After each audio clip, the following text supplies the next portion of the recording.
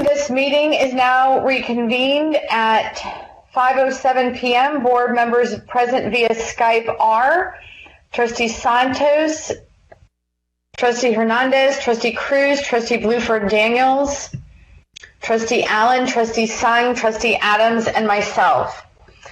I would like to ask everyone to please silence their cell phones and mute yourselves when you aren't speaking. Even though we're not in our usual space, we are still going to begin this evening with a moment of silence, followed by our Pledge of Allegiance and honors to the Texas flag.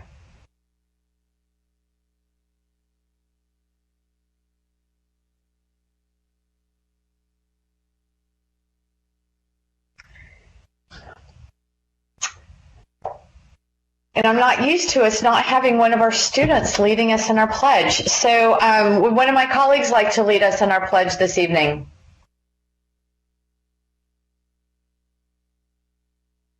No one? Are we on? Yes, you're on. We're ready for the pledge. Okay, I'm just checking. I'm hearing such silence that I was very concerned that I was just talking to myself. Thank you. Okay, so is there a view of the flag we can have? Is that possible? Awesome. Thank you. It's posted in the boardroom, so we're gonna go ahead and get started. We're standing. We are standing. We're ready. Thank you. Thank you. All right. I pledge allegiance to the flag of the United States of America. And to the republic for which it stands, one nation, under God, indivisible, with liberty and justice for all. And now to honor the Texas flag, I'll let one of my colleagues, maybe who is from Texas, lead us in that one. Do you want to do that, Trustee Cruz? Sure, and it's so funny because we didn't do it growing up, but I always forget how to do it. So, honor the Texas flag. I pledge allegiance to thee, Texas, one state under God, one and indivisible. Thank you. We recognize the month of May as Asian Pacific Heritage Month, and I'd like to ask Trustee Sung to read the proclamation. Thank you, Madam President. Let me pull that up.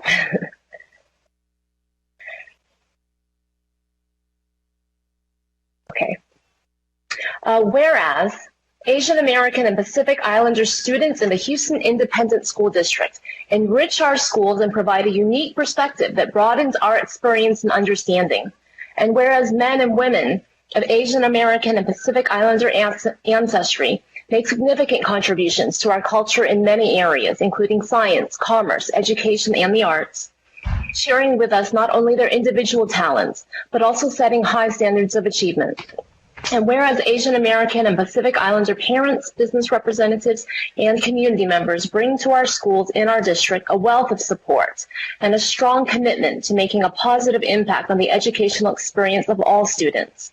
Whereas Asian American and Pacific Islander administrators, teachers, and staff members are making a lifelong difference in the lives of our children, providing the guidance and education our students need to successfully pursue their dreams. Now, therefore, we, the Houston Independent School District Board of Education, proclaim May 2020 Asian Pacific American Heritage Month in HISD and encourage everyone to celebrate the traditions of the Asian and Pacific Islander cultures. In witness thereof on this 14th day of May, 2020. Thank you, Trustee Sung. We are now ready to begin our discussion on the superintendent's discussion on instructional continuity. Dr. Lathan?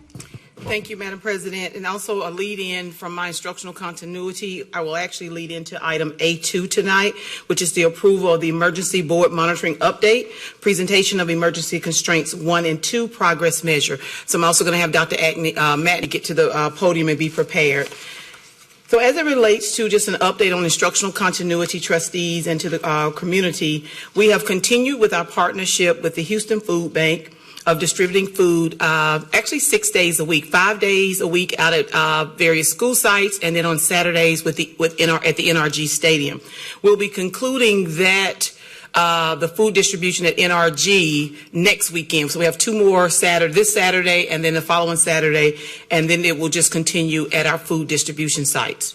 We are preparing for virtual summer school, and also preparing for our summer feeding program for our students, which means we will be looking at transitioning to about 68 sites where we'll be providing grab and go for students to pick meals up on Mondays and Thursdays. So they'll pick up meals on Mondays and Thursdays that will carry them over several days. So we're still working on that so that we can ensure that we're receiving all the reimbursements that we are entitled to as a district under the U.S. Department of Agricultural reimbursements.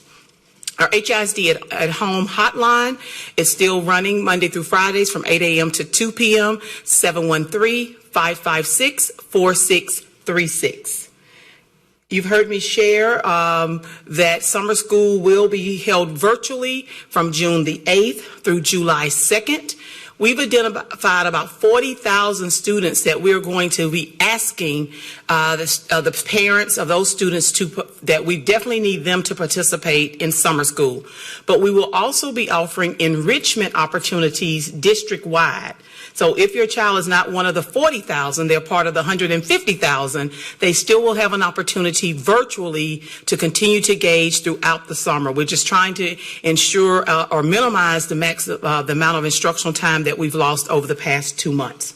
And so additional information will be pushed out to parents via HISD at home. Also, there's been information released not only this week, and you've heard a lot of conversations around how do we look at school calendars for the 2020-21 school year. We're looking at some various options to be able to present to our district advisory committee, to also our association groups, and also getting feedback from principals and teachers in the district. So we're still looking at that as we prepare for possible phase 2 of COVID-19 closures throughout the 2021 school year. We'll bring information to the board once a decision has been made there. Everything is still in the air, every day. And I know trustees, you are receiving questions every day, and along with myself, of what's going to happen for next year. Are all of our students going to return? Are we going to look at a blended model? And we're looking at all types of versions where hopefully everyone can return, but if they cannot, if parents choose to keep their children at home, that we will be able to provide an online virtual format for them through HISD at home. But we're also waiting on guidance from TEA that if parents choose to keep their children at home, how will they receive their attendance credit? So we're waiting still on guidance from TEA as it relates to that. Also, trustees, this week and also next week, I held this week and I will be holding next week virtual parent connection meetings. These meetings are with PTO, either presidents or members of the PTO boards at our various schools across the district, hearing from them about how we've responded to during this COVID-19 crisis, but also getting feedback on HISD at home, things that they want not only myself but our team to consider as we prepare for the 2021 school year. We also asked them about feedback of possibly extending the school day by 30 minutes for elementary and secondary students. A lot of support definitely for elementary. Extended school day by 30 minutes. There were some questions and suggestions even from our administrators to look at some flexibility around middle and high school students as far as their schedules. At this point, out of 206,000 students that were enrolled in the district as of April the 4th, 2020, we've been able to reach and contact 94% of those students, which is about 193,639 students that we've been able to contact. Our teachers are spending about 3.2 days per week in virtual live instruction, 1 to 3 hours per day each week, and an average of 2.9 days per week in virtual pre-recorded instruction. Student wellness checks, and like I said, I wanted to lead into our discussions tonight. Teachers spend about an average of 3.5 days per week on student wellness checks, and about an average of 1 to 3 hours per week. And as we prepare for our presentation, trustees, on our emergency constraints, if Dr. Matney would come up, I want to thank the board for your guidance around these emergency constraints. It has truly made, in the midst of all these difficulties around transitioning to a virtual platform, but it has made it easier for me understanding what the board expectations are of not only myself, but for our entire district. So thank you for the opportunity to develop progress measures around the emergency constraints that you outlined. And at this time, I'm going to turn it over to Dr. Matney for her presentation. Dr. Matney. Thank you. I'm pleased to present to you the very first reports from your emergency constraints as adopted in late April.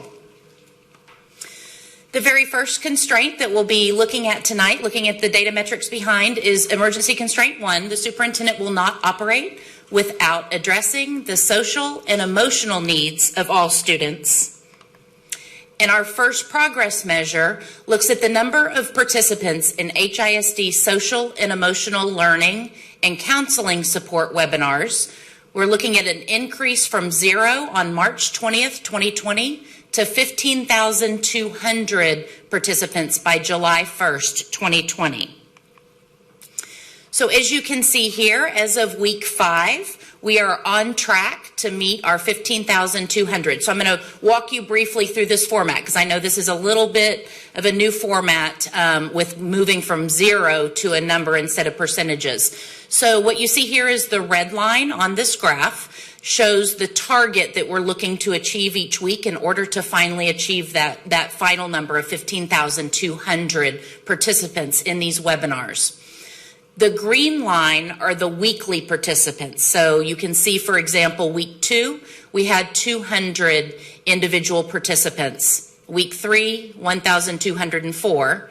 And then the blue line outlines the cumulation of each of those green line points. So we're looking at, right now, as of week 5, 6,576 total participants so far in our HISD, SEL, and counseling support webinars.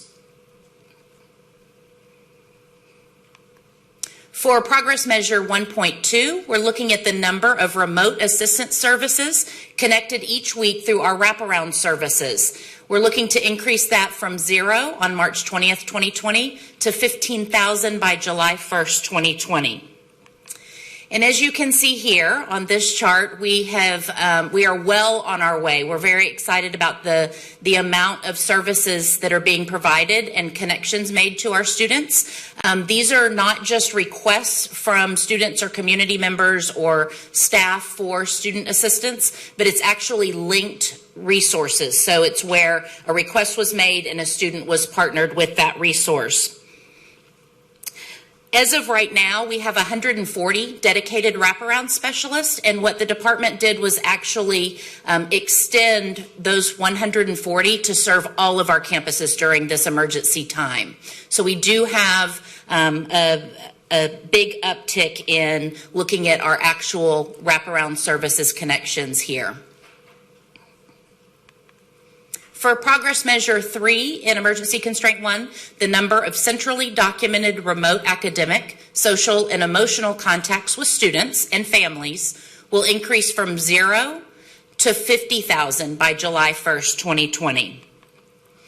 And as you can see, our staff has outdone themselves. We're very excited to report that we have greatly exceeded our July 1st target here, and would definitely welcome some conversation centered around resetting that to have a much larger target to be able to reach. So you can see again, these are contacts that staff is making, for example, deans at high schools that are finishing up credit checks with seniors or doing academic counseling for next year. If a student is reaching out to a teacher for assistance, that teacher could connect them to a counselor for support services, as well as services that our Hattie Mae White staff is doing with students as well.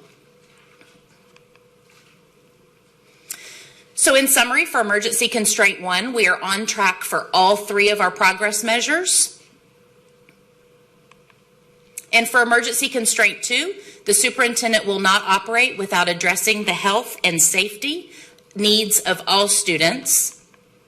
Our first progress measure there is the number of remote nurse wellness checks with students and families will increase from 0 on March 20th, 2020 to 50,000 by June 1st, 2020.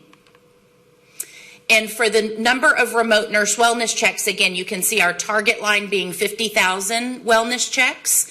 And we are currently at 15,653.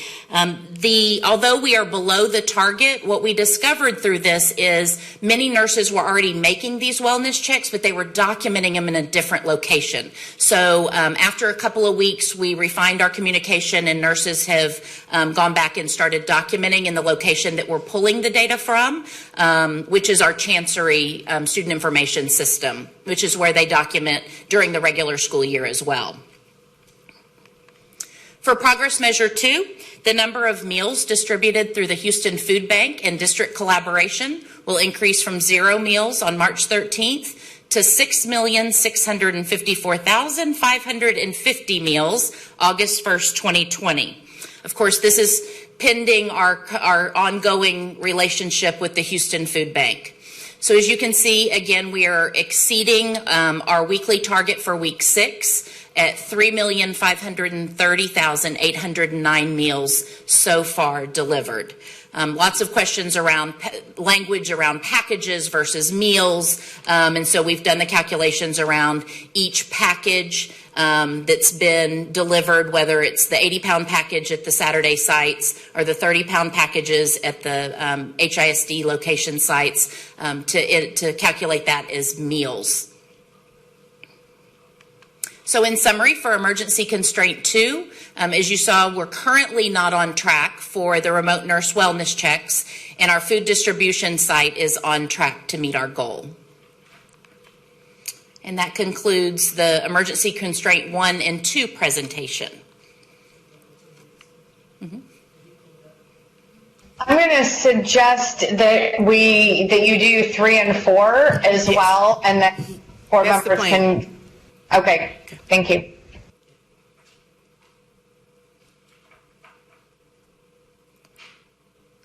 All right, so for our emergency constraints 3 and 4, emergency constraint 3, the superintendent will not operate without engaging all students in learning.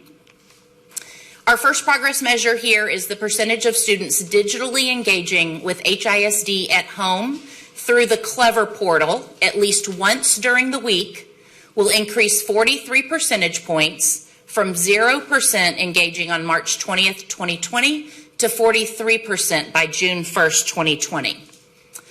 So as you can see here, we have the same layout as the previous slides. You can see we had our nice uptick between week 1 and week 2 of students engaging in the Clever portal. And in the Clever portal, those are linking students to programs like Imagine Math, Imagine Literacy, MyOn, Khan Academy. So these are students engaging through those platforms, which is what our HISD at-home curriculum is pointing them to as well. So we had a peak at 48. And then we have landed at week 6 with 42% of our students engaging in that portal. Of course, that is not all inclusive of all ways students can engage in the online resources in our district. It is important to note that in week 3 is where we communicated out with families the revised grading policy. For progress measure 2, the number of students receiving non-digital resources distributed for student HISD at home learning will increase from 0 to 40,644 by June 1st, 2020. For this progress measure, you can see the number of students in the green bar. So those are the number of packets or students that are receiving the packets at each of the cycles. For this measure, we're not measuring by weeks because we're mailing out packets by cycle. So cycle 3 was for the curriculum for April 27th through May 8th, and we had 38,211 students receiving packets for that time period. We continue to get requests for packets either through the schools, teachers communicating up to our academics department, as well as our hotline referenced by Dr. Latham previously. For progress measure 3.3, the percentage of special education students receiving remote services at least once weekly will increase from 0% the week of March 23rd to 85% by August 1st, 2020. And for this progress measure, we are on track. You can see the blue line is the percent of students who are receiving are documented as receiving those remote services. This is where staff goes in and documents the time that they are spending with individual students, the services that those students are receiving, and contacts made with those students. So we are currently on track to achieve that 85%. In summary, for emergency constraint 3, we are on track for all 3 progress measures. And finally, for emergency constraint 4, the superintendent will not operate without protecting the health and safety of employees. Our first progress measure addresses the number of COVID-19 communications that are distributed to district employees. They will increase from 0 on February 24th, 2020. That was our first communication, or the day before our first communication, to 33 by August 1st, 2020. And you can see here the blue line is the cumulative communications that have gone out, so the cumulative received by Team HISD, and the green line are individual weekly communications, how many have gone out each week up until week 6. And so right now we are on track to achieve that 33 by August 1st. And for our final progress measure, the percent of employees who are directed to work on site while the district is closed, but instructing students who are equipped with personal protective equipment, PPE, will increase from 0% to 100% by August 1st, 2020. This one, you do not see any percent of employees because we have not been documenting until this week. So that is not to say that employees have not been receiving PPE or wearing PPE as they've been called to work. For example, operations has done a great job with having supervisors sign that they've received their equipment and that they know what the rules are as far as distributing the PPE to staff and ensuring that they're wearing either a mask or masks and gloves, depending on the work that they do. This week, starting on Monday, we've started documenting actual numbers of staff that were required to work this week, and then if they had PPE or not. So we have a data collection tool that has already started putting, in fact, as I got here this evening, I made sure I documented for myself that I was here with my PPE here in the boardroom. So this is, when we get closer to next time, we're going to have more data points to be able to ensure that we're looking at the staff that's been directed to work, and really this is where we're starting to ramp up with more people working, and so we'll end up seeing those data points next time as well. So in summary, for emergency constraint 4, we are on track for 4.1. 4.2 we listed as on track, but we just kicked it off on Monday as far as the documentation piece. So we feel like we're on track because we have processes in place, and we're very optimistic about our staff being kept very safe.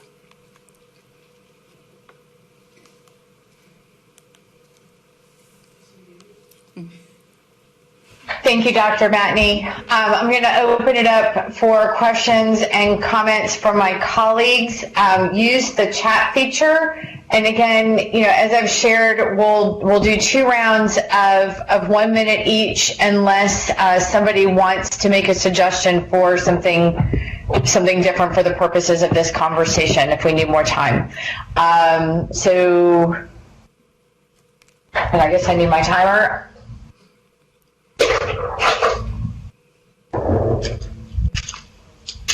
Trustee Cruz.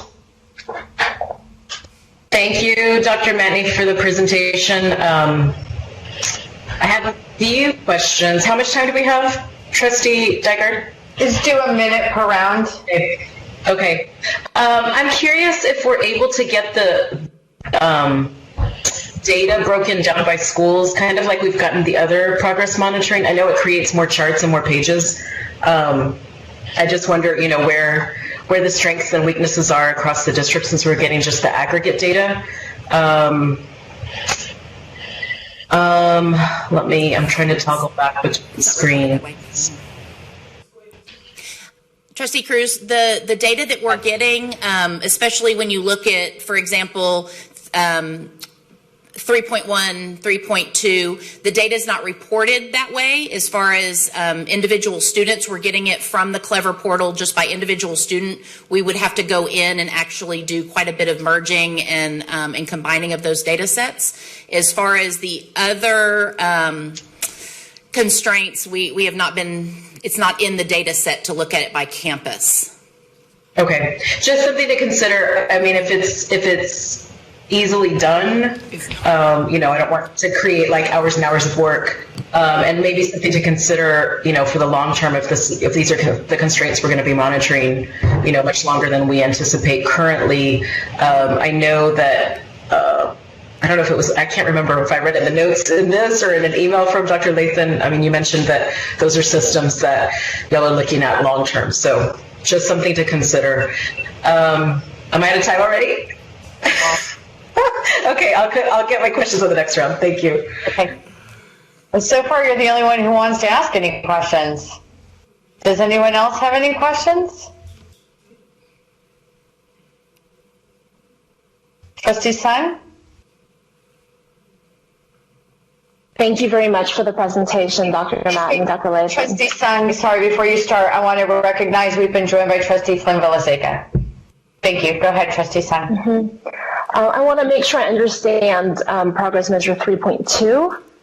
So it looks like what's charted is the resources distributed each cycle. Is that correct, or is that a cumulative number on the green line there? No, thank you for asking that. It's how many were distributed each cycle.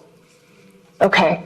So then the goal here is really to by cycle 5 reach the point where in that final cycle we are distributing 40,644. Is that how I'm reading that? Okay. Yes, correct. Okay, thank you.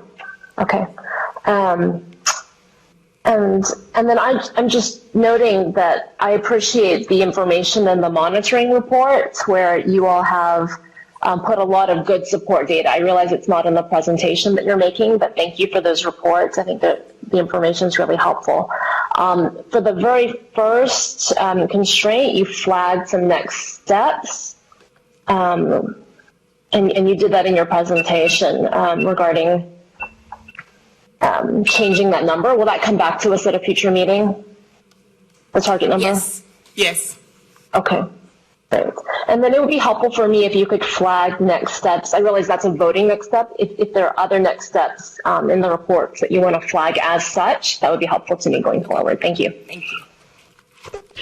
Colleagues, I just want to, this is the first time we are trying to do progress monitoring virtually. Is this 1 minute too restrictive, or do we want to do rounds of 2 minutes? What's the pleasure of the board? I would prefer 2 minutes. If we do two minutes would be okay with me. Just make sure it's just 2 minutes on this one agenda item. So you can't go 3 rounds. Just follow Robert's rules. 2 rounds, 2 minutes. Okay, and then I know Trustee Cruz, we'll just add your minute back on. And either way is fine with me. We just have to make sure that we're consistent with our timing. Exactly, but I'm recognizing this is the first time we're trying to do this virtually, and it's, this is the nuts and bolts of what we should be doing is how our kids are doing. So, Trustee Sun, do you have, for switching to 2 minutes, do you have further things on this round? Sure. So regarding constraint 3, we've got some metrics in terms of students engaging digitally, right? We discussed the drop when we announced that coincides in time with the announcement of the grading policy. I'm wondering, Dr. Lathan, kind of what's your interpretation of, where we are? I know we've talked about how, students are engaging with us in multiple ways, so these don't all add up to 100%, but kind of, are you satisfied? What's your interpretation of where we are in terms of student engagement? It actually varies across the district when you from campus to campus, and that's based on the structures that the campus has set in place. I will tell you that our campuses actually did a great job of designing their schedules, the daily schedules and the weekly schedules, as we move forward in the possibility of extended closure into the next school year. There are some other tools that we wanted to use so we can make sure we're monitoring across the entire district. Because like I said, we're only pulling from one particular source. And so we've talked about that. But I will tell you, though, and I think you also heard this earlier this week, Trustee Song, there are parents and teachers and principals that don't like that flexibility of having been able to continue to utilize the various platforms. And so for us, though, it's the issue of how do we capture that data. So we're still working through that. Okay, thank you very much. I appreciate that the flexibility that's been offered. I think our teachers are doing great jobs in trying to reach out to students in these difficult times. So that's why it's so important to me to hear your interpretation, because I think the data tells a story, but you're going to know what that really means in a lot more detail. Thank you.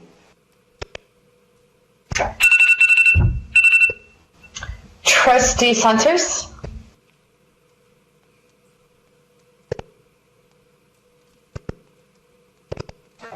Thank you, President Tigard. Hi, Dr. Lathan. I hope you're well. Darn it, I just lost my space. So regarding the goal progress measure with students that don't have digital resources, I know you said that you've reached out with packets, but there have been several community members that are in need of books and coloring pencils and colors and so forth for some of our lower grade levels. Are you doing anything to address that? As it relates to supplies, are you referring to? Yes, ma'am. So as it relates to supplies, our schools gave out various supplies. We didn't do a supply drive district-wide. Like I said, we provided the instructional materials, donations from the Barbara Bush Foundation of books, and then other organizations. Books Between Kids have also helped us with books, but not necessarily school supplies. That is something as we move forward that we've also discussed, that in the event that we start school and have to close again, there are other materials that we need to give students to take with them home. Yes, ma'am. Okay, thank you. And secondly, with we're making sure that all our students are learning, what is going on with the IGCs as far as students being promoted because they have missed either the first semester or the teachers not being able to grade their projects because they're not allowed the overtime, or I'm not sure how that's working, but I just want to make sure that our students that need that IGC programs to graduate, the seniors, that they're being addressed, that's something that we are engaging them on. So each school, principals are giving teachers, and it's the same process that we followed in previous years, that whomever sits on that grade placement committee or the graduation placement committee, that they receive a stipend for the extra time that they put in to look at students' promotion or graduation standards. So if it's an issue with a particular school, please let me know. Yes, ma'am. So just for clarification, principals are allowed to pay the teachers the overtime or the stipend for the IGC grading. Yes, and it was actually addressed about 4 weeks ago. Every Friday, I meet with all principals, elementaries in one session, and then secondary, and then I do a principal-wide FAQ, and I believe it was addressed about 4 to 6 weeks ago, because initially we had said no, and then they said, well, this is what we do every year, and then we addressed it and cleared that up, that they can continue to follow the same model of giving out those stipends. Awesome. Thank you so much. And there's one more, but I'll wait till the next round. Thank you. Next in the queue is Trustee Adams.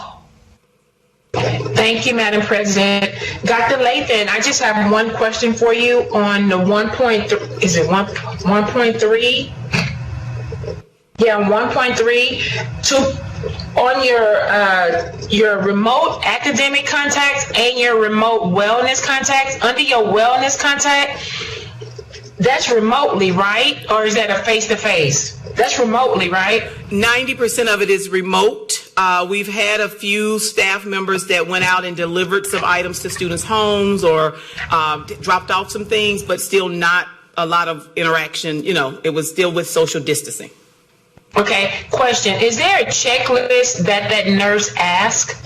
Like, for instance, when you do the wellness check, what does the wellness check consist of? Do you know? I don't have the... Because I'm thinking, ma'am? I don't have a list in front of me of the questions that the nurses would be asking students. I can get that, but I don't have that in front of me right now. Because the reason why I'm asking is because under your remote academic and social emotional contact and your wellness contact, if there's a checklist because under your on track for your academic, we're exceeding. On your wellness track, we're not meeting it. So is there like a checklist that does not go over the boundaries of being a nursing professional, that at the end of the academic conversation with our students, that there's a checklist that the teacher can say, okay, I'm just going to ask you a couple of wellness questions like, are you okay? Do you need anything? Is it blah, blah, blah, blah? You know, to kind of meet some of those criteria so they can communicate back to the nurse on that particular student? Or is it just those particular students that are registered under our nursing care? No. So what we shared earlier is we encountered an issue that the nurses were conducting the wellness check, but they were not putting the information in Chancery. So when we pulled it, the numbers did not match up.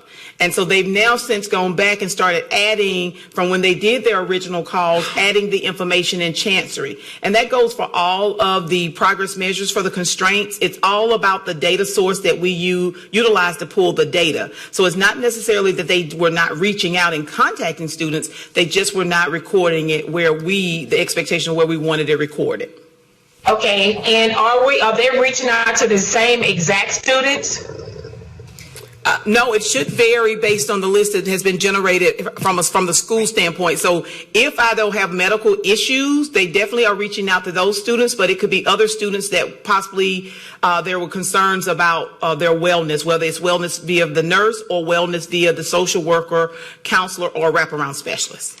That's where I'm going, because the reason why I'm saying it in lieu of COVID on everything that's going on, if there's a simple checklist that the nurse can share with some of the teachers at the end of their teaching, or the emotional, the social emotional contact, that they probably can say, hey, I'm just going to ask you a few extra questions. Are you good? Do you need to see a nurse? I'm just trying to make sure that there's a help on both sides. That's all. It is a help on both sides, but to be careful with that, like I said, the method for gathering this data around nurses is through Chanceries. Teachers are conducting those same, like you said, those wellness checks at the end of a lesson or beginning. They're doing check-ins, and where students had experienced issues even before COVID.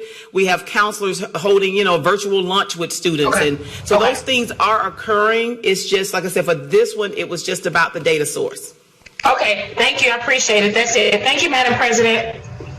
Thank you, Trustee Adams. Kathy Bluford Daniels, do you have a question?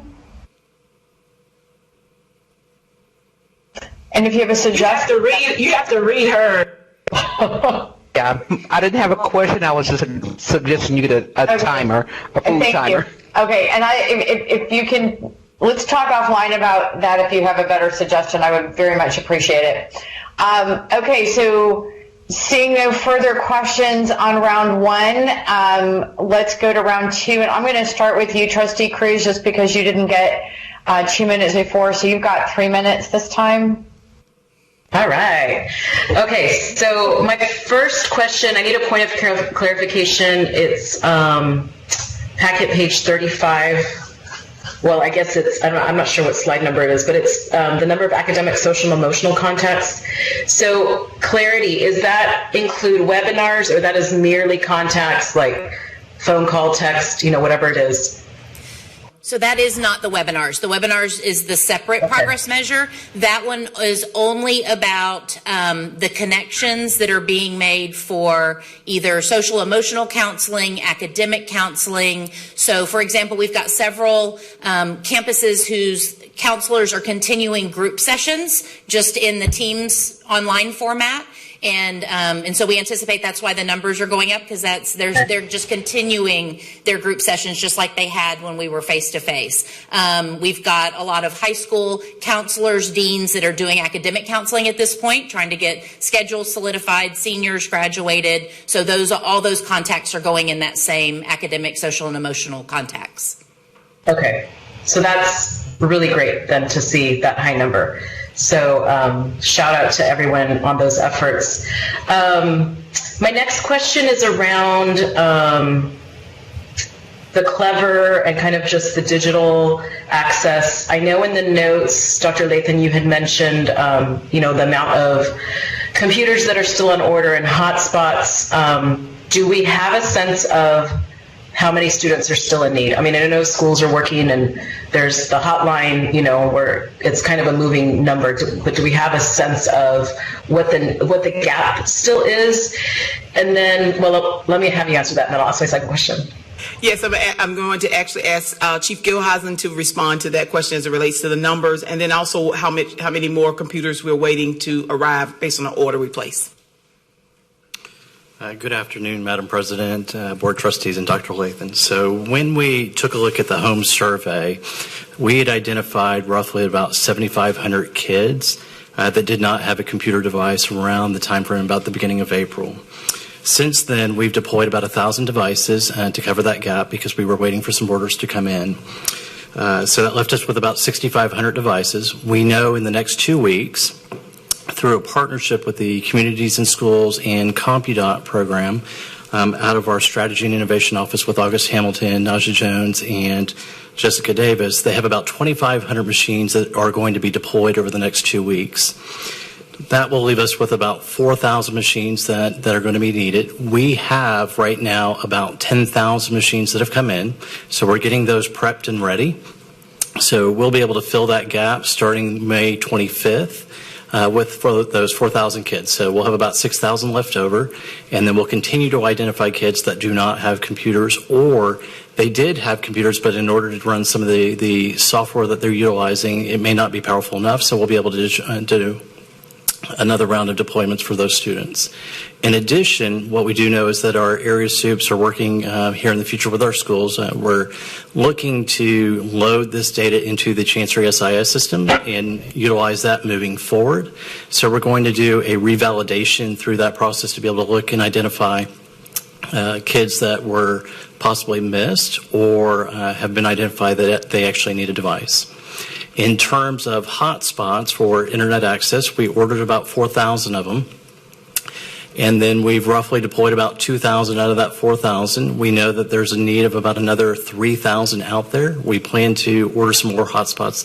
They've been taking us about 5 to 6 days to get them in and get them deployed out there. So we should be able to meet that need for those students as well.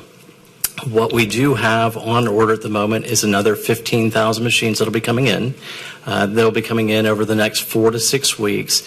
In addition, what we've learned today is that we may be able to tap into another 10,000 machines.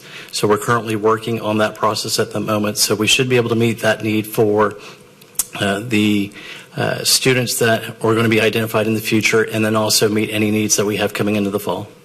And our goal, Chief Gilhausen, for 2021 as it relates to every elementary and middle school student, what's our goal? We're looking to shoot for a 1-to-1 for every student to be able to provide a device, but being able to procure those devices across the nation, as you guys may know, being able to buy computers, the computers have flown off the shelves just as much as hand sanitizer did. So as we work towards that goal of a 1-to-1, we're going to have to kind of line out at this moment in time where that need will come about, if that's going to be in our middle schools, 6th, 7th, and 8th grade first, and then eventually move to elementary, or if we look at a more staggered approach in our elementary and middle schools. Also, what will help fulfill some of that gap as well is that we are part of the Verizon Innovative Learners grant. So we've got 6 middle schools that are going to be moving to a 1-to-1 program. So that's roughly about 5,000 devices that will go into the hands of the students at some, beginning in the fall timeframe. Thank you. Sorry, I froze up. Can you just repeat what the timeline was for the 1-to-1 for all the students? Our goal is we're working toward a goal for 2021 to have 1-to-1 computing for all of our elementary and middle school students, because we already have it for our high school through Power Up. It will just take time to get the devices in. So as we get them in, we will look to see will the priority be given to middle school students first or elementary school students, or some at both levels. And so we're still working on that. So when you say 2021, are you talking about the beginning of the school year? Are you talking about the trajectory of the school year? You know what? I don't know if you heard the part that Chief Gilhousen mentioned that devices are like hand sanitizer. So when the hand sanitizers are restocked and the devices are restocked, but the goal is as soon as we can get them in, is to deploy them out. But the goal would be, of course, if we could start by August. But as they come in, we'll provide it. But keep in mind also, we still have parents that are opting for paper-based instruction. So we can still give you your child a device, but a parent can ask for, and we've been accommodating around that also. Okay, thank you. And the reason I ask, because it seems like we already have devices that haven't been deployed, so is it because we're not sure where the need is, or it's because we're trying to keep employees safe and there's not enough employees to deploy those? I just wanted to get a better understanding. No. We are deploying them out at the school sites as the schools provide that information to the school's office. We've actually been, for the past 2 weeks, if I'm not mistaken, been deploying out across the district. So 3 weeks ago, we were deploying out of Hattie Mae White for staff, if I'm not mistaken. And then for the past 2 weeks, we've actually been out at school sites. So as they tell us, 3 weeks? For the past 3 weeks. As they tell us the numbers, those deployment sites are set up. And we'll continue to deploy. And we'll continue to deploy for the next 4 weeks. Okay. And kind of with that same topic, I know some of the concerns I've heard from parents, especially non-English speaking or just parents that aren't as familiar with technology, is they don't know how, the kid gets the device, but then they don't know how to use it. Or they might not know how to connect the hotspot. Is there training that's available? Is it, left on teachers to kind of just walk parents through what has been happening and what's the expectation? So the great question. What has been happening is, of course, parents can set up the one-to-one time through our instructional technology department. That's information where there's a phone number, where you actually do the email and a phone number, and they can have a one-to-one time. Our schools, principals, and teachers have also provided that. That was feedback that I received yesterday during my virtual Parent Connect meeting, is as we start thinking about 2020 and beyond, is providing more one-to-one, more simplified videos, and instructions for parents to be able to assist them in in various languages. And so that is on our list of things, area of needed growth and improvement. Okay, awesome. Okay, I still have a little bit of time, so I'm going to ask another question. I saw that the list of all of the responsibilities for the wraparound specialist that was included in the presentation, that's a lot. And now that wraparound specialists have double the amount of schools, so are other employees that have less tasks now that we've gone virtual, are they kind of being deployed? I mean, do they have any assistance? I know how hard they work prior to COVID, and I'm just wondering, we don't want to burn them out. We need them. So other staff members have been redeployed to assist in various areas, whether they're answering the HISD at-home hotline, if they're helping provide one-on-one assistance. So it varies based on their position, but there are other staff members that are also involved in providing those resources. It could be a dean, it could be a counselor, the principal, it could be a teacher, central office staff, and so it varies. But the assistance is being provided, but the wraparound specialists are doing a great job. They really are. Thank you. Trustee Sang? In addition to devices, are we also looking at broadband hotspot access? 33. Yes, ma'am, we are. Okay, thank you. I'll await your update on that. Any more, Trustee Sang? We're good? Okay. Trustee Santos? Thank you, President Zygaard. And thank you, Trustee Adams and Trustee Cruz, for bringing this up. Dr. Lathan, when we are doing the wellness checks concerning Goal Progress Measure 2.1, could we maybe add to the home survey, or maybe send out a survey 2.0, adding anything else where our kids might need, for example, how our homeless department is handling evictions? And I know that there's some justice of the peace that can work with us on how not to get evicted. So that's number one. Okay. So as it relates to handling evictions, our staff members help with connecting parents to resources. So we don't go and we don't intervene. Right. But we help try to connect parents. If someone calls and says, we're experiencing this problem, we try to connect them with the resource or the agency that can assist them. Well, I know that certain students can't be evicted. If you have an HISD student, you can't be evicted from your household, especially now. So I just wanted to make sure that we have kind of our parents know that, and if we have HISD students that are facing this, that we can help them with that. Okay. Secondly, oh, go ahead, I'm sorry. And like I said, I'm not sure. Number one, we don't give out legal advice, so we're not sure about that. I just looked over to our counsel to see. So we don't give out legal advice. We just connect them, but we don't call a landlord to say, hey, you can't evict a HISD student, because we're not aware of that particular language. Like I said, we just connect them to the resource. Okay, thank you, Dr. I'll send you some information that I have. Also, regarding Trustee Cruz's point, the bilingual, is there a bilingual help desk? Because the parents that have received logins or support, they just don't know how to do or what to work on online with the system. And they're also saying that there's a language barrier. So is there a bilingual help desk when it comes to technology? Yes, 713-556-4636, English, Spanish, Vietnamese, and Arabic. And we have the staff members available from 8 to 2 every day. Okay, thank you. And one last question. So, our budget, we're in budget season right now. So, could there be an updated survey, because things are changing every day as far as technology is concerned, as far as the needs of our communities and our kids? Is there going to be an additional survey sent out before the end of the school year with maybe some more needs assessments or kind of triaging what's going on? Yes, actually, there will be another great question. I don't know if you were reading my emails, but that was one of the things I sent yesterday to awesome. our chief of communication of examples of for the next round of surveys, what I'm looking for, but also not only surveying parents, but also surveying staff, because we need to get some input as we start. We've started drafting a return to work plan. And so there are things that we need to make sure that we take into consideration, but also for parents, on the parent side, not only the needs changing around technology or even housing need or food insecurity, but also if a parent had the choice to continue to keep their child at home in the fall. That's another question I want to know by school. How many students are we talking about, and by grade level? Awesome. Thank you so much, Dr. Lathan. That's all. Thank you. Thank you. Trustee Bluford Daniels. Thank you, Madam President. Superintendent Lathan, thank you.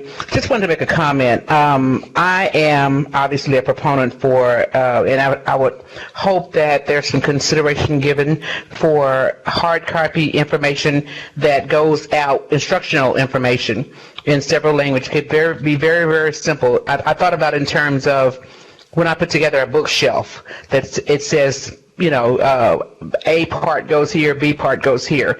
But some simple instructions, hard copies that will go out with the devices, the computers, to help aid the parents in a couple of different languages on how to set them up. Just wanted to make that comment, excuse me, as a suggestion. Thank you. Thank you. We made a note of that.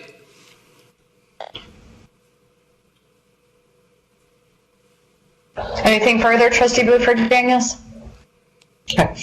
Trustee Adams? Thank you, Madam President. It goes back to your technology distribution, Madam Superintendent. What are we doing with multiple computers in a household? If you have like siblings, are we giving computers to every child that's in that household? So if you have senior high, elementary, and middle, do all three students get the Wi-Fi, the computer, the devices?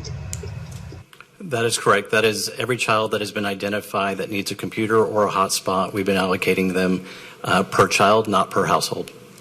Okay, and question, how are we tracking that for return? For return, you say tracking it for return? So of course, how are we tracking it once COVID is over? Is this a return when COVID is over? Or is this something that how are we going to do this? If everything gets back to normal, or how are we going to do this? Apparently it's a lot of money, and of course we need it right now.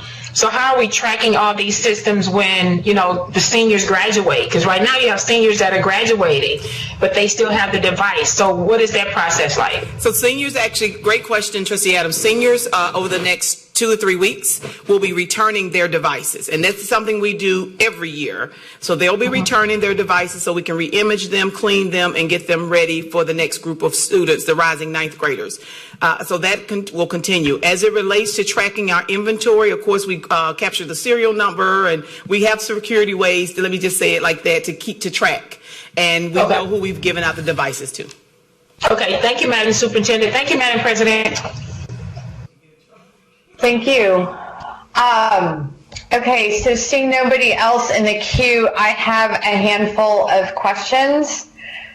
First one is, what is being done to contact that 6% you haven't made contact with yet? Phone calls, text messages, asking peers if they've seen someone, if they know where they are. And so, like I said, we are still reaching out, and their principals can drill it down to you if you were to ask them who those missing students are, who they haven't been able to connect with. They can tell you, and 9 times out of 10, they can tell you why. And so, we say every contact possible that we know of for that particular child, last known address, we're making those contacts. I ask because I know some districts are treating it like dropout recovery, and so I'm just curious if we're implementing those same strategies in this case. As dropout, I'm not sure what you mean by treating it as dropout recovery. We're not treating them as dropouts. They're still enrolled in our district, and we're still trying to capture them and connect with them, and we'll keep trying even throughout the summer. Thank you. And then I heard, English, Spanish, Arabic, and Vietnamese. What about, how are we communicating with the parents who speak any of those other languages, and could any of that account for that 6%? I don't know if it accounts for the 6%. Like I said, we would have to check on that. But those are the major languages. We do have campuses that have other personnel that are reaching out to students that speak other languages, and those are staff that are normally on their staff as it relates to communicating on a daily basis or weekly basis with students. Thank you. And then our CTE students who are seniors, what is being done to make sure that they can still complete their certification? For example, the kid who's in the aviation program, we're not going to give him a pilot's license if he hasn't completed it. So what is the district doing for the CTE seniors? Okay, so first I'm going to get you as part of our monitoring. That was actually a Q&A from 2 board meetings ago, number 1. Okay. See, okay. Trustee Adams, see, I'm monitoring her. No. But the pilot, the students who are in the aviation program, actually, they have continued with their lessons. As it relates, though, to the other CTE students, we are still trying to work that out. There are some groups or some disciplines that will allow us to do it later in the summer. And so we're looking at that by discipline.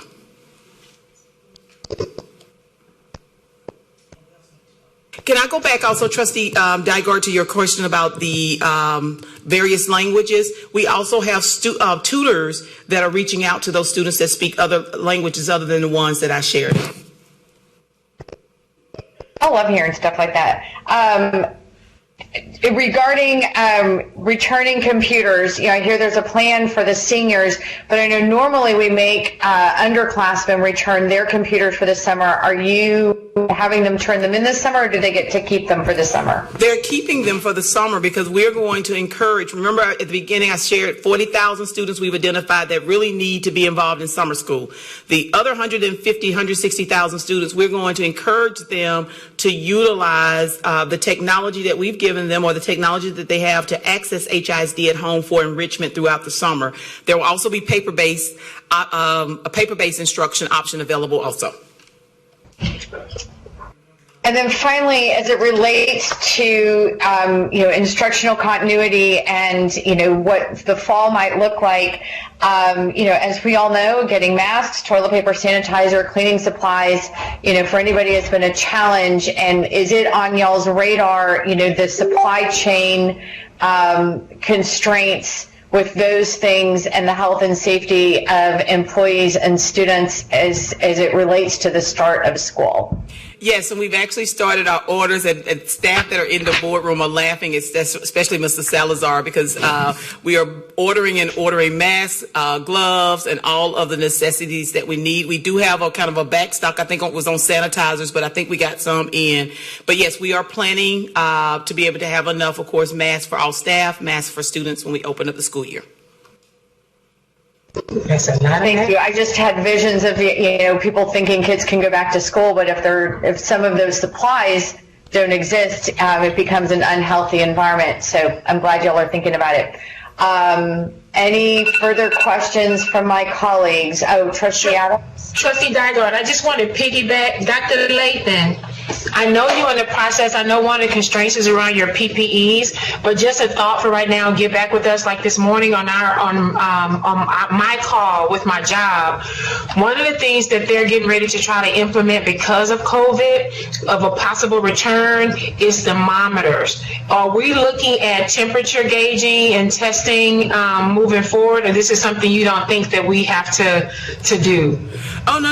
We have, so not in addition, and that goes with the budget. That goes with the budget too. That's okay, wait a minute. Robert's rules. So, yes, and one of the things, and I left my nice little box upstairs. So we have basically, used to be goodie bags and things that we would give principals every year, journals, lanyards. This year they're getting a thermometer. So they have the electronic thermometer that you can just do on the forehead, in addition to all the equipment that our nurses have, so that we have that as a backup. So yes, we will be monitoring, checking temperatures, and all of the health recommendations that we receive either from our city and county health department or the CDC guidelines. We'll be following those in the event that we're able to reopen school in August. Trustee Bluford Daniels. Real quickly, what is the process to ID the middle schools and elementary that will be receiving the new devices? Is there a priority given to certain schools? So the goal is to try to have it for all of our students, and so priority is to saying, okay, if we only have enough to take care of either middle school or elementary schools initially, which grades would we identify? But every school would receive, let's say if it's every sixth grade student first, every sixth grade child in the district would receive, so it would not be prioritized by schools. Okay, thank you, colleagues. If there are further questions about these presentations or about the instructional continuity plan, please send them in as board referrals, and you can get responses that way. And Dr. Lathan can also, if there are things that are relevant, to include in the presentation updates on these things next month. Okay, so moving on.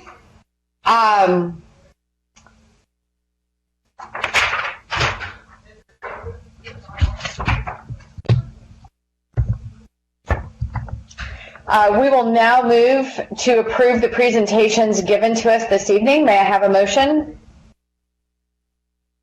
So moved. Second.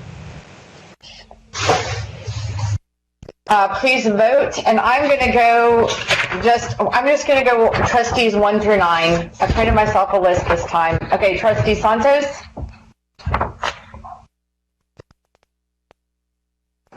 Yes. Trustee Bluford Daniels? Yes. Trustee Hernandez? Yes. Trustee Allen? Yes. Trustee Flynn Villaseca? Yes. Trustee Sung? Yes. Trustee Cruz? Yes. Trustee Adams? Yes, ma'am. And I'm yes. So it passes 9-4-0 against 0 abstentions. We have now come to the portion of our meeting where we normally hear from speakers to specific agenda items. We are glad that everyone has joined us online today. Under current guidelines from federal, state, county, and city authorities concerning large gatherings and social distancing during the COVID-19 public health emergency, the Hattie Mae White Educational Support Center, including the board auditorium, is closed. However, it is still important that we allow time to hear from speakers to agenda items. In order to have your voices heard by the HISD Board of Education, you should electronically submit comments up to 300 words. These comments should be submitted using the online registration tool on the district's website at https://www.houstonisd.org, or by downloading a speaker's form on the district's website and emailing that form along with your comments to boardservices@houstonisd.org. We have 19 speakers registered for agenda items this evening. Only those who have submitted written comments as stated above to the Board Services Office online or electronically by 9:30 a.m. today will have their comments read aloud. Should any registered speaker wish to distribute handout materials to the board, the materials must have been provided to Board Services via email at boardservices@houstonisd.org by 9:30 a.m. today. Our first item held for registered speakers is F1, consider and take possible action to approve the resolution to initiate the process of designation as a district of innovation. And because we have so many speakers tonight, I've asked Board Services staff to please read these comments. And so if you would state who the speaker is and then read their comments. And I also want to share with the public, we are working on a way that will hopefully be in place in June so that we can have a way for you guys to speak in your own voices at future meetings. We're just not quite there yet. We're working on the technology for that. So please know that it is important to us to hear from you in your own voice, but there are limitations right now, and our goal is to have that set up by the hearing for the District of Innovation the District of Innovation public hearing, should that item pass tonight. That would be on May 28th. So Board Services staff, if you would please begin. And thank you for helping us out with this evening. Daniel Santos. Good evening, members of the board. As an advocate for equity, social justice, and community empowerment in public education, I stand against item F1. Although the argument for designating HISD as a district of innovation may on the surface seem innocuous, the potential for harm is real and sufficient enough to vote against it. Adopting the designation this year does not guarantee in the future that exemptions other than the ones proposed by Dr. Lathan will not be considered. Exemptions, for example, that would remove class size limits or adversely alter teacher contract rights. In the latest Q&A document posted online, the administration admits, given that the DOI plan is a legally binding document, future boards requesting amendments would have the authority to pursue amendments in the future. Should a legal challenge to prevent replacing you with the Board of Managers prove unsuccessful, there is no guarantee that in the next 5 years, the DOI designation will not be abused by a future board. Teachers, parents, and members of the community are aware of the serious unintended consequences posed by a DOI and ask that you allow us to collaborate in earnest with the administration to support our students and our communities without the threat of devaluing and diluting our school standards. A vote against this resolution is a signal to us that our voices matter. A vote against this resolution is a rejection of the public education disruptors who seek division within our district. A vote against this resolution is an embrace of our students and families who demand smaller class sizes and who demand veteran teachers in their community schools. We look forward to your vote against item F1. Maria Vasquez. Her statement is in Spanish, but I'll read the English translation. I don't agree with the implementation of the District of Innovation because of the many exemptions to the law that it allows. It bothers me that this pandemic is being used to pass something that would be harmful to our kids. Also, no efforts have been made to hear from the Latino community. Although I acknowledge that for the time being, HISD is not asking for an exemption to the requirement to have SDMC and DAC committees, I don't agree with anything that would release HISD from that obligation. My son suffered enough because of decisions made without involving either the SDMC or the community. I do not want for a way to exist that would allow for this to be done legally. As a mother, it is important to have a voice in the decision-making process as it relates to my children's education. I also oppose allowing non-certified people to instruct my children. What my community needs is experienced teachers with pedagogy knowledge. We need equitable and equal treatment. Our children are capable and intelligent. Please, instead of adopting policies that foster inequities, strive to fight inequities within the district. Also, make sure everyone is following and complying with all state laws that guarantee the rights of students, parents, and teachers. Andrew Dewey. My name is Andrew Dewey, and I am the Executive Vice President of the Houston Federation of Teachers. I'm here to ask you to reject this resolution, which starts the process of turning HISD into a District of Innovation. Most of you have graciously agreed to meet with HFT leadership and HFT members over the last week. You have heard our concerns about each of the proposed exemptions from the Education Code.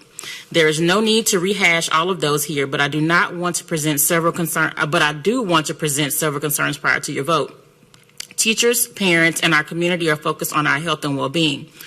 We need to focus our energy on getting through this crisis and working with our students. Why DOI during this unprecedented crisis? The current intent may be to only exempt CTE teachers from certification requirements. However, to do that, the district would have to be exempted from the entire section of the law requiring certification.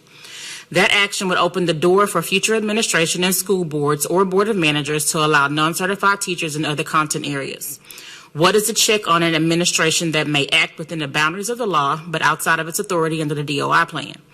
How would allowing HISD to exempt itself from the 90% attendance law truly help students and promote equity? The reality of the situation is that none of the proposed exemptions are in any way innovative. They can all be done without DOI. DOI does nothing more than nullify laws which exist because they provide regulation in areas where Texas lawmakers have determined regulation was needed. Who would be in favor of allowing us to be exempt from laws requiring certified and qualified surgeons? How comfortable would you be flying in plane piloted by someone who had the number of required training hours reduced? Demand the administration innovate, but do so within the current laws and regulations. Vote no on this resolution. Jackie White Anderson. Dear HISD School Board, my name is Jackie Anderson, and I am a community member and former 33-year educator in HISD. I'm speaking virtually before you tonight regarding item F1 on the agenda. Being someone that is reasonably technology savvy and having access to technology, I find it somewhat cumbersome to navigate the system to be heard tonight. That ordeal brought to my mind how difficult the process would be for someone less fortunate than I to share their thoughts during the proposed public hearing portion for the District of Innovation process. How is this going to be completed in all fairness? Our most vulnerable members will be all but eliminated from this process. Sure, this information may be made available, but how will it be accessed? Many families are in transition due to job loss and other extenuating circumstances due to the pandemic, which causes them to be focused on survival, not District of Innovation. Admittedly, HISD has not been able to conquer the digital divide in our district. It is highly suspect and less than transparent to think that all stakeholders will have a voice as alluded to in the process. Many questions still exist. Quite frankly, from the outside looking in, there appears to be more discussion regarding the DOI than the safe return of our students to schools and their social emotional well-being. How will all parents be involved in the process? What methods other than a digital format be utilized? This is your opportunity to restore trust in HISD that has long been lacking. This time is now. It is up to you individually and collectively to push for a transparent process and not all the HISD administration to further alienate the HISD public that you have elected to serve. Vote no to DOI. Coretta Fontenot. I'm a parent, grandparent, teacher, and community member in Houston ISD. I'm asking the Houston Independent School District's Board of Trustees to vote no regarding the adoption of the resolution to designate Houston ISD as a District of Innovation. I, along with many others, have grave concerns about the reasons why this is not a financial or an academic benefit to the students and teachers of this district. HISD has made great strides in the areas of equity by adopting language that defines equity in Houston ISD, social and emotional learning, and having a strenuous hiring process to ensure that our students get the best instruction. Why now, when HISD is dealing with an FBI investigation, pandemic, and lacking technology, is this item being brought up for adoption? Why now, when the district has indicated that there is no financial benefit to be gained? Why now, when the district has not secured enough laptops, tablets, etc. for students to complete the spring semester of classes at home? Why now, after all HISD is done under previous administrations, to close many of the programs that it now seeks to bring back? Please vote no to DOI. What is the educational benefit? Would any trustee wave their hand now and say, send the uncertified teachers my way, especially since HISD already has a policy that allows certified teachers to teach a related course as long as they hold a related teaching certificate? Teachers stand to lose their planning periods and duty-free lunch periods. This is about disenfranchising teachers and not helping students. Vote no. Our students and teachers can't afford to lose teaching assistants, counselors, wraparound specialists, nurses, or any of the other positions that are so vital to them during and after this pandemic. Please vote no.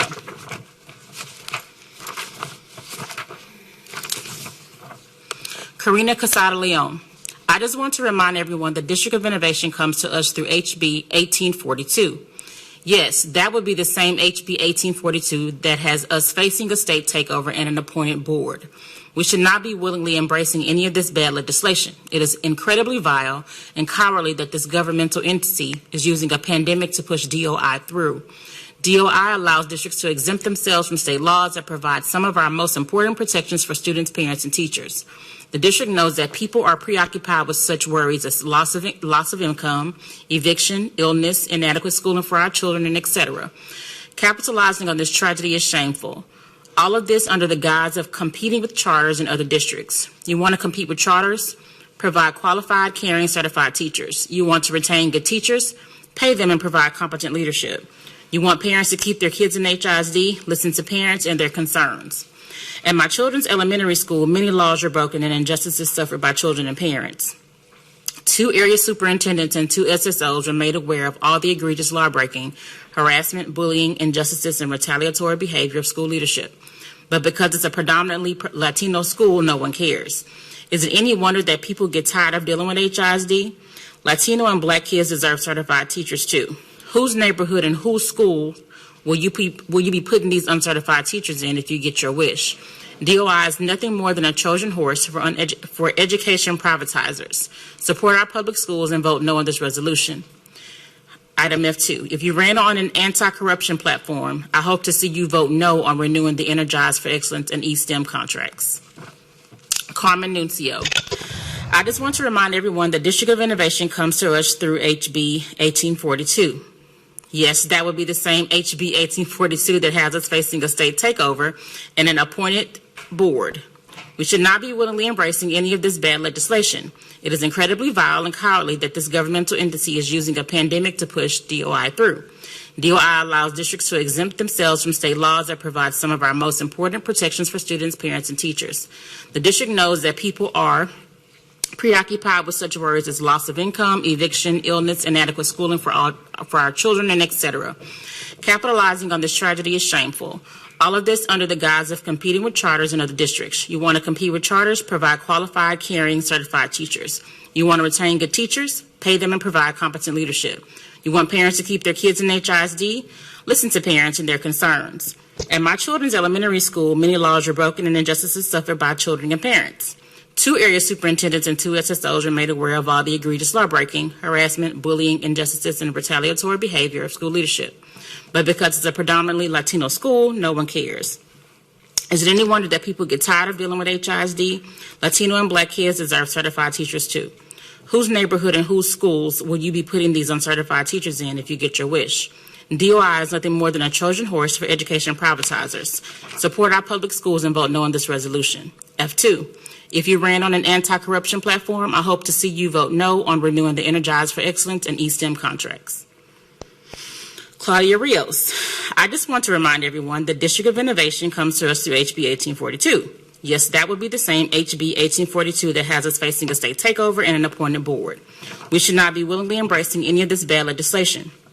It is incredibly vile and cowardly that this governmental entity is using a pandemic to push DOI through. DOI allows districts to exempt themselves from state laws that provide some of our most important protections for students, parents, and teachers. The district knows that people are preoccupied with such worries as loss of income, eviction, illness, inadequate schooling for our children, and etc. Capitalizing on this tragedy is shameful. All of this under the guise of competing with charters and other districts.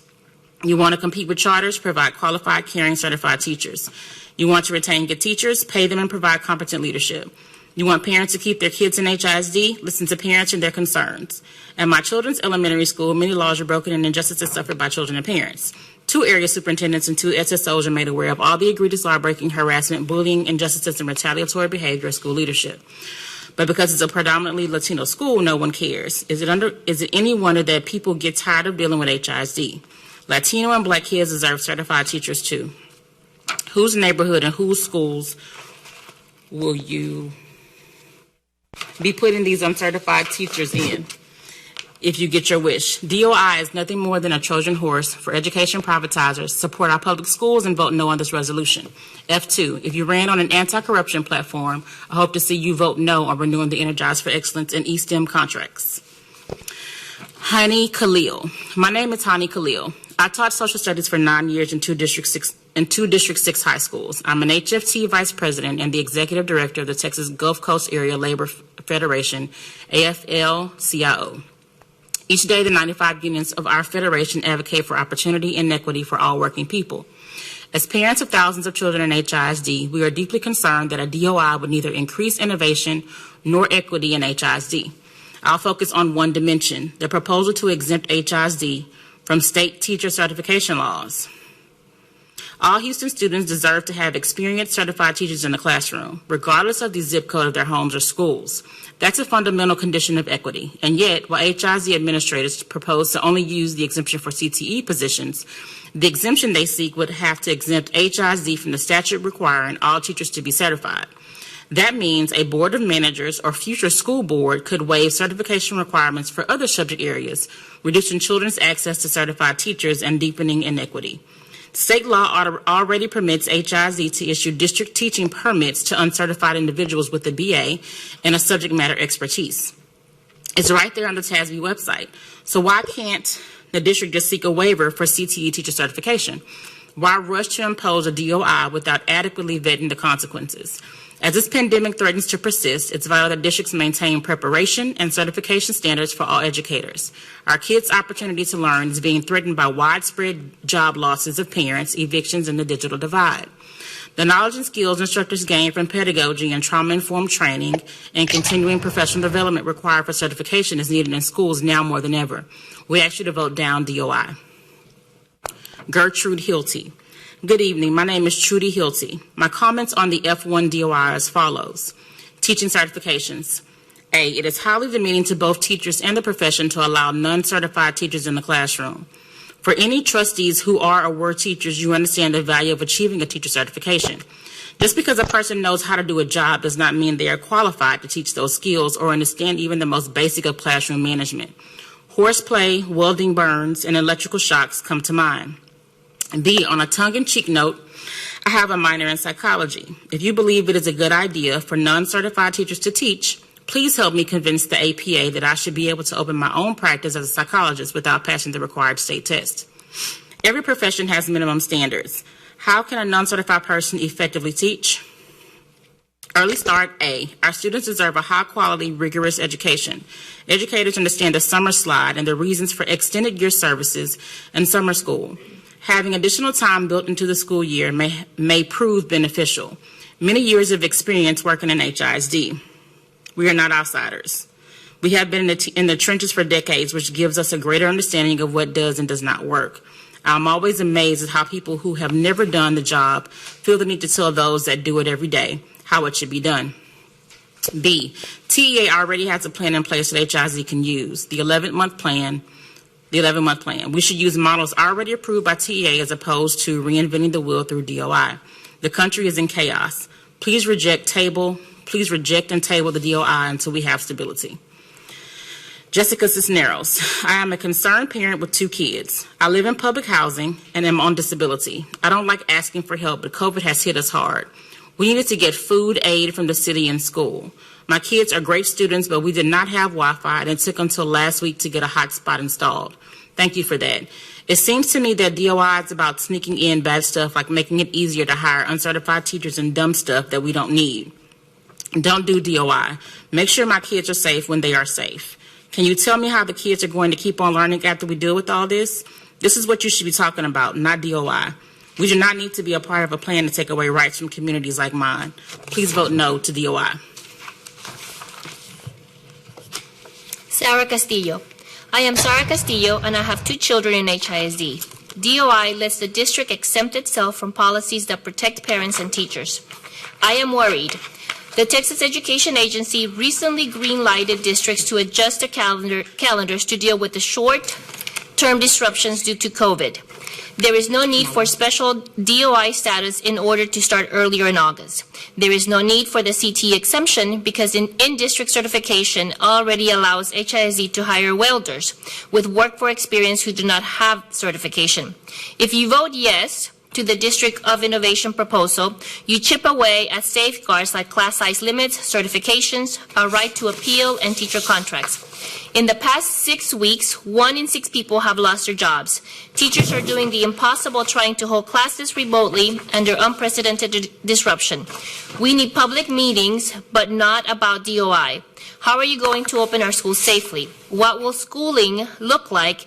And how are you going to help all the people in the community hit hard by coronavirus? No to DOI. We deserve better. Dr. Pamela J. Boberland. F1, District of Innovation.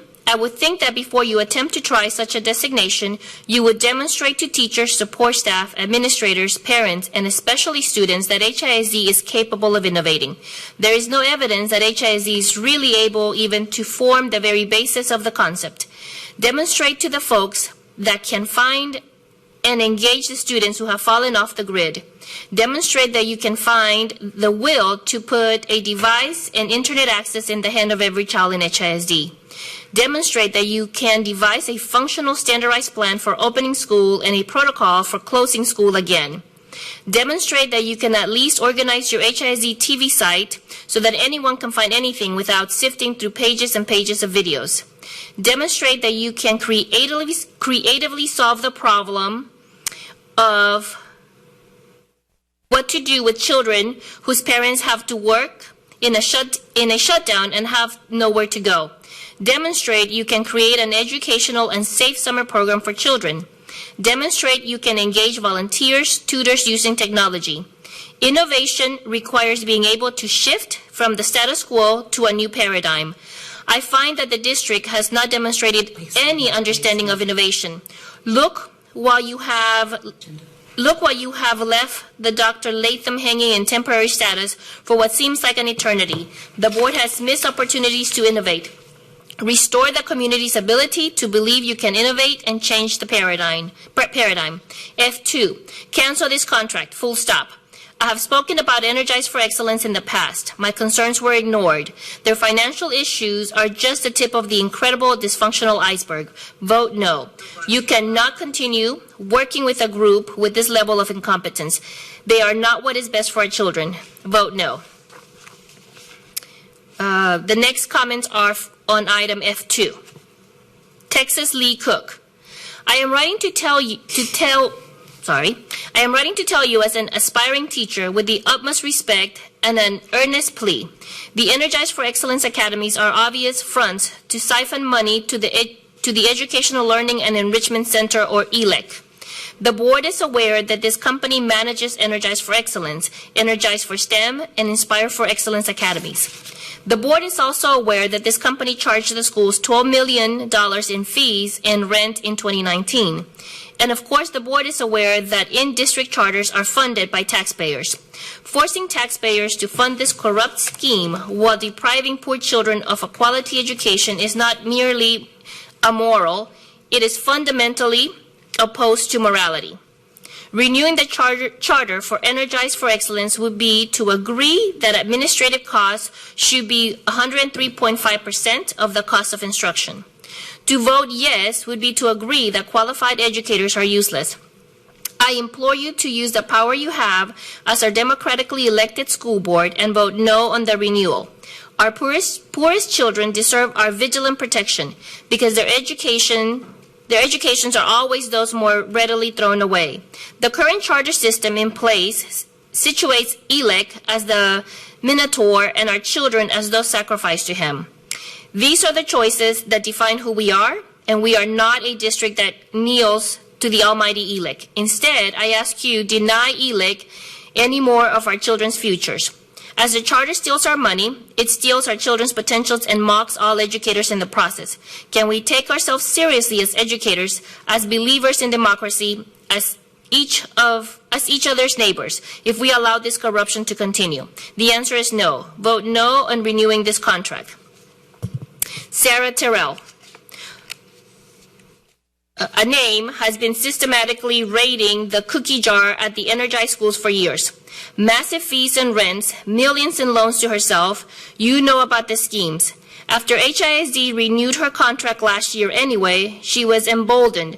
One shockingly blatant example, in 2015, she and EEA loaned her $4,156,102. In 2019, she charged $4,156,102 in retroactive management fees for giving her own debt to the penny. Could an HISD superintendent hire her own management company and pay it millions? Could she loan millions to herself? Could she shift millions from one school to another? Of course not. Whether her actions are technically illegal or not, they fail to come anywhere near the standards of HISD. Why is she granted this giant exception to the rules we expect public schools to live by? What makes her exempt from normal ethics? When she needs cash, she borrows from the students. Later, she takes a magic eraser to the debt. This is stealing. What makes her students less deserving of protection from a financial predator? If you vote to renew her contract, you are endorsing this theft. You will sign off on her bankrupt ethics, making them your own. Worse, they become our district's values. Your job this year is to restore the community's faith in the integrity of the board. You must lead by moral example. This should not be a hard vote. Ann Eagleton. True equity starts by getting charlatans and thieves out of HISD. Our students need every single education dollar they are entitled to. There is no budget for graft and corruption. There is no place for people that put personal gain over children. Voting no on the Energize contracts will let the world know this board has the ethical fortitude and political courage to do what is right for our students. A no vote will mark the start of a financially responsible HISD. A no vote will give stakeholders hope that HISD's worst days are behind and better days are ahead. Ruth Kravitz. Energize for Excellence is the very worst partner to whom HISD could give a contract. Trustees, when you ran for this office, you said you would fight corruption. Now is your chance. Get rid of this contract. The owner charged her schools $12 million in fees in 2019. She took out a $4.1 million loan in 2015, and her board refunded her the entire loan in 2019, calling it retroactive management fees. Energize for STEM Excellence hires so many uncertified teachers that they have asked HISD to help training them. Energize schools keep out high-cost ESL and special education students by making it next to impossible for the harder to educate to enroll or stay at the school. The school retains students in the early grades 2 and 3 times with no interventions provided, loses permanent records, and is considered among the most disorganized and carelessly run charters by teachers, HFT, educational diagnosticians, and public testimonials. Why would we partner with an organization like this? After 20 years of renewing this contract, enough is enough. Vote no. Let's do what is right and educate the 4,000 kids at Energize ourselves. We owe it to them. Michael Henson. Approving the charter for the Energize Academies would be a shameful decision for this board. For the second year in a row, the board and the public have been made plainly aware via public disclosures and Houston Chronicle articles of an egregious theft of public funds meant for the education of our children. What does it say about this board if we allow this to continue after we have been warned? Unfortunately, we already know. After the 5-4 vote last year to approve the Energize charter, the management company behind Energize gave itself $1.5 million in additional rent and forgave the $4.1 million loan. Is that the level of unethical self-dealing and embezzlement enough for the board to stop this grift? Or will we have to learn the lesson a third time? Please take a moral stand and put an end to this pattern of abuse. That is the last signed speaker. Thank you, Ms. Jones and Ms. Tren, for sharing those comments from our community. A couple of things. The comments from speakers 5, 6, and 7 were all the same. And I think you skipped speaker 13. These were on the first on agenda item F1. And so if you would please share speaker 13's Aralia Chavez, and then if someone could go confirm, just double check what was received from or 6 and 7, and see if those, if they all three intended to, it was like cookie cutter remarks, or if it was just a cut and paste error on our end. If someone would just double check, please. Okay, we're going to make Ms. Jones does have that, but item number 13 is the one I told you we were scratching because the person said they did not submit that. Ms. Jones is going to correct the other two that were repeats. Okay. And is she ready to correct those now, or should we come back to them? We are ready. We are ready. Awesome. Thank you. Okay, go ahead. Claudia Rios. I am Claudia Rios. My daughter is Mariana, and she is a freshman at Law and Justice High School. I do not support a District of Innovation plan, and I ask that you vote against the DOI plan. This pandemic has dramatically impacted the lives of students and families, particularly for families requiring special education needs. Spanish speakers are left out of decision-making under COVID-19. If a DOI is held, this requires that a public meeting be scheduled quickly if this happens. Many Latino families will continue to be excluded from those conversations. Most of the district information is in English. When the district started to make a decision on COVID-19, the reports in Spanish came out late, and we mothers had to translate the information between ourselves. We are experiencing a global pandemic, and many of us are unemployed, overworked, working with risk of contracting the virus, or with mental health challenges such as anxiety, depression, and panic. This is the wrong time to push through a District of Innovation plan. With the school district having so many problems with the state threatening a takeover and without a permanent superintendent, I disagree with HISD approving a District of Innovation plan. This can be interpreted as another way for HISD to silence our communities and leave non-English speakers behind under COVID-19. Carmen Nuncio. I am Carmen Nuncio, and I am an HISD parent volunteer for 47 years. Ever since I can remember, there has not been enough transparency in our schools. So when you tell me that this DOI is just about getting an earlier start time in August, I wonder what the real story is. No matter how you describe this DOI process in the committees and public meetings, I know that there will be something in it that harms the kids in my community, like taking away the right of a parent to appeal a bad discipline decision about our kids or making class size bigger. This district of innovation sounds like a district of exemption to me. Sometimes you need to listen to us old timers. I've seen things like DOI go bad and harm kids. When Greer was superintendent and also in the 1990s, they had all sorts of ideas that did not help our kids at all. I support teachers. I support our kids. DOI will harm both. Vote no.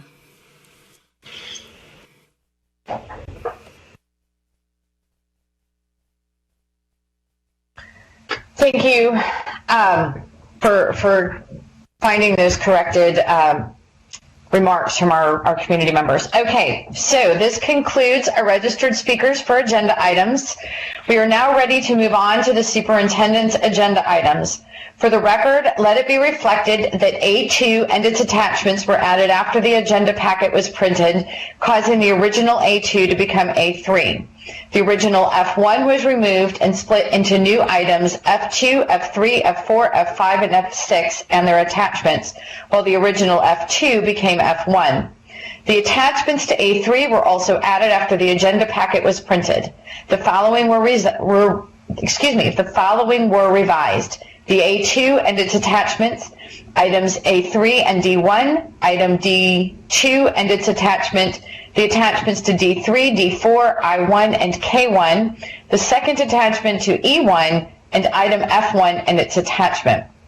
Board policy requires trustees to excuse themselves and abstain from all discussion and votes pertaining to contracts that might involve a conflict of interest. As defined in board policy, BBFA local, a conflict of interest is any circumstance that could cast doubt on a trustee's ability to act with total objectivity with regard to the district's interest.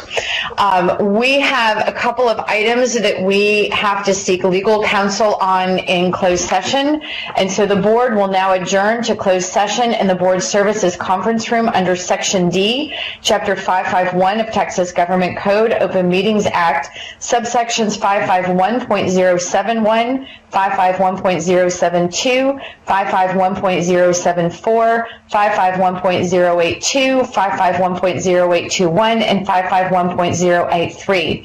Should board final action vote or decision on any matter considered in the closed session be required, such final action vote or decision shall be taken at the open meeting covered by this notice upon the reconvening of this public meeting or at a subsequent meeting of the board upon notice thereof. The board has adjourned to closed session at 6:46 p.m. And trustees, if you want to take a 5-minute break, I will see you at 7:01 in closed session.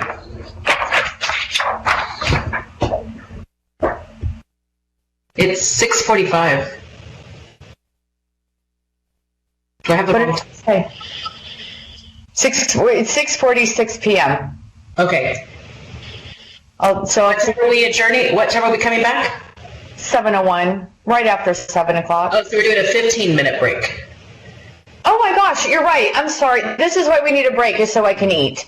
I was like, wait, maybe I missed something. You totally did. This is me. I need to get some calories. So it's 6:46. Let's be back at 6:52 at this point. I'll see y'all in 5 minutes. I don't know if everybody heard. I think some people already got off. Okay. Well, I'll text them all if they don't come back and close it. I said 5 minutes, right? You. I just so. Yeah. Go eat. Go eat.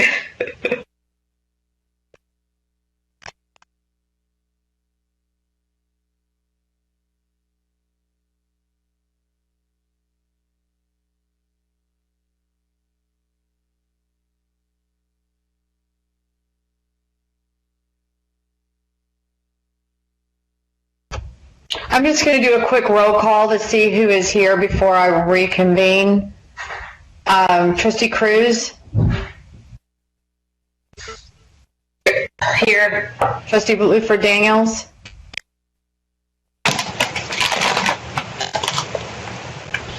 Are you there, Trustee Bluford Daniels? Trustee Allen? Here. I see Trustee Sung, so it's 1, 2, 3, 4. Trustee Hernandez? Here. Okay, so we have I just want to make it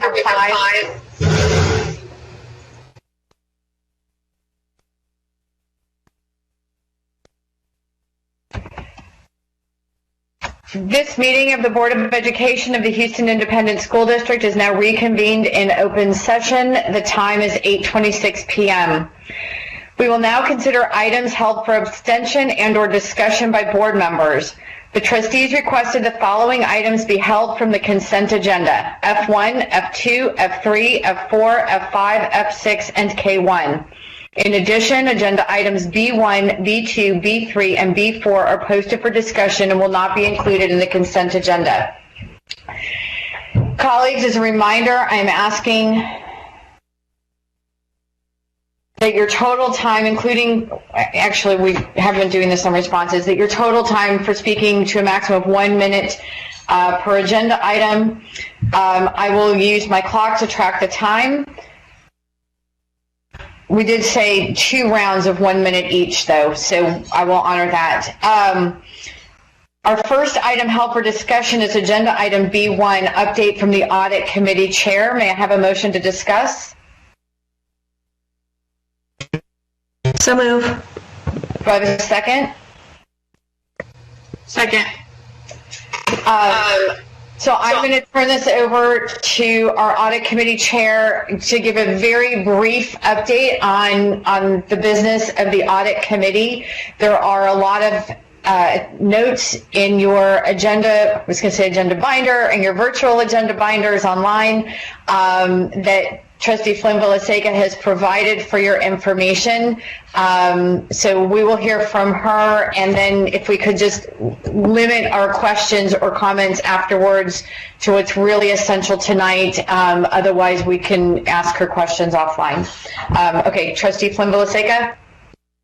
Thank you so much, Madam President. Thank you, fellow colleagues, members of the public, and Dr. Lathan and Garland, our Chief Audit Executive. I just want to give a brief report. We this year have moved to quarterly meetings. Our second meeting of the year was conducted virtually on April 30th, and all committee members were present. The folks that are on the committee with me this year are Trustees Sung, Hernandez, Cruz, and myself. The topics that we covered at the last meeting included review of the draft internal audit plan, which will come forward to the full board for approval. in June. We also took a review at the internal audit budget and looking at the resources that our chief audit executive needs in order to achieve the internal audit plan that's coming forth to the board next month. We had an opportunity to look at and to get some updates on where the current audit plan sits as far as progress monitoring updates, discussion of the specific audits, updates on ethics and compliance from Garland and his team. We also had an opportunity to review a community volunteer that submitted their application and some clearance questions that we had for discussion, because one of the things that we have is the opportunity to engage with the community member to come and sit in on our audit committee meetings so that they can provide us, and it doesn't have to be limited to one, but a handful of committee members to come in to provide us with some additional expertise. We were looking at certain criteria and we had the opportunity to discuss that. So in June there will be another agenda item coming to the full board to approve the recommended volunteer to date. We also had an opportunity to review the audit department charter. So not only does the committee have a charter for the board, the audit department does. And so every year, as part of IIA standards, it's required that the audit committee looks at the audit department charter. So we had an opportunity to review and provide feedback there, and also discuss any changes to the audit plan, the one that Garland is working through right now, and the proposed audit plan that's coming next month in response to COVID-19. And we also had a dashboard, a little bit of an overview and update. One of the things that we're really excited about that we've been talking through, and one of Garland's department goals for him was to pull together a dashboard where we can see, the full board can see status updates on progress to completion of plan. And so that dashboard is now live, and we want to thank the administration, because I know that the audit department has been working with administration to develop this in-house, and we're excited that this is up and going, so that not only can board members monitor progress, but also administration can also keep track of the responses to some of the different outcomes coming from the particular audits. And we also had an ethics and compliance update.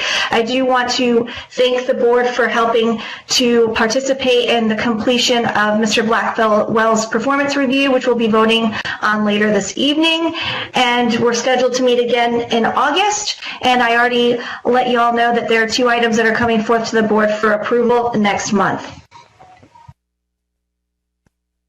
Thank you, Trustee Flynn-Villaseca, and thank you to the committee members for all your work on this. I know I served on this committee for the last 2 years with you and Trustee Sun, and it's not the sexy part of all of this work that really gets much public attention, except for when people are concerned about it. And I think I'm really proud of all of the work that our board has done over the last 2 years and continuing into this year to really strengthen the financial integrity and oversight of our district. So thank you for your work. Any questions or comments from my colleagues before we move on to the next discussion? Seeing none. Our next item held for discussion is agenda item B2, update from the Board Operating Procedures Ad Hoc Committee Chair. May I have a motion to discuss? So moved. Second. Any questions or I'm going to just turn it over to the chair, and then if there are any questions, and that just coincidentally is also you, Trustee Flynn-Villaseca. So thank you. And I think you just froze up.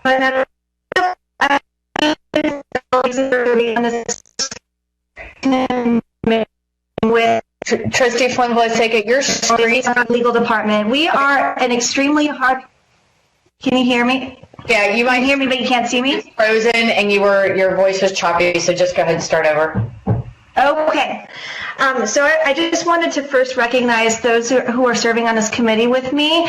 There are trustees Bluford Daniels along with trustee Sung and our Lone Star governance coach Marcia McMahon along with Lisa McBride. We have been working extremely hard, meeting on a weekly basis to pull together our first board operating manual, at least first that I can say that I've seen since I've been on the board. I know that we're working, and we made a commitment since we engaged in this committee to meet on a weekly basis until this thing is hammered out.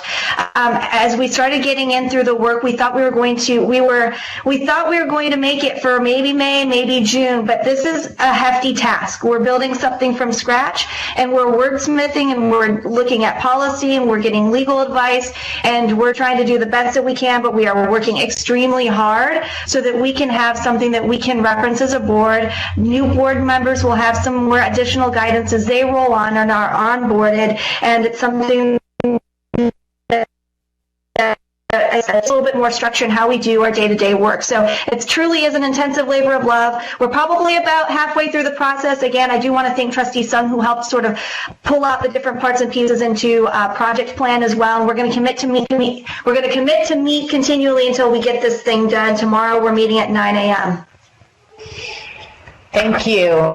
And thank you all for your work on this. Any questions or comments from our colleagues about the board operating procedures and the status of it? Seeing none. Our next item held for discussion is agenda item B4, discussion of the governance strategic plan. That would be me. Let me dig up my notes. So back in December, we discussed the draft of our governance strategic plan, which was the plan for community engagement around our new goals, constraints, and theory of action. HB3 does require us to have 3 specific goals pertaining to literacy, numeracy, and college career readiness. Originally, those needed to be adopted by the end of May, but because of COVID-19, there is now an extension to the first day of classes in August. Colleagues, I've sent you on Monday the updated version, the revisions to our strategic plan. I'm still not looking at the right notes, which is why I'm stumbling around. Excuse me.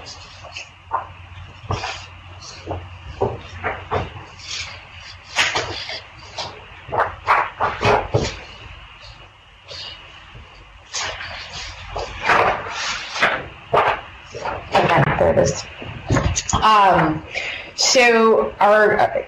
We've worked with the coaches, and Trustee Sung is our board governance liaison, and we worked with the coaches and with Dr. Lathan to come up with some revisions to this strategic plan that you all should have received via email from me and your Monday weekly update this week. And I believe maybe last week as well it was included in that, but certainly this week. We were supposed to have a board workshop in March, and it was going to be an all-day workshop to finish all of this work as far as drafting our goals, our constraints, the progress measures, and the theory of action. But because of COVID-19, we have to reschedule that, and it was decided that instead of meeting virtually for 8 consecutive hours on a Saturday, that we would chunk it out into 4 individual workshops with very specific topics for each one of those workshops and work to be completed for each of those. And so those dates, June 16th, June 18th, June 23rd, and June 30th. We did discuss, instead of doing it at the end of June, because June's a really busy month with the budget approval, of doing it in July, even though we usually have July off. But then it was decided, it would be better for the staff of the district who is used to having that month off to not meet in July and to just crank out all of this work in June. So we will then be adopting those goals at our August regular meeting, and I would want to reiterate with my colleagues that your May and June one-on-one coaching sessions will be very helpful foundations for our conversations at the end of June, and that the coaches are also available between coaching sessions. And these goals will ultimately be the basis for a 5-year strategic plan that the superintendent will use to accomplish the goals that we set for our students. So I'm going to end there. I just wanted to give an update on where we're at. And you do have a copy of the governance strategic plan overview. And I just want to open up to questions now. Did we skip B3? Open up to questions on the governance strategic plan.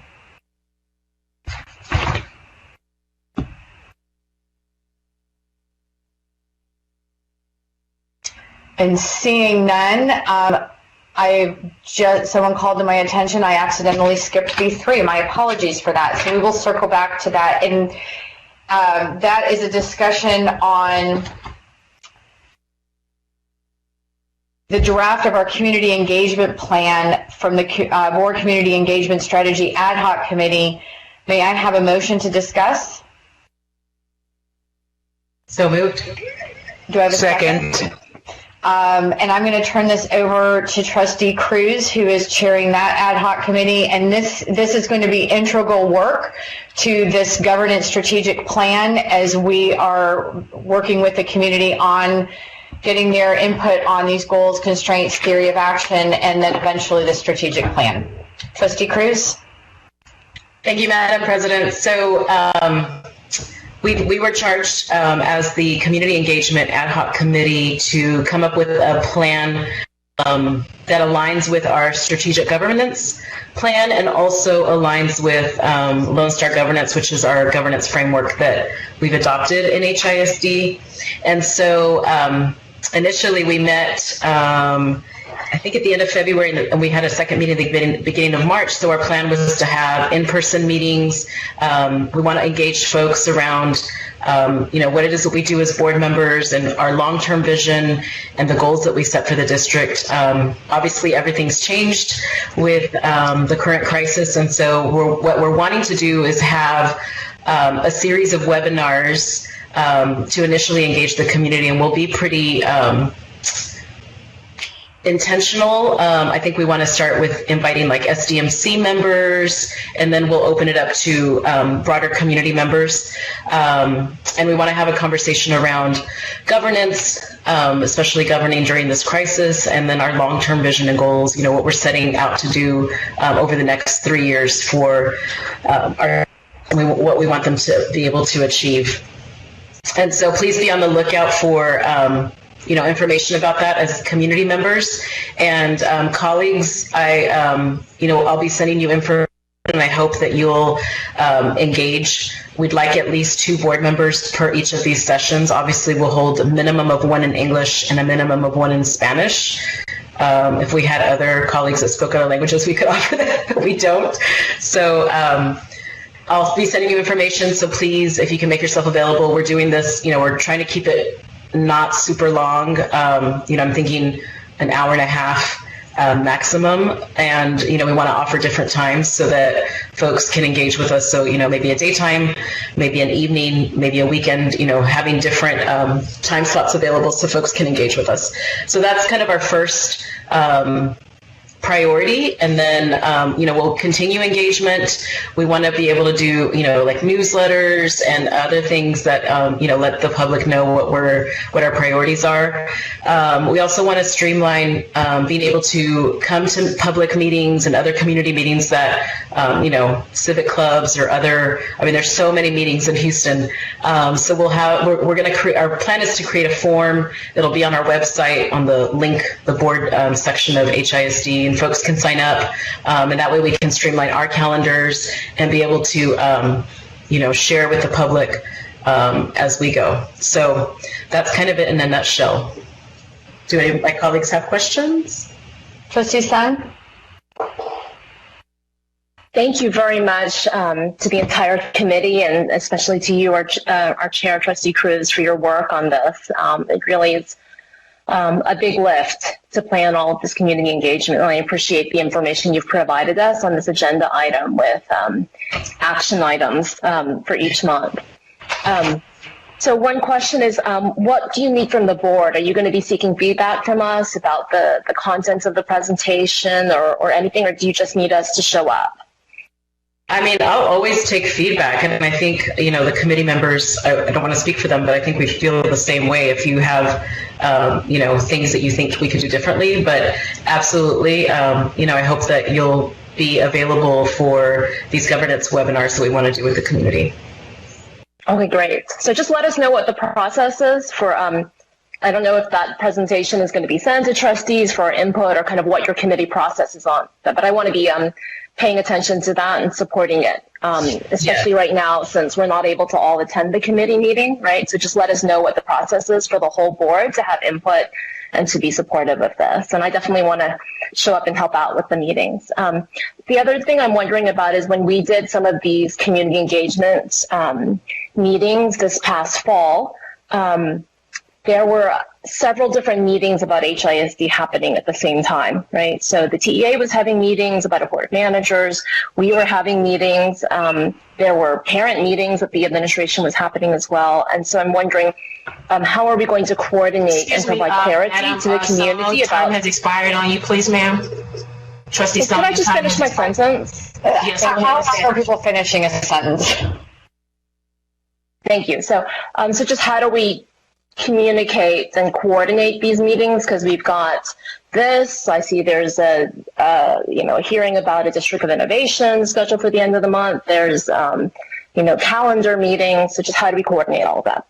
Yeah, that's a good question. We don't want to overbook trustees or even the community that, we want them to be engaged with all the things that we're doing. So I can send out proposed dates, and please give feedback before those are set in stone.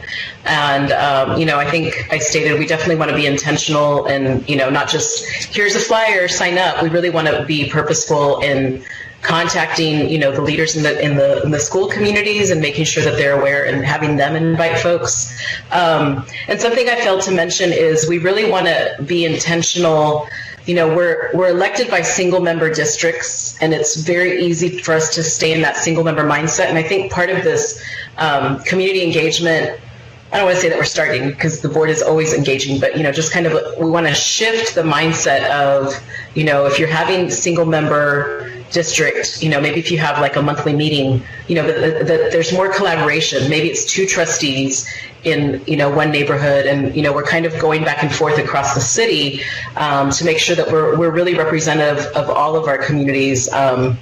And, it takes heavy lifting. We live in, vastly different parts of the city. We represent a very, very large district, but we want to make that concerted effort. And now that we see how easy it is to do virtually, I think even if someone's unable to drive, if we're able to get to that point, right, somebody can tune in virtually, but there's a lot more collaboration across the 9 single-member districts of HISD. Thank you, Trustee Cruz. And colleagues, please be mindful of the timer. If you can't hear it, let me know. And if you're in the middle of a sentence, just briefly complete your sentence. But we've got still a lot to cover tonight. I see one more colleague in the queue, Trustee Bluford Daniels. Thank you, Madam President. I just wanted to mention that as you prepare the presentations, then we have to have some type of tailoring to our district specific, because all of our districts are not going to have the same kind of constraints for our children as opposed to getting to and from school, stray dogs, various things going, batch plants, creosote, various things going on in the community. So those are things that, as you prepare the framework to go out into the community, that you all get with us before it's finalized. Absolutely. And thank you for your input. And I failed to mention thank you to my colleagues, Trustee Adams and Trustee Allen, that are part of the committee. I really appreciate everyone's hard work. Thank you all. And committee chairs, if you would please continue to plan on any month that you've had a meeting to give a very brief report to the board that month, so that everybody can stay apprised of the work that you're doing, and we can make that work visible to the public so that they understand, what goes into the sausage. All right, so the next item held for discussion is agenda item F1, consider and take possible action to approve the resolution to initiate the process of designation as a district of innovation. May I have a motion? And please state your name when you're making a motion or a second. Trustee Cruz, so moved. Do I have a second? Second for Daniels. Are there any questions or comments from my colleagues? Trustee Santos.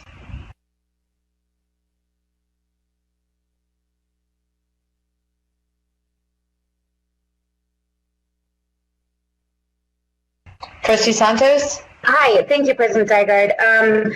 Just with this resolution, I want to keep in mind that we will receive an overwhelming response that our teachers do not agree with this resolution. They are not in favor of this resolution. It is a slap in the face to them, as hard as they've been working. I will not and cannot, in good conscience, vote for this. Our students deserve better than to have something shoved down their throat when there's a pandemic, when we should be solely focusing on safety and instruction.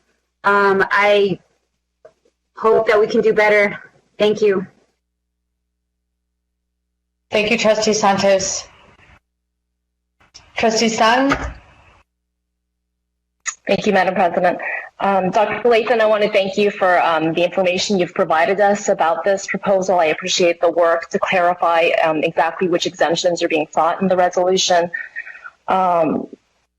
Something that you shared with me is that there were 4 CTE positions, so I think something we need to keep in mind that were affected by this law, and so we need to be careful that, you know, it's not the driver of the reason why we have 17 vacancies. It's only 4 of them that were affected by this particular limitation. I, in the last week, have been learning a lot, not just about DOI, but also about year-round designations of districts. Commissioner Morath has been giving some very informative presentations about the pros and cons of various calendars. So I'd really like for us to have the opportunity to hear from you, Dr. Lathan, about options for our calendar this coming year. So I'd like to move that we postpone this particular vote until we've had the chance to learn more about the option of a year-round calendar. Second, Santos. So there's a motion on the table by Trustee Sung to postpone this agenda item indefinitely or until a particular date? Until we can have an opportunity to discuss the option of a year-round designation. So let's say until our June board meeting. Okay. With the request that Dr. Lathan please give us information about the year-round designation, the money that's available through that, the calendar. Okay. And then there was a second from Trustee Santos. Yes. So, Lisa, I always get bungled up on this. We do have discussion on the motion to postpone, correct? That's correct. Okay, so any discussion from my colleagues on the motion to postpone this agenda item to the June board meeting? Trustee Cruz. I would just remind all the colleagues that the District of Innovation is not just based on the calendar, but actually, you know, there's other exemptions that we're seeking. So that's all. Trustee Sung? Just another thought here on this is that, you know, the District of Innovation we're looking at is for the 21-22 school year. I think, you know, I think we can take our time here to really give that some thorough consideration. The timeline that's been proposed, you know, moves this through the entire process by October. I don't think we need to actually have it done by October for a start to the 21 school year. So I think we have a little bit of time. I'm just asking my colleagues for your consideration to give us some time to consider and understand the year-round designation. You know, the CTE thing was the other thing that Dr. Lathan told us at the workshop was a priority for her. And, you know, while I recognize that, you know, there might be a benefit there, it's for 4 positions out of 17 vacancies and, you know, many hundreds of CTE positions. So it's not, you know, the sky's not going to fall between now and June around our CTE positions. Thanks. Trustee Santos? Thank you, President Zygarde. So just like Trustee Cruz said that we have to be purposeful in our public engagement, I think that this would be an opportunity to engage our public just a little bit longer if we wait until June. Secondly, I was a product of year-round school. I know HIC had a pilot program back in like 1987, 1988, and I took part of that, which had smaller class sizes, and it helped with our most vulnerable population. So if we were thoughtful and purposeful and used the year-round school, our most vulnerable populations can have a test as a successful learning environment. And I just want our colleagues to take an opportunity for equity when this is the most inequitable time in HISD. Oh, and the money, there's HB3 money behind it, right?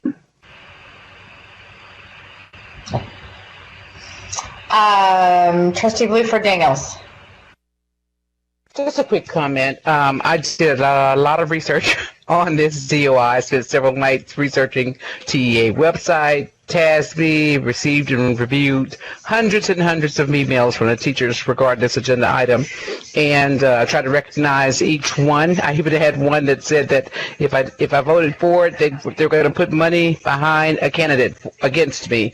So what I want to say is I rise to challenges of theirs, but more importantly, we must absolutely build trust on both sides of this item.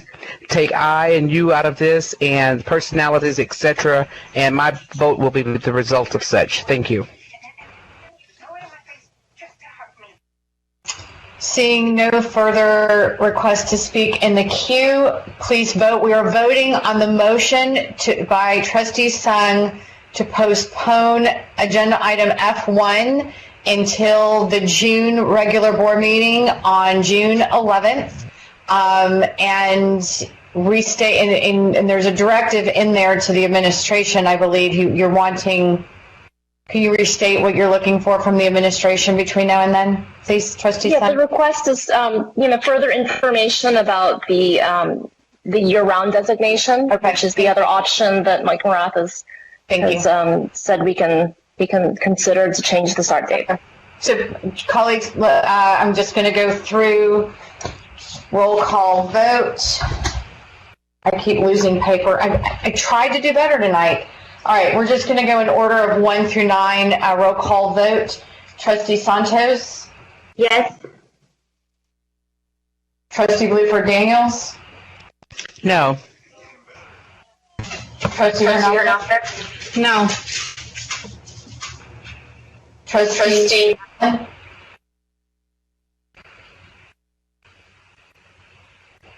Trustee Allen, are you there? Oh, yes, I'm here. You went away.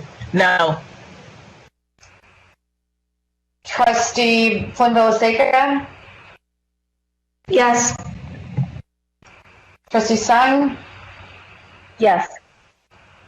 Trustee Cruz? No. Trustee Adams?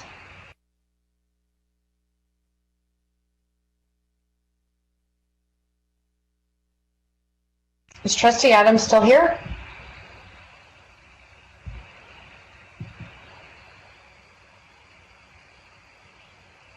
Trustee Adams? It's showing she's there. It's showing she's here. My computer. Okay, you're back. So do you know the motion on the table, Trustee Adams?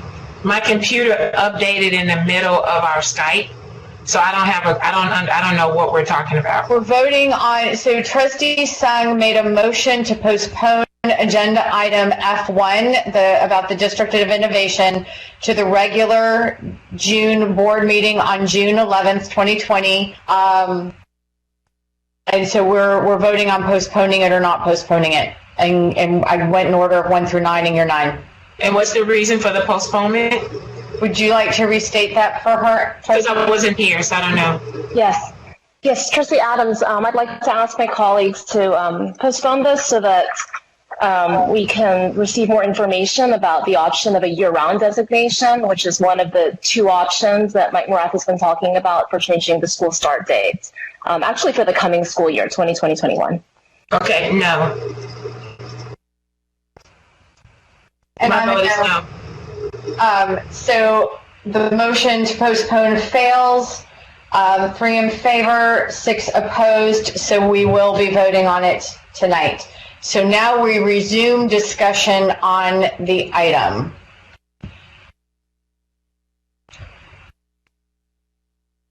Sorry, I need to get back to the queue. So now we're resuming discussion on the item before we vote on it. Is there any further discussion on the item? Trustee Sung?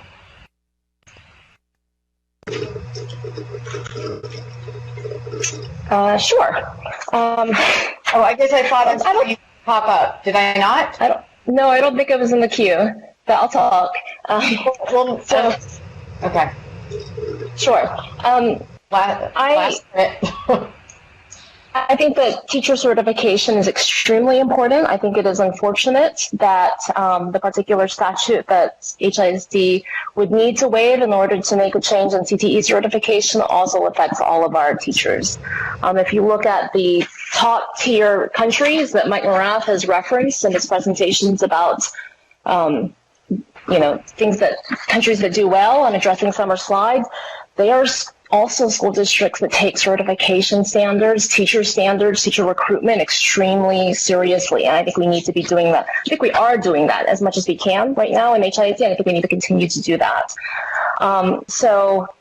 If this motion proceeds, I want to say publicly that in the plan, I'll be looking for extreme rigor in protecting certification for our teachers, even if we allow this exemption for CTE certification. Thank you.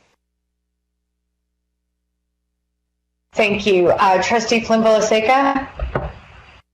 Thank you, Madam President. Yeah, first of all, I do want to thank my colleagues for a good discussion around this item. Thank you, Dr. Lathan, administration, also for giving us a thorough presentation at our workshop, and lots of questions from my colleagues coming through on the Q&A. I just do want to, one of the things that I'm a little bit concerned about is the Kate piece, right? We've heard a lot from our teachers, and I on face value, I wasn't as concerned about this because I didn't think that there was law that this could potentially override the certification for all teachers, right? So I think that we're only looking for a very narrow exception, but there's a potential that it could bleed over into other areas. And I think that that could potentially hurt the integrity of what we're trying to do, making sure that we have the most highly qualified, certified teachers in front of our students, and that impacts equity. So that's my only, one of my hesitations there, along with the timing for all of this, is just that we have to be sensitive to everything going on with COVID. So if we are having discussions around and focus on DOI, I would like to also have more focus and emphasis on discussion around what we're doing outside of the constraint conversations that we have. Thank you. Trustee Santos?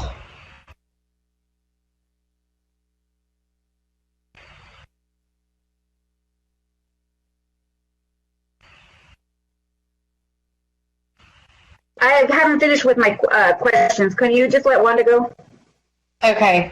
It's just hard for me to follow when all those starts and stops happen. Okay, so Trustee Adams?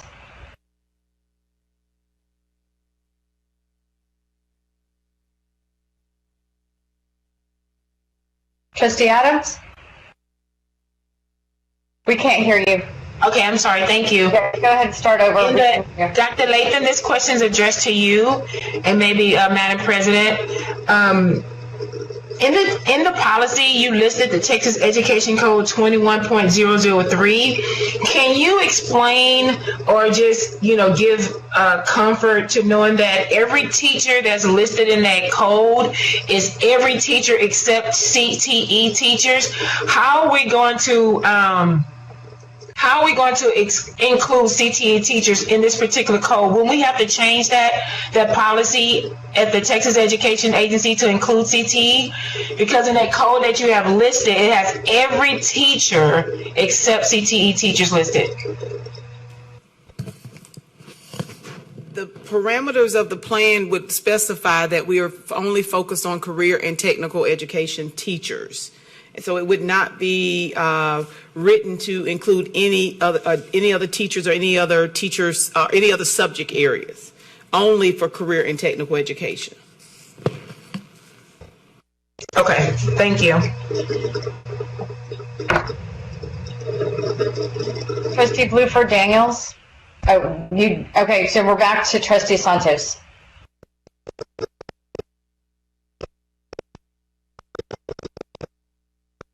Trustee Santos?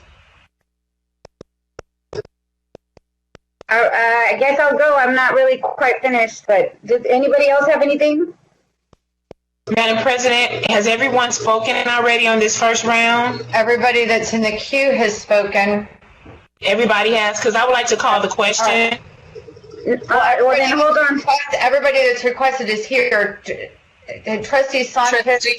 I'll go. I want to answer Trustee Adams. Trustee Santos, she spoke on the motion to postpone. She has not spoken on this item yet, correct? Okay, that's what I was asking before I called the question. Okay, thank you. Correct? Okay.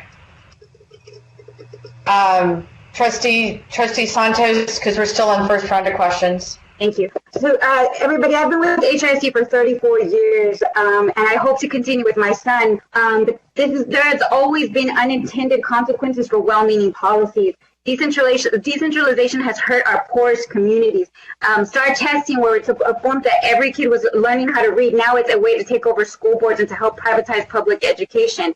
This is something that we cannot foresee what is going to happen. We have principals that don't honor PLC time. We have teachers that are just fighting to survive, and right now we're pushing this through with no real public input. We've heard not one single response in favor of DOI. The public has spoken against it. Teachers have spoken against it. We should be focusing on the safety of our kids. So the teachers out there, I respect you. I value you. To the students out there, I respect you. I value you. To the community out there, I respect you, and I value you, and I will listen to you and not the people that are paying my campaign finance reports. Thank you, Trustee Santos. Trustee Bluford Daniels. I just wanted to say for the record, some of my concerns that we've already discussed, so I'm not going to go over all those, but there was a question asked of me, would I be, if this was to pass, would I be voting to protect certified teachers? And my answer was then that I'd be kicking and screaming to protect certified teachers. But I also say that we have to kind of open our minds to our challenges ahead, and all of our communities, though we're concerned with all of our children, we have to ultimately do what's best for the children. Thank you. Thank you, Trustee Bluford Daniels. Trustee Adams? I call the question, please. Okay. Please vote. Trustee Santos? Wait, sorry, point of order? Yes, I ma'am. think we need to vote on calling the question. There needs to be a second. Oh, thank you. Is there a second to calling the question? A second and a vote. Sorry, there's an echo. We're speaking at the same time. So there's a motion to call the question. Is there a second to call the question? Second, Hernandez. Please vote on calling the question. Trustee Santos? Sure. Sounds good. I mean, wait, does anybody else have anything to say? I asked the question first before I called the question. Did anyone else? Okay, well then that's fine. Yes. Okay, so Trustee Santos, Trustee Bluford Daniels, Yes. Trustee Hernandez, Yes. Trustee Allen,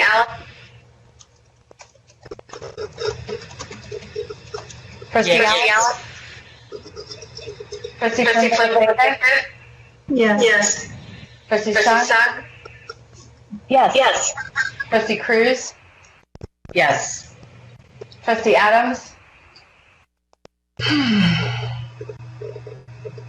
Oh, I'm calling the question, yes. I thought I was voting on the item. I'm sorry. And I'm a yes. So 9 in favor, 0 opposed. I'm calling the question. Now we're voting on the agenda item. Trustee Santos? No. Trustee Bluford Daniels? I'm sorry. You broke up when you were asking the question. I'm sorry. We're now on the agenda. And so we're taking the vote? We're now taking. There's an access. If you're not, you can go on.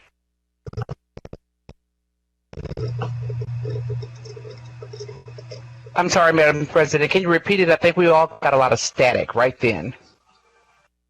Yes. Okay. So we are voting on the agenda item now. So I'm doing a roll call vote. Trustee Santos has voted your District 2, so for, against, or abstain. Yes. Trustee Hernandez? Yes. Trustee Allen? Yes. Trustee Flynn Villaseca? Yes. Trustee Sung? No. Trustee Cruz? Yes. Trustee Adams? Yes. And I'm yes. That's 7-4, 2 against, 0 abstentions. Item passes.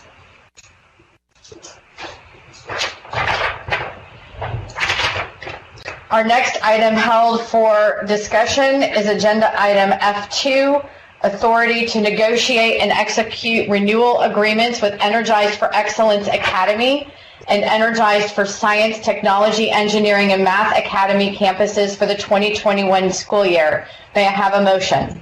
So move. Do I have a second? Second, Allen. Are there any questions or comments from my colleagues? And Dr. Lathan, do you have any comments before we start the conversation on this vote? No comments. I think I'm not sure if Attorney McBride has any comments as it relates to the contracts.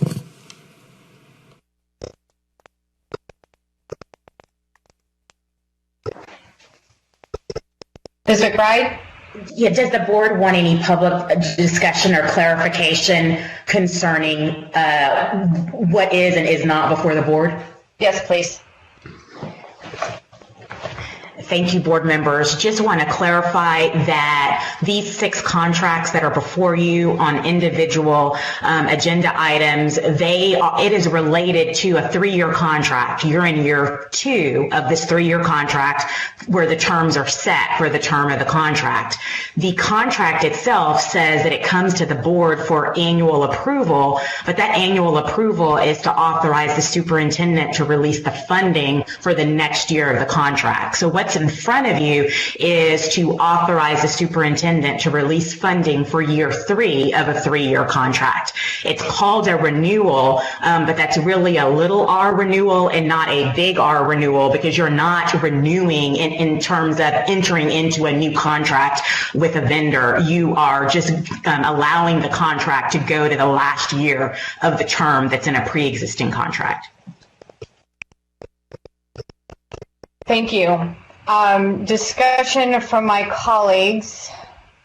Hold on, I need to get back. Okay, so just discussion from my colleagues on this agenda item.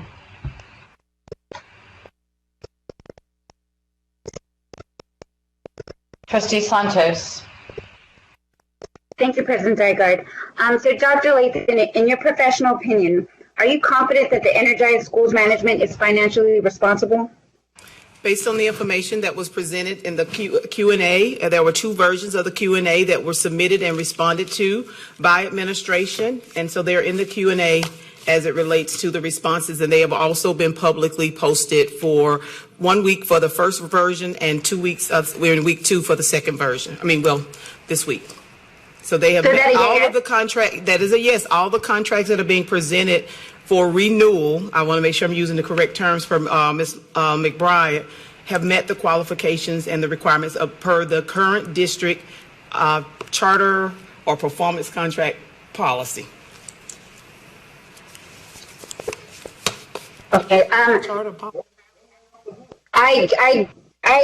So what can you say about the Houston Chronicle and every information that we've gotten regarding their financial status and their spending more money on administration than they do on instruction? I want to point you back to the responses in the Q&A document per what we discussed as it relates to if responses have already been provided through the Q&A document. So one more time, your response is yes, that they are financially responsible with our tax dollars. Point of order, this was already discussed. This was not discussed in public, Judith. Actually, I haven't been setting the timer either. I was looking for minutes. We discussed it in closed session. Okay, so we must respect every tax dollar to ensure it is being used in smaller class sizes, paying teachers like the professionals that they are. So with that in mind, not one more dollar should be given to an organization that puts more money in their back pocket than they deal with spending on our kids. I will be voting no. Okay. Let's circle back here. So I want a clarification. I was looking for a note and I missed. Dr. Lathan, you said that all of these contracts that we're about to vote on are already in compliance with our revised policy when it comes to a performance contract, or no? The existing policy. No, the revised policy will be for the new contracts. It is the policy before the revisions that are on the table that it is in compliance with, but it would not be in compliance with the revised policy that is on the table with K1 this evening, correct? That is correct. And if you also, yes. I'm like, wait a minute, something's changed in my understanding. Okay. Okay, Trustee Cruz is the next speaker in the queue. I'd like to make a motion to amend the contract. Lisa, I'm not sure how to do this. I know we discussed very briefly about this. I need guidance. Trustee Cruz, are you seeking to renew the contract subject to certain revisions or amendments being made to the contract? Yes. Okay, so you need to identify what those revisions or amendments you are seeking be made. And as we just discussed in closed session, just so that, you know, it is clear, it would have to be by mutual agreement of our contracting partner, because we are in the middle of a contract term. We're not entering into a new contract. So it would be an amendment to the contract. Yes, I understand. Can you come back to me? I need to think through what I need to say. Thanks. So I actually have language that, because I didn't know if anybody would make a motion, that I have language for a motion. And Lisa, can I suggest that to Trustee Cruz right now? Is that the language? Certainly, as part of your discussion, you know, your round of discussion, yes. Okay. Trustee, where are we? On to go. Trustee Adams. Thank you. Ms. Lisa, can you please clarify that? I know we keep using the word charter and in-district charter. For the public, can you please clarify that HISD currently do not have any charter schools and in-district charters right now? So this is just a performance contract for this particular item, and it's a performance contract for our K1, even though we're not on K1 now. So we're not confusing, because everyone's talking about charter schools. Charter schools, we do not have any in-district charter, and this is not a charter school renewal. Yes, Trustee Adams, the 6 contracts that are in front of you are really external performance contracts where we have contracted with a vendor to provide educational services to HISD students. HISD began considering options for deviations or exemptions from state law before the state law regarding charters was developed. And so at that time, what was in vogue was any anytime you're seeking an exemption or a modification or doing anything that's innovative, it's called a charter, whether you were doing it internally or whether you were doing it externally. So HISD's practice for a number of years has been to lump all of those relationships under the umbrella of the word charter. Then we have the development of Chapter 12 of the Education Code, where the legislature has specifically laid out what it is to be a charter. And there are 3 classes of charter.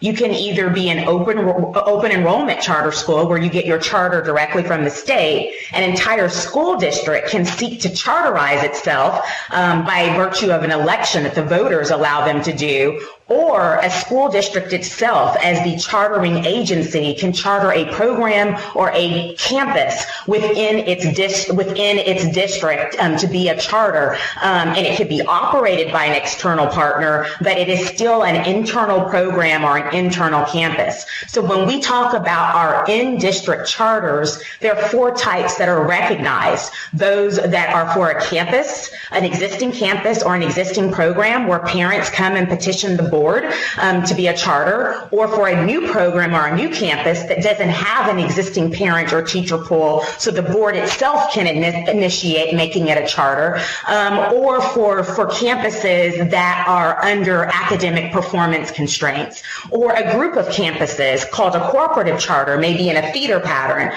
or that have some kind of relationship, can come jointly to the board and ask for a charter. Those are the types of in-district charters that Chapter 12 recognizes. So in your new EL policy that's being presented to you on first reading, the administration has gone to great lengths to break out clear definitions of what those 4 types of in-district charters are. And then the 5th option, which is truly external to the district, which are what your 6 contracts that are before you tonight are, external performance contract campuses that are governed by an external performance contract. Thank you. I know we talked about it in closed session. I just wanted the public to hear that particular conversation. Thank you. Trustee Sung? So it sounds like a few people were thinking about amendments. So I'll just propose language and let somebody else, incorporate this into their language. But what I would like to see in this year's contract is an amendment of the contract to address any material or significant deficiencies found in an external audit report, a plan to correct deficiencies of internal control, and a plan to ensure that related party transactions are conducted at fair market value. Trustee Song, can you repeat it one more time, please? Trustee Song, can you repeat that one more time? Okay, I didn't know there was going to be a test on this. Okay, so what I'd like to see is is an amendment to the contract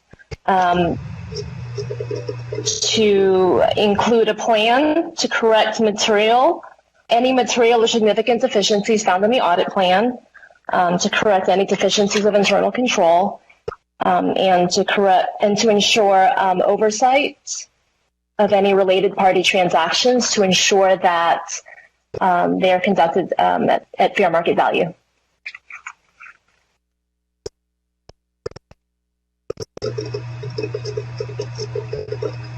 So are you putting that as a motion on the table, or are you waiting to see if that will be part of a motion? I'm just pushing out language. Like you're going to give Judith some language. I'm giving Judith some language. And then maybe we'll circle back on something. Okay. Seeing no further speakers in the queue at this time, it doesn't mean we're not going to another round. I'm going to share my comments and possible amendment language. Let me first start by saying I believe very strongly in a parent or guardian's right to choose the school that is the best fit for their child and family, regardless of their zip code. That opportunity is afforded to my children, and I believe very strongly that all children should have that same opportunity, even if their parents cannot afford to move their residence to a different school zone. I also believe our school systems exist for one primary purpose: to prepare all children for success in college or career upon completion of their education in our school system. Anytime we engage in a partnership with an outside organization to manage a school that serves our HISD students, they are still our students. The partnership should be governed by a policy that requires performance standards for the educational outcomes of those students, standards for financial accountability, and a clear process for contract revocation or renewal that is fair to students and is based on those standards. So the amendment that I would like to propose, and it doesn't include your language, Trustee Sung, and I don't know what language Trustee Cruz would like to add, but I move that the Board of Education authorizes the superintendent of schools or a designee to negotiate and execute renewal agreements with Energized for Excellence Academy and eSTEM campuses effective May 15th, 2020, which include components of revised EL Local that is scheduled to be approved on second reading on June 14th, 2020. The amended contract should include language about academic performance and financial accountability.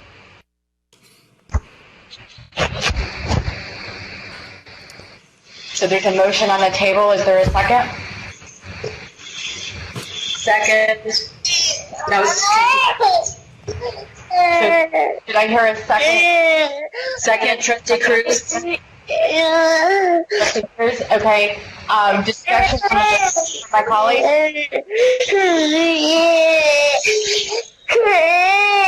Trustee Sung, can you mute? Sorry. I thought it was. Trustee Adams, do you have a question or comment on the motion? My question, because you have four or five amendments coming forward. Okay. How do we know? Because we can't visually see what the wording is on all the amendments. Is this something that we can I will email this language to all of you right now so you can see it in writing. But it's just you, but it's like four other amendments that's finna, three or two other amendments about to come forward. I think right now we're just talking about the one that Trustee Dygard just made. Okay. And Trustee Adams, just to piggyback off of Trustee Dygard's amendment, that is based on discussions that we've heard you say around EL Local, around the concerns of academic and financial concerns and accountability. So it's not as specific as Trustee Song's, but that is what it was getting to the heart of. Okay, that's good then. I'm good. I just wanted to make sure that we wasn't going to go round and round with all these amendments tonight. Okay, so I just emailed it to all of you and Dr. Lathan and Ms. McBride, as well as Vermeil Jones, just so it can be reflected in the minutes of the meeting. So there's a motion and a second. All right, so Trustee Adams, Trustee Bluford Daniels.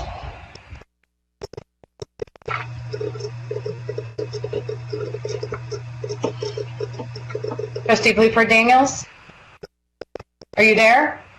I am here. Are we taking a vote now? No. Questions or comments about the motion? Discussion on the motion? No questions or comments. Okay. Trustee Santos?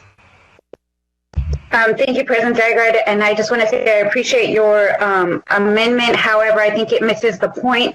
Energize needs to go. They should not be given another chance. Anybody that takes more money away from our kids and doesn't deserve to have.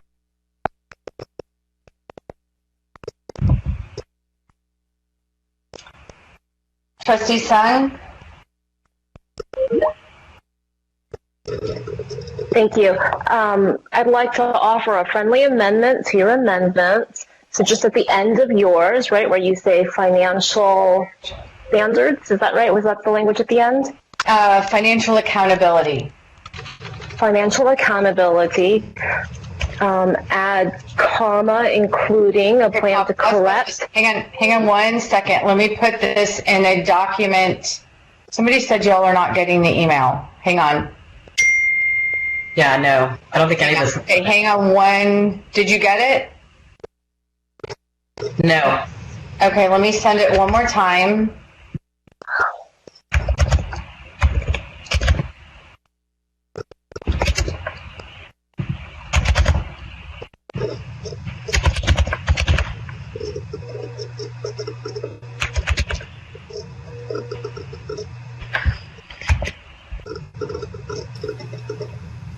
You got it?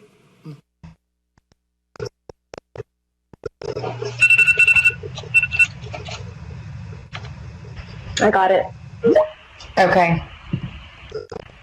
It's a friendly amendment to your amendment, Trustee Dygard, to put a comma at the end after financial accountability, and then say including a plan to correct any material or significant deficiencies. Okay, including a plan to correct any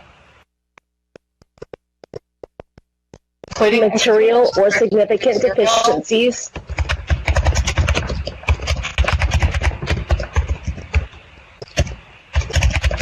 Okay. Found in the organization's most recent external audit. Okay, so comma, including a plan to correct any material or significant deficiencies found in the organization's,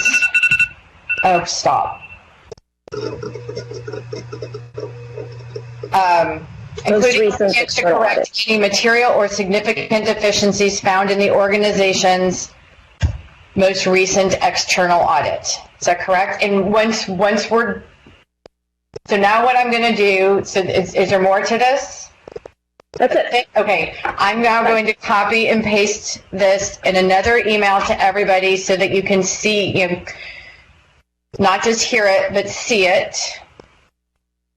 President Dygard, is there any way to display this? We're going to, Lisa, as soon as we get it, we're going to put it up like a presentation so everyone actually can see what they're going to be voting on. We had the first part, but then when Trustee Sung added the friendly amendment, we want to make sure we capture it correctly.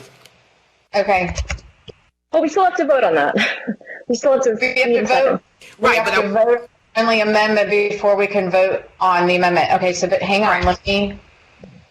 It might be helpful, Trustee Dygard, if you put the friendly amendment part of your amendment like in red, so we know specifically what we're voting on first, and then what's in black we're voting on second, and then we vote on the underlying item. So it'll be 3 votes, assuming there are no more amendments. Is this for all 6, all of the charters, or just? We're only on the first one.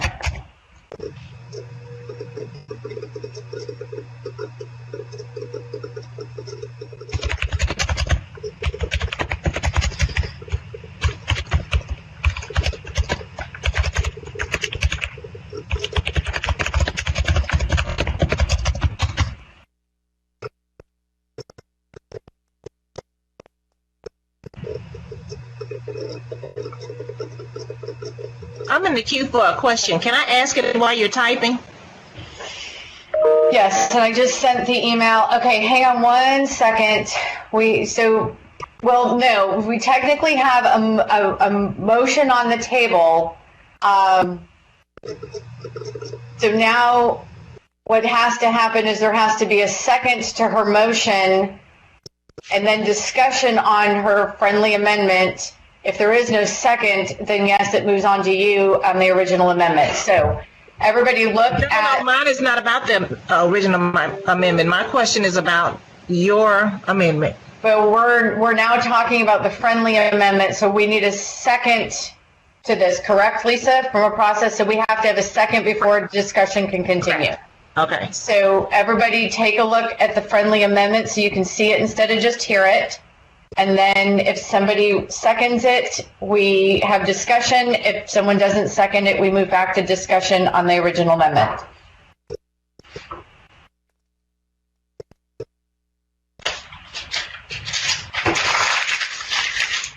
So if and when anybody's ready to make a second, let me know.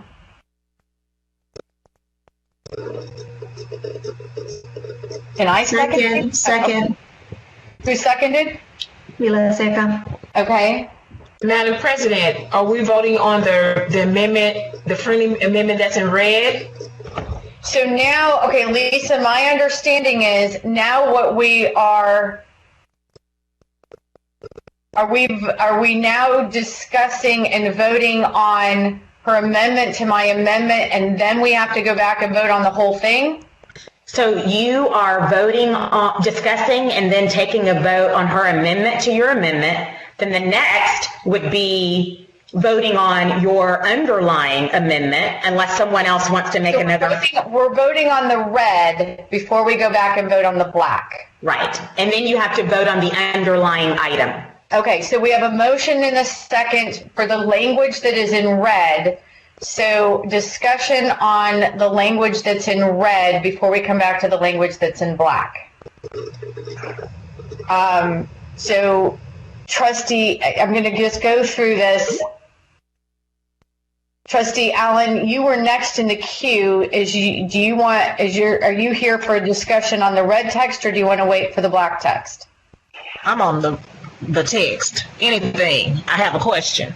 Okay, proceed. If the school that Energize decides that they do not want to meet this, because we said earlier that they have to agree, does that mean that this would be null and void if they do not agree, and then we'll have to go back and revote on the first one?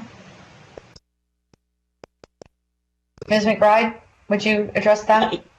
Correct. So this is, you're voting to amend an existing contract. You have a term in the contract that says the contract cannot be modified except on agreement of both parties. So if they don't agree, you have to decide what you want to do with this contract with respect to because you've authorized the superintendent. The effect of this vote would be to authorize the superintendent to allow these contracts to roll to their last year, subject to this amendment. If this amendment doesn't happen, the superintendent now needs guidance. What are you authorizing me to do if they don't agree? So she'll have to come back and say they didn't agree. What are you now authorizing me to do? Because you only authorized me to allow these contracts and the funding to roll to the third year if President Dygard's amendment, as amended by Trustee Sung, is a part of that arrangement. Does that make sense?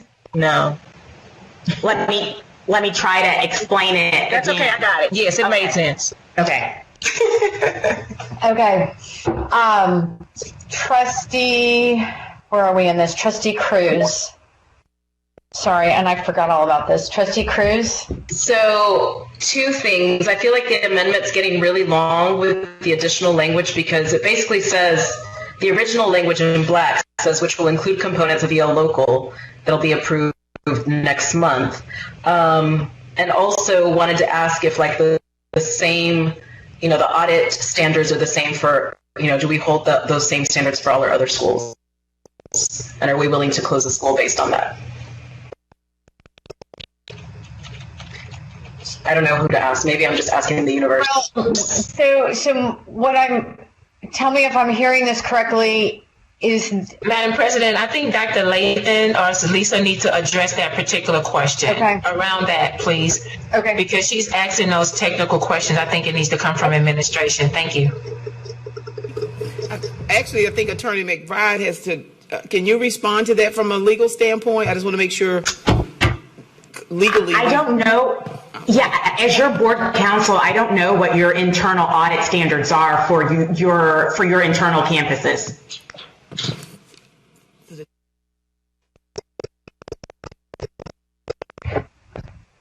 Dr. Lathan? Hold on, I'm trying to get a response from our CFO. Hold on just a second. It's an they're not the first question. Hold on. They're not an internal campus, they're an external vendor. So they are under that, like based on their current contract, they are under those guidelines that the contract calls for, even as it relates to their audits.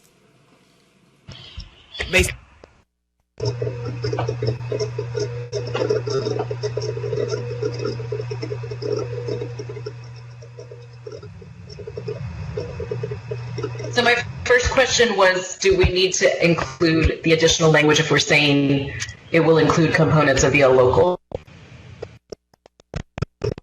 Oh, you're saying instead of putting where it includes the components of EL Local, just utilize the portion in red that Trustee Song added. Is that what you're saying or asking? No, I'm saying the opposite. I think we need to include, I'm saying I don't think we need to include the red because we already say components of EL Local. Okay, I see what you're saying.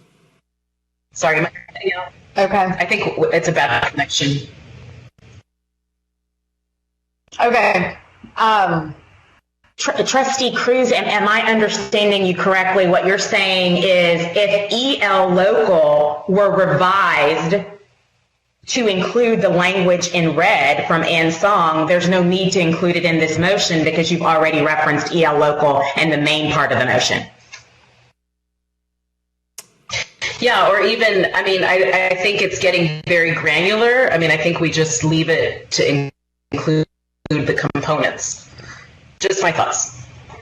And that was why initially it was written like that, Trustee Cruz, to include what Trustee Song has laid out here in red, that because it would be a part of EL local.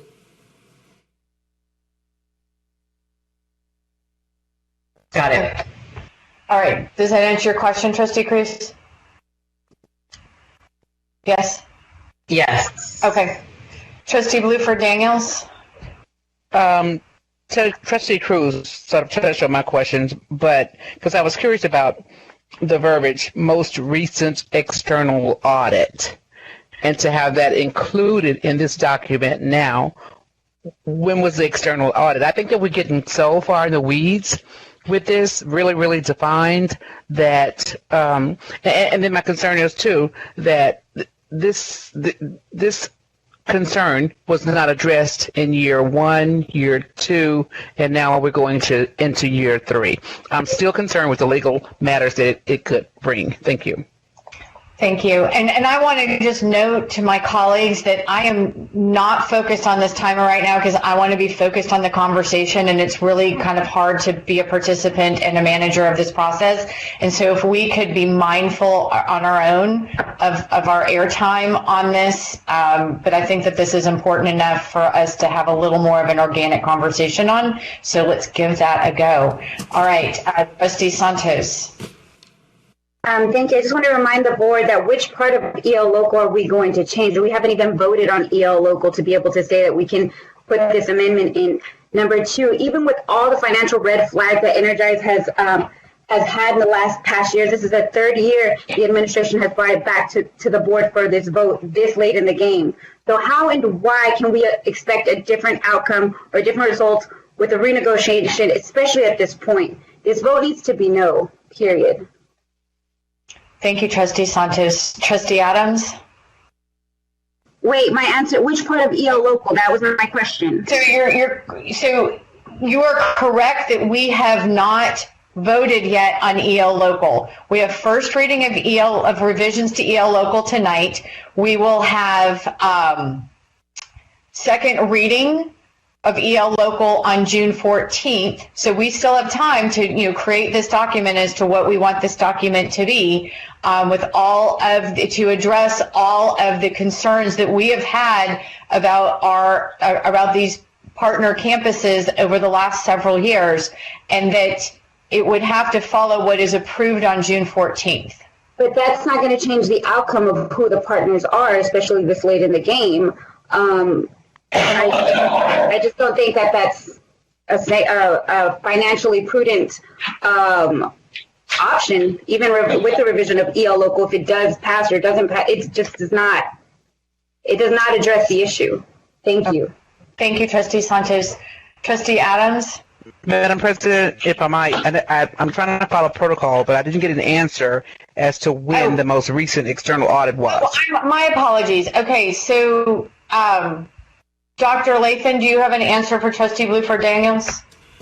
Yes, ma'am. Just a second. Their most recent audit was August of 2019. That's the end of their fiscal year. Last year. Thank you. I appreciate that. It was last year. Okay, thank you. Okay, sorry about that. Okay, so now Trustee Adams.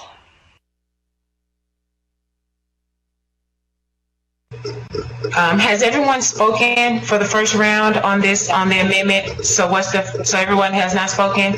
Yeah. Okay, so Dr. Lathan, Mr. Reed, who did the audit? Was it an internal audit or was it external? No, we do not do their audits. They have to contract with an external auditor that's a certified public accountant, licensed in Texas. Okay, so it was done in August of 2019. So, and I'm trying to, especially when we have new board members, I just want us to be careful on how we're leading this discussion around, because we need to make sure that based on the contract, I know we can terminate at any time. We can just say we don't want you no more. We got it. But based on, because I hope that we're going to take consideration just not for this item, but for every item. Because if we're going to do this for one, we need to show across the board for every listed performance contract that we have. Because if this finished, I'm going to offer amendments for every one. Because if we're going to do for one, we're going to do for all. Because everybody had discrepancies in their audit.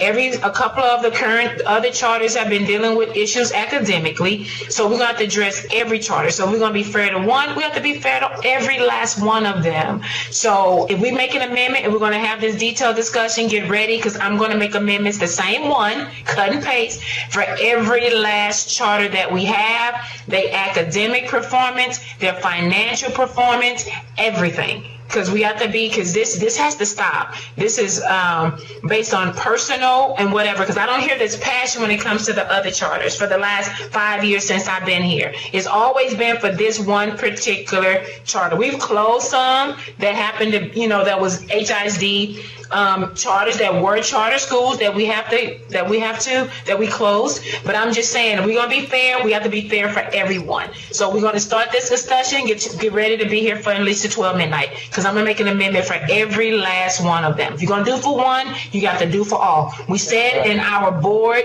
goals that we're going to be equitable across the district. We're going to have to set the standards for that. We can't pick and choose who we want to be hard on. This is about our kids. It's about our children. Yeah. So that's what I'm just saying. So we have to just make sure, Madam President, you're the leader of this board. Don't cut me off. You're the leader of this board because you didn't cut no one else off. Remember, I told you about that earlier in our conversation. You have to be fair with everybody. You're going to set the time for one, set the time for everybody else. I'm not actually setting the time for anybody right now. Okay, Perni. Well, I'm not out of time then. So that's just one of the things that I do want to say, but do be respectful of everyone's time.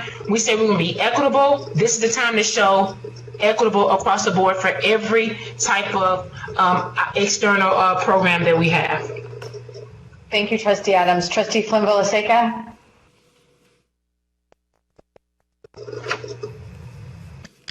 Thank you so much, Madam President. I just wanted to say that I think that it's important that we're narrow so that it's clearly understood what's to be included as part of the conversation for the negotiation. And if there are areas of concern around what's highlighted in red and the friendly amended language that we received, then I think that there should be a focus there. I didn't hear the last part of it. That there should be a focus and that should be written out specifically. Okay, thank you. Trustee Hernandez?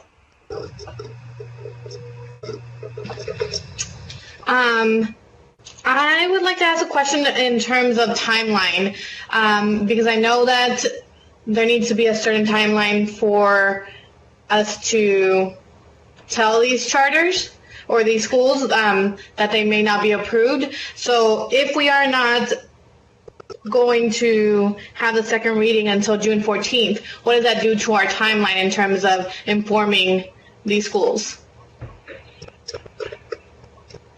Dr. Lathan? So if everything is contingent So everything is contingent upon your vote tonight, and what you vote as it relates to the actual item that is on the agenda or the amendment to the agenda item. So all of that will be contingent upon your vote. If you vote to approve all of these contracts tonight, the renewal agreements, then we start the process of the initial negotiation of drafting the contracts. And then based on what you place in EL local, we would then have to add that after June 14th based on approval of the second reading. Did that answer? Kind of. I mean, I just am trying to figure out how we go back to these schools and negotiate something that isn't necessarily written and set in stone yet. And that's what was discussed with us in closed session earlier today, and I'm going to actually let Ms. McBride kind of go, if you think about what she said as it relates, because the vendors have the right to say that they're not going to accept the amendment to what could possibly be proposed to them in a contract change.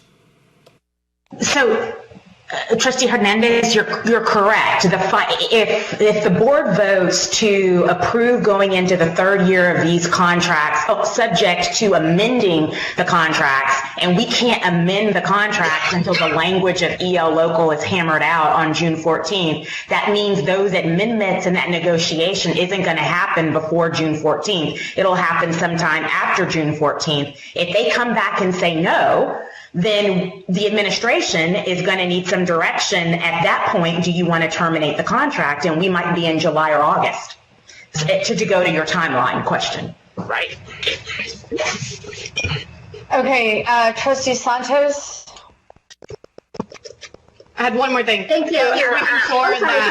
Sorry, go ahead. Just making sure that I had my timeline correct in terms of that. But I do want to say that equal and equity is two different things. So making sure that I put that out there, because there are some very serious, I guess, allegations against these schools. Thank you. Trustee Santos? Thank you, President Zygaard. And I'm going to echo what Trustee Adams says. Absolutely, Trustee Adams. I absolutely believe that we need more oversight. We need more accountability for in-district charters, for everybody. I'm all about transparency. And if people don't want to abide by the amendment or by any other legal writing that says, hey, we have to be more transparent, then why do we want to do business with them in the first place? Absolutely would second and welcome all of your motions to have more oversight. Thank you. Thank you, Trustee Santos. Trustee Stein? President, has everyone spoken on this amendment? Trustee Sung made the motion, but she's not made a comment on the motion. So she would be the last. She and I are the only two that haven't. Okay. Trustee Sung? Just wanted to say that I agree. I think we should have similar standards for all of our charters. Okay.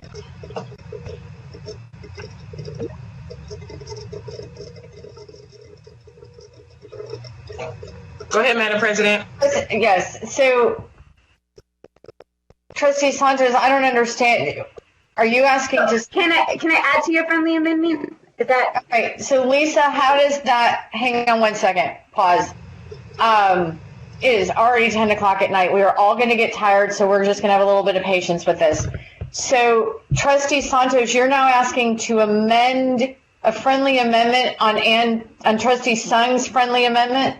Or we can, or if I can just offer my suggested language and you can amend yours. We don't have to go through the whole vote. If how we normally do it, whenever what is it called? And I forget.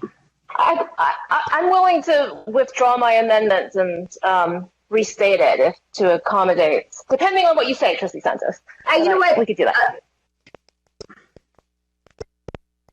No, it's going to be separate. I'll after we vote on those, I'll offer another amendment. Okay, thank you.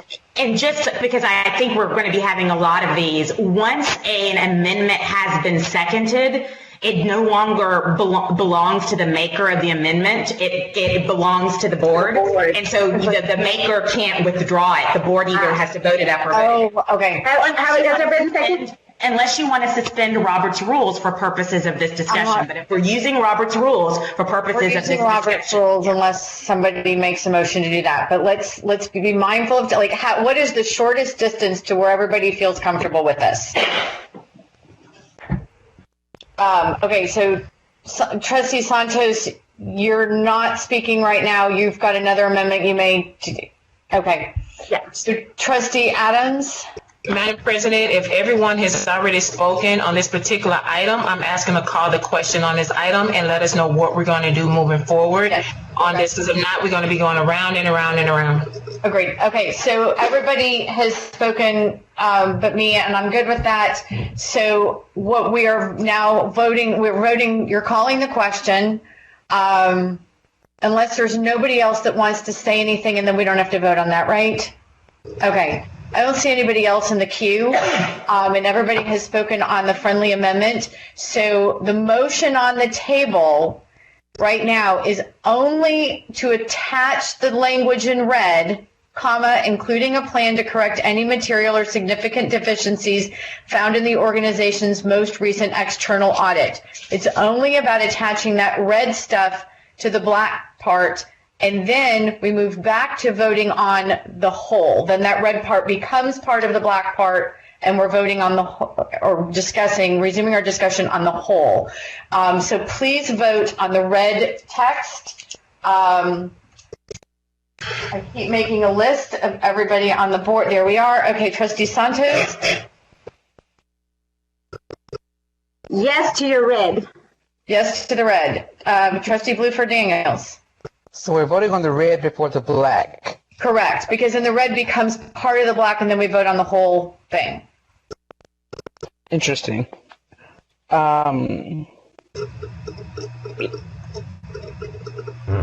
Yes. Hernandez? Yes. Trustee Al?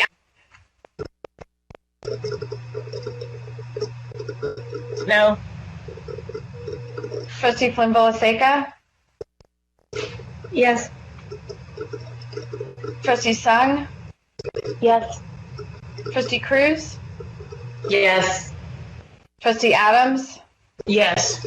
And I'm a yes. That's 8 in favor, 1 opposed on the friendly amendment. Okay, so that passes. Now everything is black. There is no red right now, and it's the whole statement is the motion on the table now is that the Board of Education authorizes the superintendent of schools or a designee to negotiate and execute renewal agreements with Energize for Excellence Academy and eSTEM campuses effective May 15th, 2020, which will include components of EL Local that is scheduled to be approved on second reading on June 14th, 2020. The amended contract should include language around academic and financial accountability, comma, including a plan to correct any material or significant deficiencies found in the organization's most recent external audit. That is the motion on the table. So now that is what we are having a discussion on and a vote. Trustee Santos. We voted on the red. Now I'm going to offer a friendly amendment to the black. Okay, so you're going to have to state it out once, and then you're going to read it back to me so I can type. Give me a second. Can you just go around to it? Well, you know what? No. Let's see. If you're going to make a friendly amendment, we can't have a discussion. Right. Okay. So that the Board of Education authorizes the superintendent of schools or a designee to negotiate and execute renewal agreements with Energize for Excellence Academy and eSTEM campuses effective May 15, 2020, which will include components of EL Local that is scheduled to be approved on second reading. The amended contract should include language around academic and financial accountability to include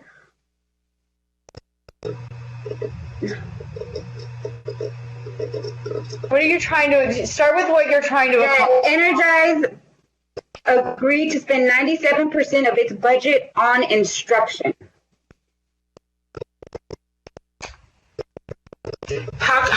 Question, Madam President, how could you spend 97% on instruction? Is that including personnel too? Well, that's what your biggest part of your budget should be on. Because instruction, so define, I'm sorry, Madam President, may I ask a question? No, hang on a second. So our colleague is trying to make a motion for a friendly amendment on this. What I'd like is legal advice about how to fit it in. But Madam President, the reason why I'm asking the question because she's saying 97% on instruction. Remember, even in our budget, everything is separated out. This is where it comes into us. In order, don't we still get a second and a discussion on this anyway? We still don't actually have a motion on the table. We have she has something she wants to accomplish with the motion.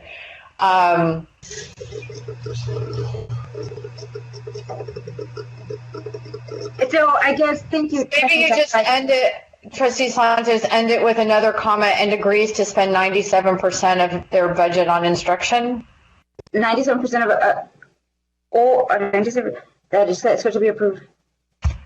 Yes.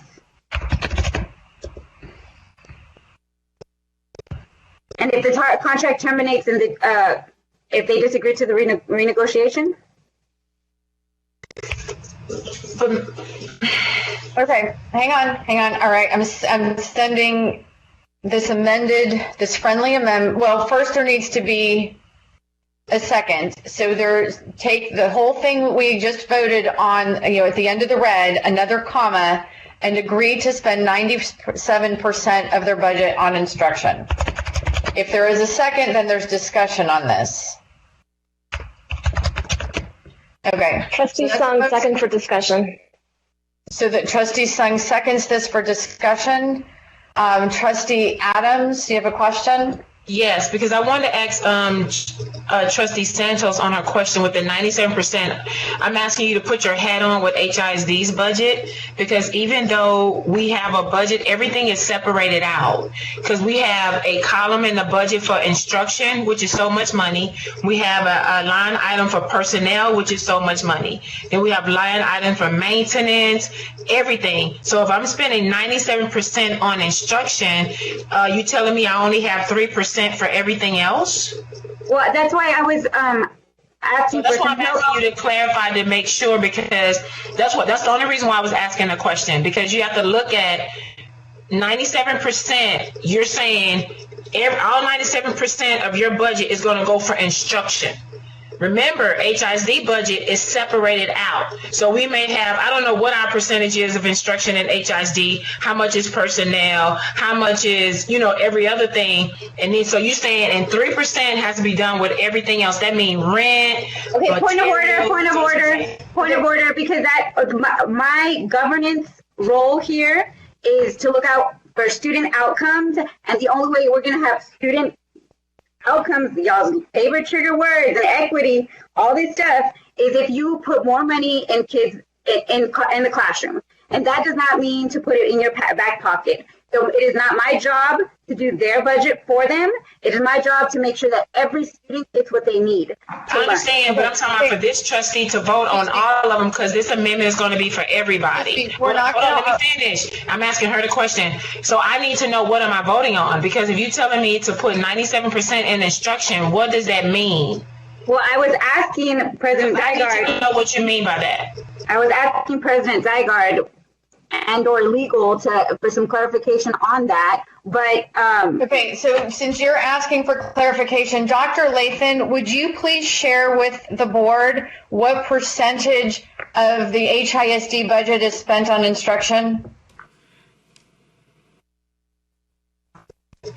We don't have the percentage in front of us, and so we just have to also keep in mind when you say, okay, what'd you say? It's not 97%. Can you give me a ballpark?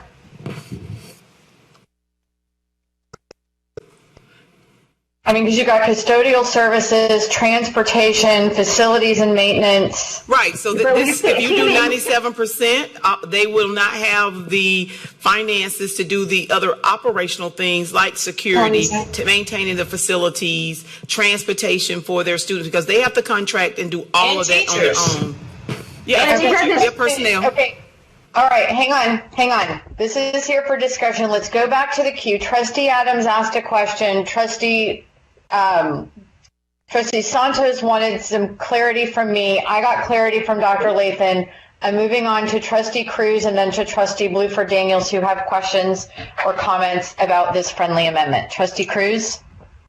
I just think that if we're going to have we need to hold them to the same standards that we have. So we spend, if I remember correctly from the last 2 budget workshops, 60% of our budget goes to the schools, and we keep continuing to cut the PUA. So I don't agree that that should be the amount, but you do have overhead costs. There is rent to be paid on these buildings, custodial. I mean, the list goes on and on. You can't operate on, people aren't going to work for free either. So just a reminder, I mean, I absolutely think that more needs to go to the classroom, but we also have to be realistic. Thank you, Trustee Cruz. Trustee Bluford Daniels? Well, I know we're having a discussion about an insert, an amendment to the amendment, and so I think we went around and we've talked about what the cost would entail approximately, percentages anyway. And so I just asked this question: can we just go ahead and call for the question and vote on inserting the 97% so we can continue on past that? So thank you, Trustee Bluford Daniels. We can't call the question until everybody who wants to has spoken once. But I don't see anybody else in the queue to speak. You never let me finish my point, Sue. Okay, I'm not using the timer, but most of us are going way over 1 minute. All right, so I will give you 1 more minute on your friendly amendment, and then we're going to vote, okay? I just want to keep it, remind y'all, I'm only specifying a percentage. It doesn't matter. We have the ability to terminate the contract. We don't do their job for them. And keep in mind that they have public records that say that they did not put all of their money in instruction 1 year. So I'm assuming they have leftover money to do that. But also instructional budget includes salary. So back to Trustee Cruz's point, you want to pay teachers like the professionals they are, then that's going to be in your instructional budget. So that 97% will be included. I am open to, if anybody wants to help me with this friendly amendment, I am absolutely open to that idea. I don't know everything, but I do know that I put our kids first always. Thank you. Thank you, Trustee Santos. And the question has been called, so please vote. And this is voting on the friendly amendment, adding on to what we already have, agreed to spend 90% of their budget on instruction. Please vote. 97% of their budget on instruction. Trustee Santos? Was there a second on that call to question? Yes. Trustee Sung, I believe, seconded it, correct? Trustee Sung? Of course. Okay. So Trustee Santos? So there's no more discussion on it? Because there were no other people waiting to talk, and Trustee Bluford Daniels called the question. Okay. Because everybody who wanted to speak had spoken once. Okay. Yes. Trustee Bluford Daniels? No. Trustee Hernandez? No. Trustee Allen? No. Trustee Flynn Villaseca? No. Trustee Sung? I appreciate the intent of this, but no. Trustee Cruz? No. Trustee Adams? No. And I also appreciate the intent of this amendment, but I'm also a no. So this friendly amendment fails. 8 opposed, 1 in favor. So we are now back to the original motion along with the friendly amendment that Trustee Sung proposed and that we approved. Is there any further discussion on this amendment as amendment as amended?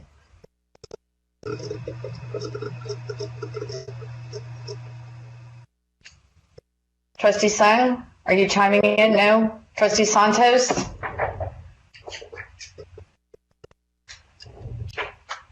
I just want to remind my colleagues that I am very much against this contract, but if it's going to pass, there needs to be hard limits and standards that are going to pass it to help our kids get what they need. Thank you. Thank you, Trustee Santos. Trustee Sung?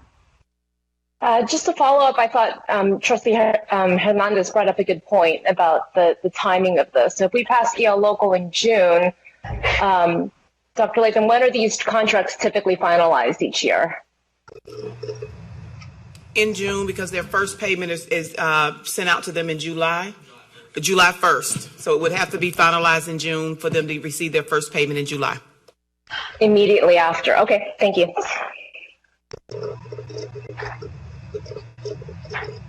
Seeing no further speakers in the queue, please vote. And Board Services, can you display this amendment as friendly amended? It is displayed. It is displayed. It is, okay. I can't see it. Hang on one, sorry. There it is. I see it now. I have a question. No, hang on one second.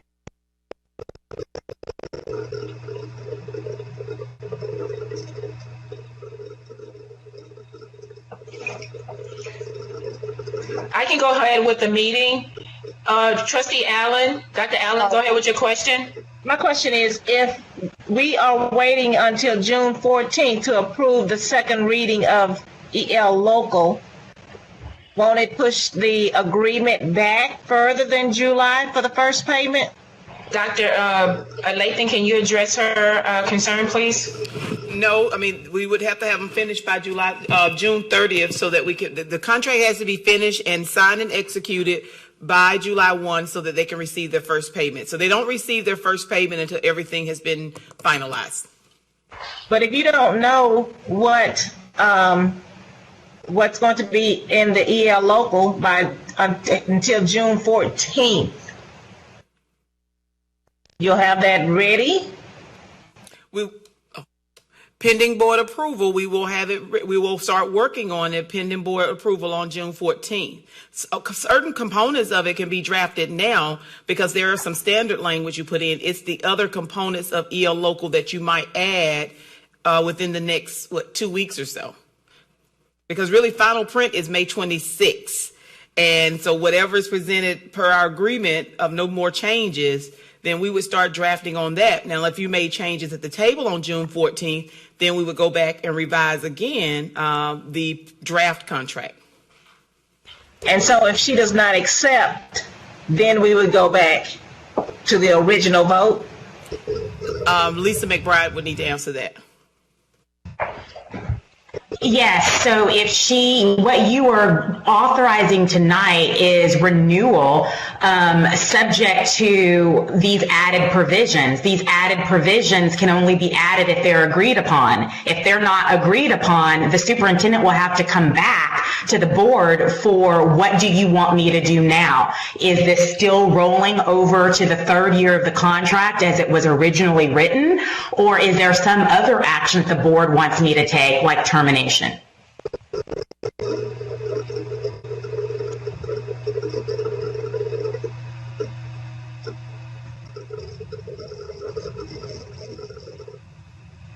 Any more questions? No more questions, but just to point out, the longer this process takes, at the end of the day, we will have, if something fails, we will need to find placement for children. So I just want board members to understand that as you continue to, if you make additional changes, we do have to get prepared for the 2021 school year. Thank you. All right, so seeing no further speakers in the queue, I'm going to make one last comment. These are HISD students. They are on our rolls. These schools are under our umbrella, and I feel very strongly that any institution that doesn't want, we shouldn't be turning over our kids to anybody who is not holding the same standards for financial accountability, and more importantly, for the performance of our students, for their academic learning, as we would with our board goals. Every single school, every single child should be aligned with our board goals that we have set in policy. That is what should ground everything that we do, and that's just where I'm at on this. So seeing no further speakers in the queue on this amendment, please vote. And I'll restate the full amendment that the Board of Education authorizes the superintendent of schools or a designee to negotiate and execute renewal agreements with Energize for Excellence Academy and East End campuses effective May 15th, 2020, which will include components of EL Local that is scheduled to be approved on second reading on June 14th, 2020. The amended contract should include language around academic and financial accountability, including a plan to correct any material or significant deficiencies found in the organization's most recent external audit. Please vote. Trustee Santos? No. Trustee Bluford Daniels? Yes. Trustee Hernandez? Yes. Trustee Allen? No. Trustee Flynn Villaseca? No. Trustee Sung? No. Trustee Cruz? Yes. Trustee Adams? Yes. And I'm a yes. So that's 5 in favor of the motion, 4 opposed, 0 abstentions. Motion passes. So now we move back to the original motion on the table.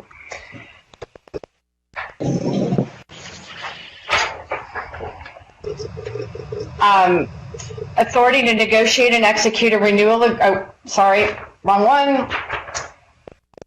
Authority to negotiate and execute renewal agreements with Energize for Excellence Academy and Energize for Science, Technology, Engineering, and Math Academy campuses for the 2020-2021 school year.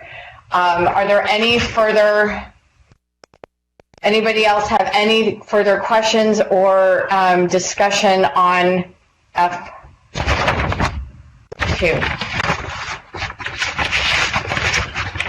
Seeing none, please vote. Trustee Santos?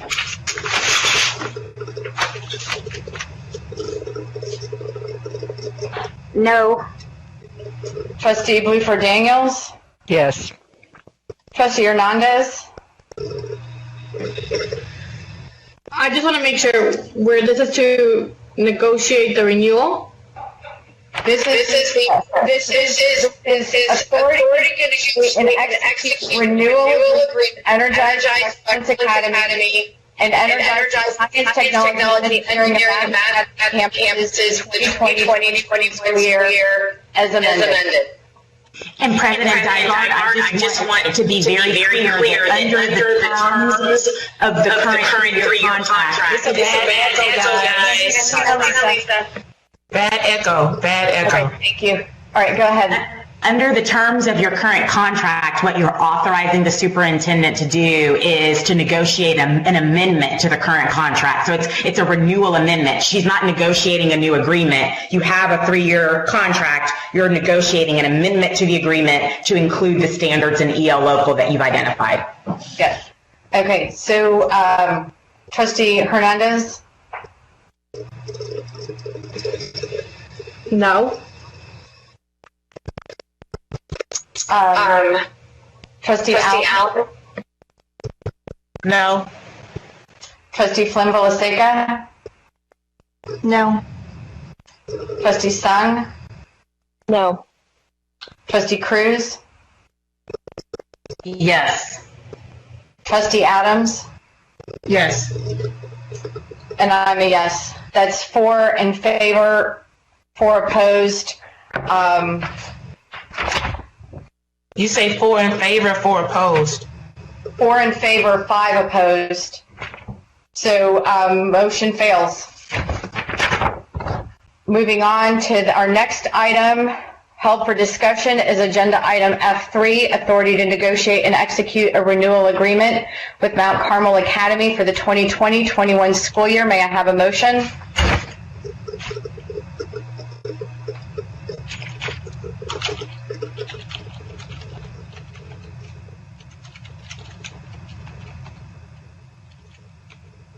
Is there a motion? Motion to accept. A motion on F3? Yes. Is there a second? Allen, second. Any questions or comments from my colleagues? I'm going to start by offering the same amendment that I offered on... I'm in the queue. Oh, okay. Never mind. No, I was about to say the same thing. I was going to say that amendment. I was going to offer that same amendment that we just offered for the other ones. Trustee Dygard, may I make a clarification? When you guys did a motion and second to bring this before the board, what you are motioning is the first part of what you emailed, that the Board of Education authorize the superintendent of schools or designee to negotiate and execute renewal agreement. In this case, it would be with Mount Carmel. Your amendment is which will include components of EL Local. That's the only part of yours that's an amendment to the actual recommendation that's on the floor. Board of Education authorizes the superintendent of schools or a designee to negotiate and execute renewal agreements with Mount Carmel Academy effective May 15th, 2020, which will include components of EL Local that is scheduled to be approved on second reading on June 14th, 2020. The amended contract should include language around academic and financial accountability, period. Is there a second? Second, Song. Any discussion, or have we already fully discussed this amendment already? Any discussion on this amendment? Seeing none, please vote. Trustee Santos?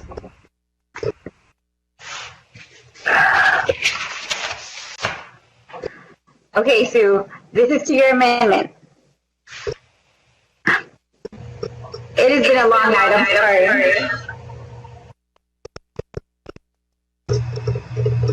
Wait.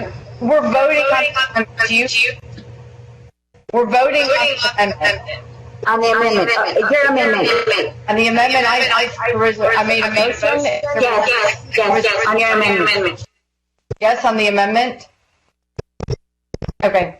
And I just want to be clear for everyone that actual amendment is just which will include components of EL Local that is scheduled to be approved on second reading on June 14th, 2020. The amended contract should include language around academic and financial accountability. That is the amendment that Trustee Dygard, you are making to the administration's recommendation, which was already moved and seconded, that the Board of Education authorize the superintendent of schools or a designee to negotiate or execute renewal agreements with Mount Carmel. Your amendment to that is just which will include, everything from which will include to financial accountability. I just want to be very clear that that's your amendment. Yes.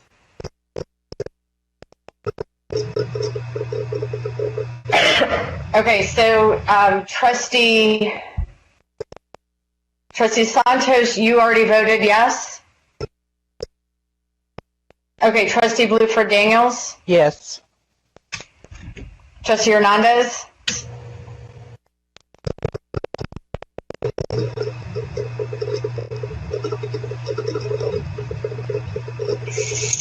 Yes. Trustee Allen? No. Trustee Flynn-Villaseca? Yes. Trustee Sung? Yes. Trustee Cruz? Yes. Trustee Adams? For the amendment, yes. And I'm a yes. Motion passes. The amendment, motion for the amendment passes 8-4, unopposed, 0 abstention. Our next item held for discussion is agenda item F4. Trustee Dyer, the item. You just voted on the amendment. Now you need to vote on the 10. Wait. Okay. And there's an echo. Okay. So now we are back to just voting on the agenda item as amended. Seeing no one in the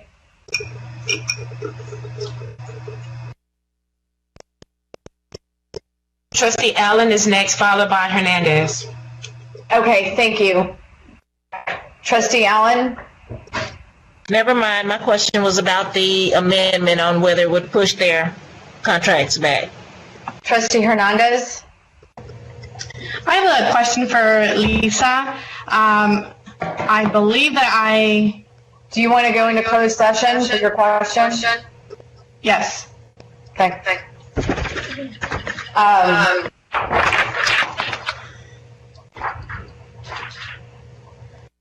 I shouldn't have said It's going to be another link, Madam President.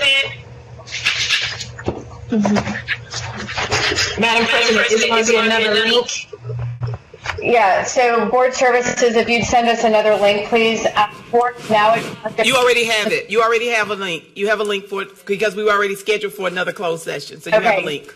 Okay, the board will now adjourn to closed session in the board services conference room under Section D of Chapter 551 of Texas Government Code. Open Meetings Act subsections 551.071, 551.072, 551.074, 551.082, 551.0821, and 551.083. Should board final action vote or decision on any matter considered in the closed session be required, such final action vote or decision shall be taken at the open meeting covered by this notice upon the reconvening of this public meeting or at a subsequent meeting of the board upon notice thereof. The board is adjourned to closed session at 10:22 p.m.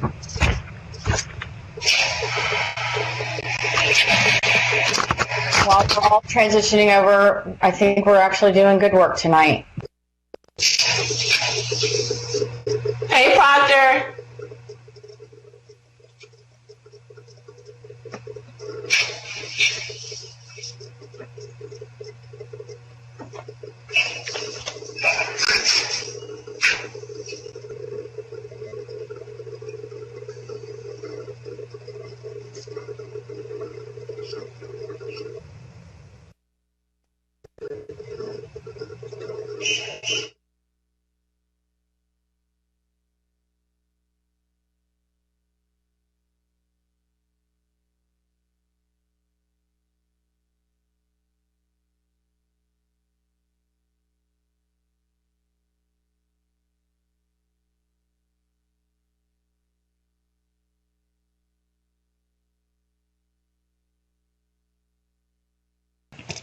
Madam President, can you just do a roll call and see if we can answer? Yeah, well, I've been looking at the list. Okay, let me go through. Trustee Santos? Here. Trustee Bluford Daniels? Present. Trustee Hernandez? Present. Trustee Allen? Here. Trustee Flynn Villaseca? Here. Trustee Sung? Here. Trustee Cruz? Here. Trustee Adams?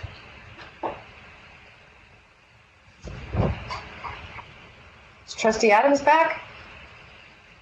I think I'm present. Mostly.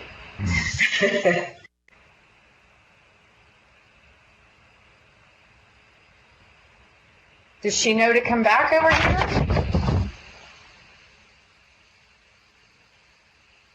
I thought she was...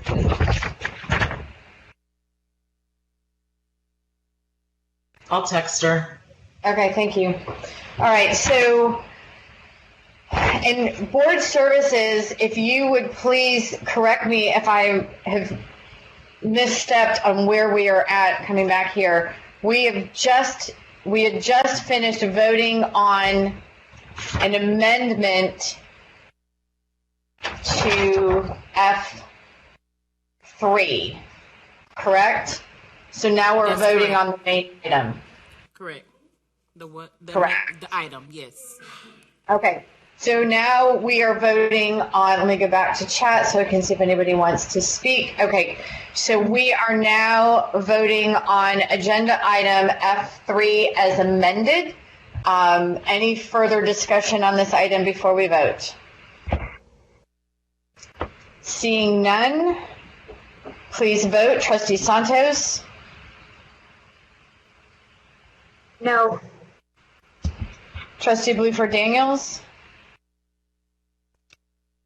This is with the amendment, correct? With the as amended. Correct. Yes. Trustee Hernandez? Yes. Trustee Allen? Yes. Trustee Flynn Villaseca? Yes. Trustee Sung? Yes. Trustee Cruz? Yes. Trustee Adams?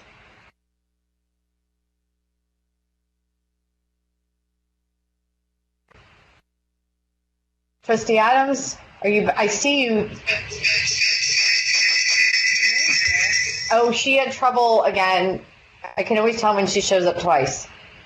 Trustee Adams? Are you having trouble getting back All on? these Skype invitations is getting to me. There you are. Okay, so we're on F3? We're on F3. We are voting on it as amended. Yes, on F3. Yes, on F3. I'm a yes. F3 passes as amended. 8-4, 1 opposed, no abstentions. Moving on to the next item. Someone's in the queue. Okay, Trustee Hernandez. Madam President, I would like to make a motion to reconsider the final vote on F2 as amended, as I was confused on the vote. Okay, so there's a motion on the table. Is there a second? Second. Any discussion from my colleagues? Trustee Santos? Okay, so we're just going to redo the vote. That just for clarification for the public, we're redoing the vote. Yes. Correct. Okay, we're deciding whether we're doing the vote. Okay, all right. Wait, okay, let me clarify and legal chime in if this is wrong. The motion on the table is to reconsider the vote, not whether or not we're actually voting on the item. Correct, David and Lisa? That is correct. You're not answering the question of what you're... If this passes, then we vote on the item. If this fails, we're done. Okay? So the motion on the table is to reconsider the vote. There is a second. Any discussion on the motion to reconsider? Seeing none, please vote. Trustee Santos? No. Trustee Bluford Daniels? Yes. Trustee Hernandez? Yes. Trustee Allen? No. Trustee Flynn Volaseca? Yes. Trustee Sung? Yes. Trustee Cruz? Yes. Trustee Adams? Yes. And I'm a yes. That's 7-4, 2 opposed, no abstentions. Okay, so now we are back to agenda item F2 as amended. Is there discussion again on this, David and Lisa, or just a vote? There can be discussion. The item is back before you. Okay, so any discussion on F2 as amended? And Trustee Duggar, would you please just read the motion as amended, just so that it's clear to all the trustees and the public what is for? Yeah, and I think that's what happened last time. There was a lot of confusion about what. Hang on, I'm pulling it back up. Okay, so item F2, authority to negotiate and execute renewal agreements with Energize for Excellence Academy and Energize for Science, Technology, Engineering, and Math Academy campuses for the 2021 school year, or the 2020-2021 school year, as amended, that the Board of Education authorizes the superintendent of schools or a designee to negotiate and execute renewal agreements with Energize for Excellence and eSTEM campuses effective May 15th, 2020, which will include components of EL Local that is scheduled to be approved on second reading on June 14th, 2020. The amended contract should include language around academic and financial accountability, including a plan to correct any material or significant deficiencies found in the organization's most recent external audit. That is the motion on the table. I see 2 people in the queue for discussion. Trustee Sung? For me, my standards, when it comes to, I think the standard we should be holding ourselves to here is, if we're not going to instruct HISD students ourselves, right, then do we believe that the people that we are hiring them to do it on our behalf can do so better, or at least as well as we would, and uphold the same academic and financial standards. For this group of schools, there have been significant questions raised about the academic performance of the schools and about the financial practices. And so I ask my colleagues, please, I welcome these higher standards, but I don't think we're going to achieve them honestly in the coming year, no matter what we're trying to renegotiate with these charters in the contracts. I appreciate the effort to do so, but I think it's unlikely that we're going to see significantly different performance than we've had this year, no matter what we're trying to do with the charters. So I ask you to vote no on this item. Thank you. Thank you, Trustee Sung. Trustee Santos?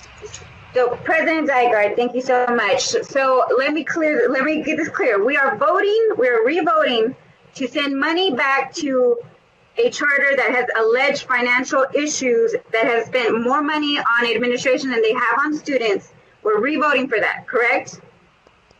The motion, the agenda item F2 as amended is the motion on the table. Okay. So anybody that votes for this can never say that they're anti-corruption ever again. So I'm asking my colleagues to vote no. One more time. Thank you. Thank you, Trustee Santos. Trustee Hernandez? I understand that there's significant questions raised around these schools, but if these schools were closed, they wouldn't give parents enough time to choose the right school for their child. And with this amendment, we are trying to hold these schools to the new policy that we are going to write. So because of this, I am okay with trying to renegotiate with these schools. Thank you. Thank you, Trustee Hernandez. Seeing no further speakers in the queue, please vote. And again, just to be very, very clear, what we are voting on here, Lisa, would you just one last time make it clear what we are voting on with this agenda item, that it is for the third year of their 3-year contract as amended?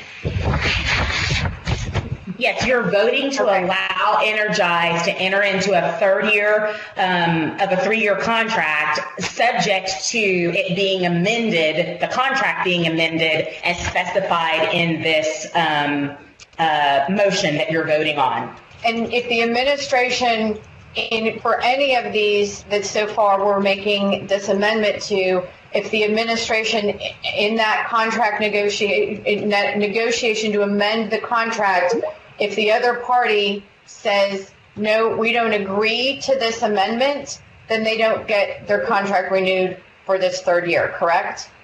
Well, there will have to be additional action by the board. If they don't agree, the administration will have to come back to the board and ask the board what is its pleasure at that point. Yeah, okay. Trustee Sung has a motion. I move that we amend this. Madam President, she spoke already. Can I go before her, please? Are we going into second round? Or are we still on first round? We're still on first round. Okay, has everyone spoken in the first round that have not spoken? Trustee Adams, then Trustee Sung. No, I'm asking, has everyone spoken on the first round that has not spoken? Everybody Is anyone not spoken on the first round, but everybody that has asked to speak on the first round has. Yes. Okay, so there's no one else. I would like to call the question. Okay. And that's before the next for the motion. Call the question, so that settles that. So is there a second? Point of order. Can we get Robert's Rules clarification? Lisa, for the first round, if everyone I'm attempting to make a motion, does Trustee Adams calling the question take precedence over my attempt to make a motion? What does Robert's Rules say? Everybody has spoken on the first round? Robert's Rules says that if everyone has not spoken at least once, calling the question should not be used to limit debate.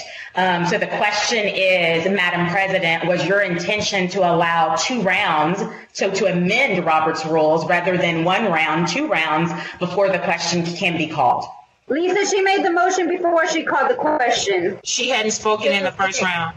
So I stated at the beginning of the evening that each round is 1 minute per trustee with 2 rounds. That's been, and that's what I have expressed is going to be the standard. If people ever want to make a motion to reduce that or extend that, that's always an option.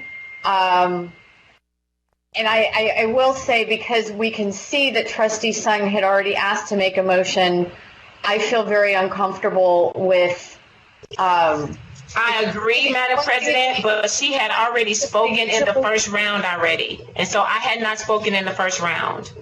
So you may speak, but I don't think it is fair to call it. What's the process for calling the question? We still have to vote to call the question. So if calling the question gets voted down, Trustee Sung can make. I'll yield it and let her make her motion. I just don't want us to be going all around making amendments all night. We already have.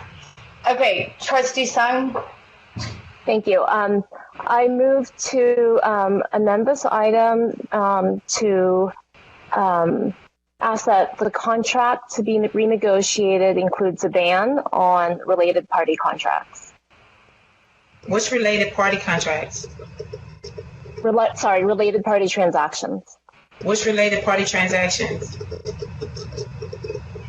Related party transactions are defined in the external audit. So hang on. So before we enter questions, there's a motion on the floor. Trustee Sung, would you please restate that so I can type it up? Yes, I move to amend this item to include a ban on related party transactions to be in the renegotiated contract. That the renegotiated contract, the amended contract, it's not a renegotiated contract, it's an amended contract, right, Lisa? I'm sorry, could you restate your question? We're not renegotiating contract, we're negotiating an amendment to the contract. That's correct. So the motion is the amended contract,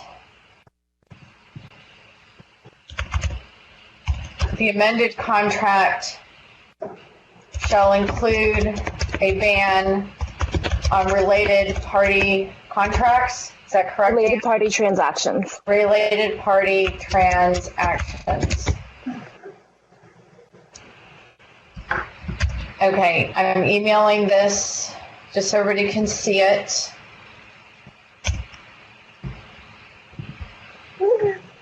Was there a second? Yes, I second Santos. Second. Okay, so I'm emailing this to everybody just so they can actually see it in writing.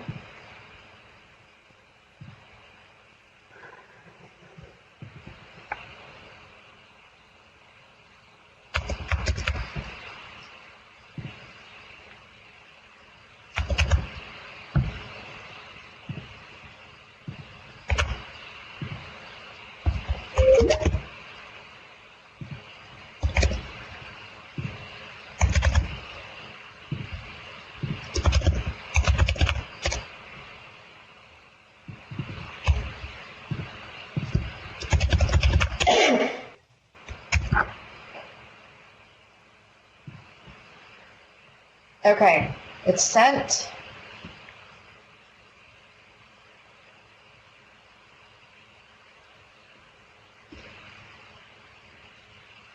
Oh, it's not showing up in my inbox. Did anybody get it? While you're writing that, I have a question for Lisa. Okay, Lisa, so I have a question. I don't know why it's not showing up. I'll try again. All right, so Trustee Sung has made a motion. There is a second. I'm trying to get it so you can see it in writing. At least. But Lisa, I have a question. I'm sorry. If this amendment is, can you please explain what that means? Because a lot of people don't know what that means. Because if you have a relationship with a building or something, can kids attend that building? I want to make sure that people understand what that means. Trustee Adams, we have somebody else in the queue before you. So I'd like to take everybody in order just to maintain some order of this conversation. So Trustee Bluford Daniels. Thank you, Madam President. It looks like we may have amendments over amendments over amendments over amendments. And I just wish that some of those amendments would have been made and considered in contract year 1 and contract year 2. So I wish that we could just go ahead and proceed with the motion was made and second. If we could proceed, we've had the discussion. Are we still in round 1 or round 2 of discussion? We're in round 1 of discussion on Trustee Sung's motion to amend.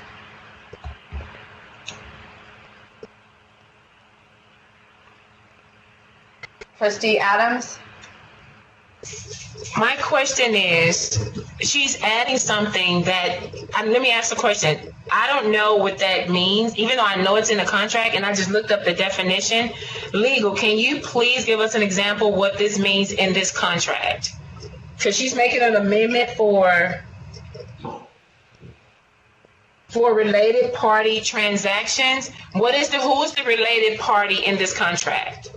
Because evidently they said it in the audit, but I want to know what that means. So everybody know what they're voting on, what that amendment means.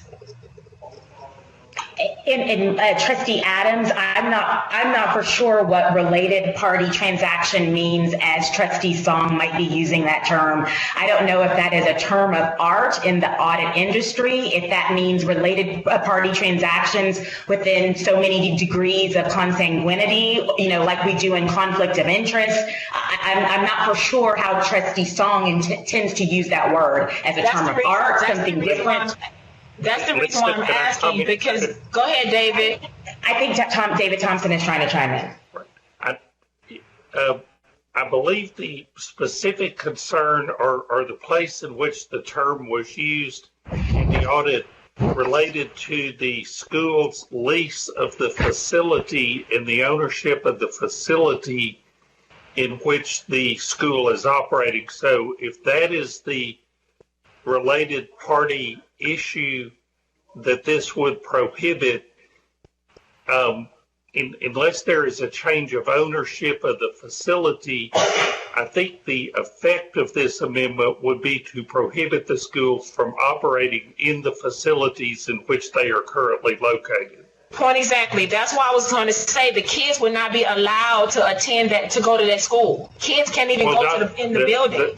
The school could move, but I believe if the specific, and there may be other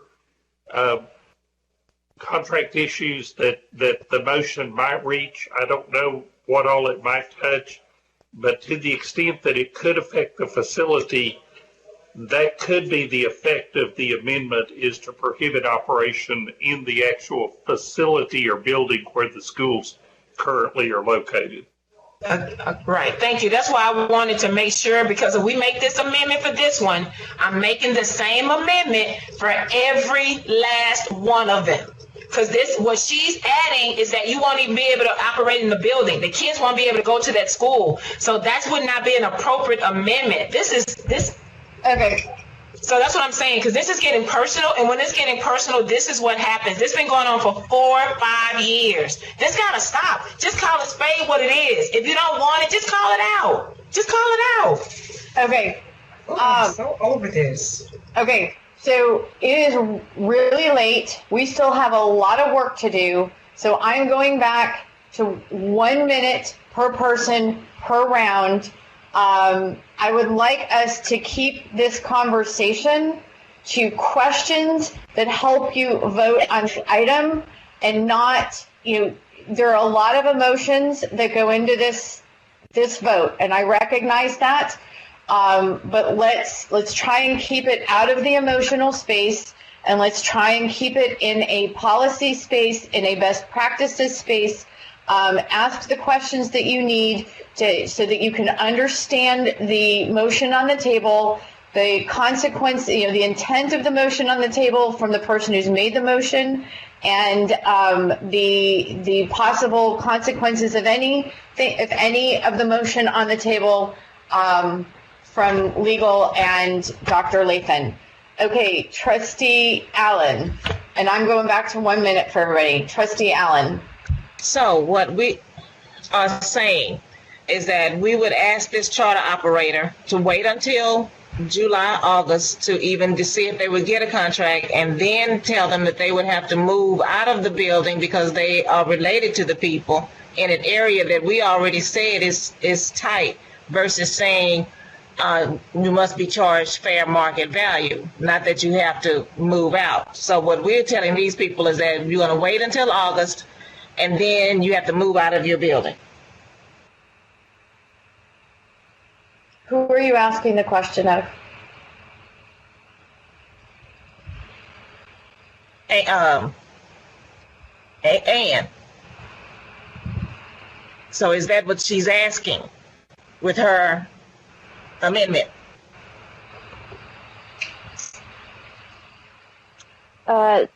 Well, remember, this is an operator that manages multiple schools, right? There's already several schools being consolidated this year, right?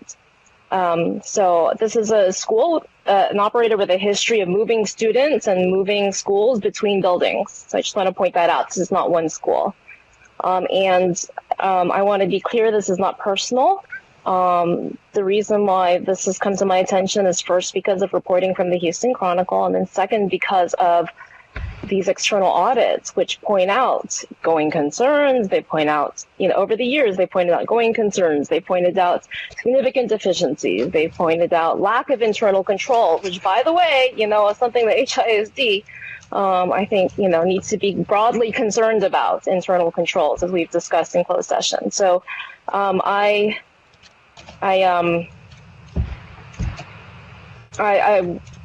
think that this is a request to directly address the specific concerns found in these audit reports. I think our taxpayers and our families who put their children and their money in our trust deserve no less. And we just can't let this continue going on year after year. Who's the clock going for? Is it going for me or for you? Because it's steady going. It was originally going. It is what, 11:12 now? Okay. Trustee Allen, okay, do you have any further questions, Trustee Allen? No. Okay. Trustee Cruz? I just want a point of clarity. We talked about earlier the vendors that we use in HISD are allowed to, and I'm sorry I forgot the terminology that Anna's putting in her, is it relational contracts? Related party transactions. Okay, related party transactions. So my understanding is HISD vendors are allowed to do that. So again, we need to hold them to the same standard. We're not, we can't. I feel like the amendment is already addressing that with the clause that we put for the audit, to address those things.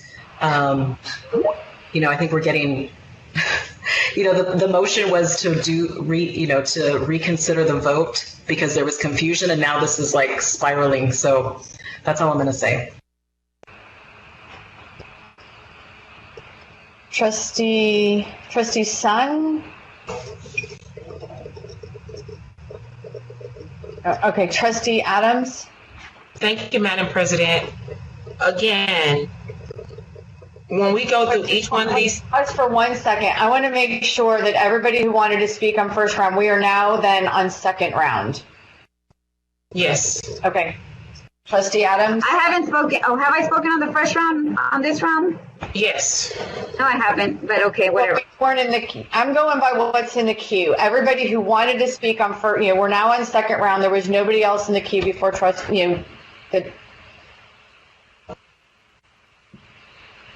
Actually, we are probably on second round, Madam President. Actually, Trustee Santos is right. Okay, Trustee Santos, you have not spoken on this amendment.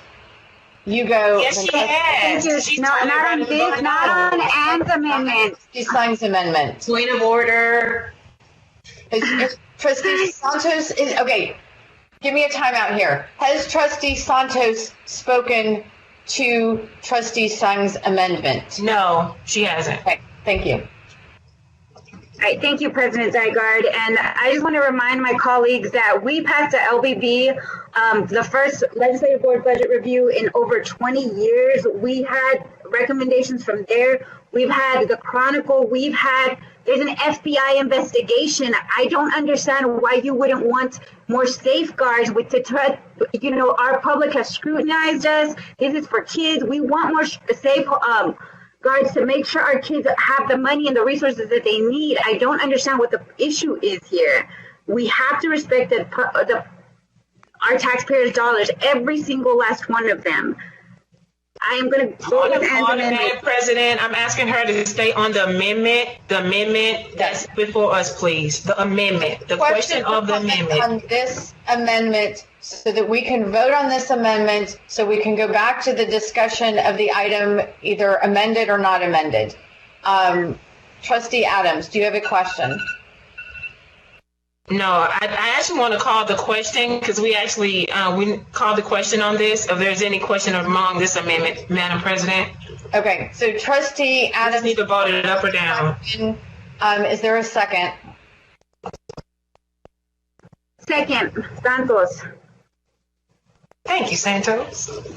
All in favor of calling the question? So, yeah, okay, all in favor. Well, I can't do it that way. Darn it. Okay, Trustee. Unless there's no more discussion. Call the question. Santos. I'm the one she's trying to cut off. Go ahead. I will withdraw my request. I'm sorry. I didn't know that you had. It's fine. We don't have to take the time to vote on calling the question. Let's just vote. Okay. Okay. So we're voting on Trustee Sung's amendment, correct? That the amended contract shall include a ban on related party transactions.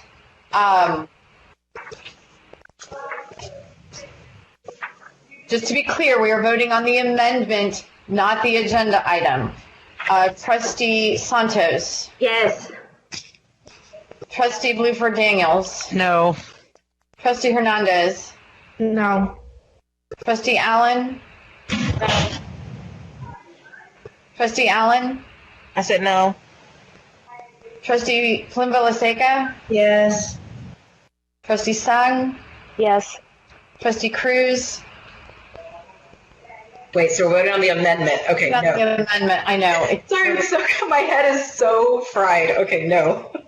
Okay, Trustee Adams. No. And I'm a no. That is 3 in favor, 6 opposed.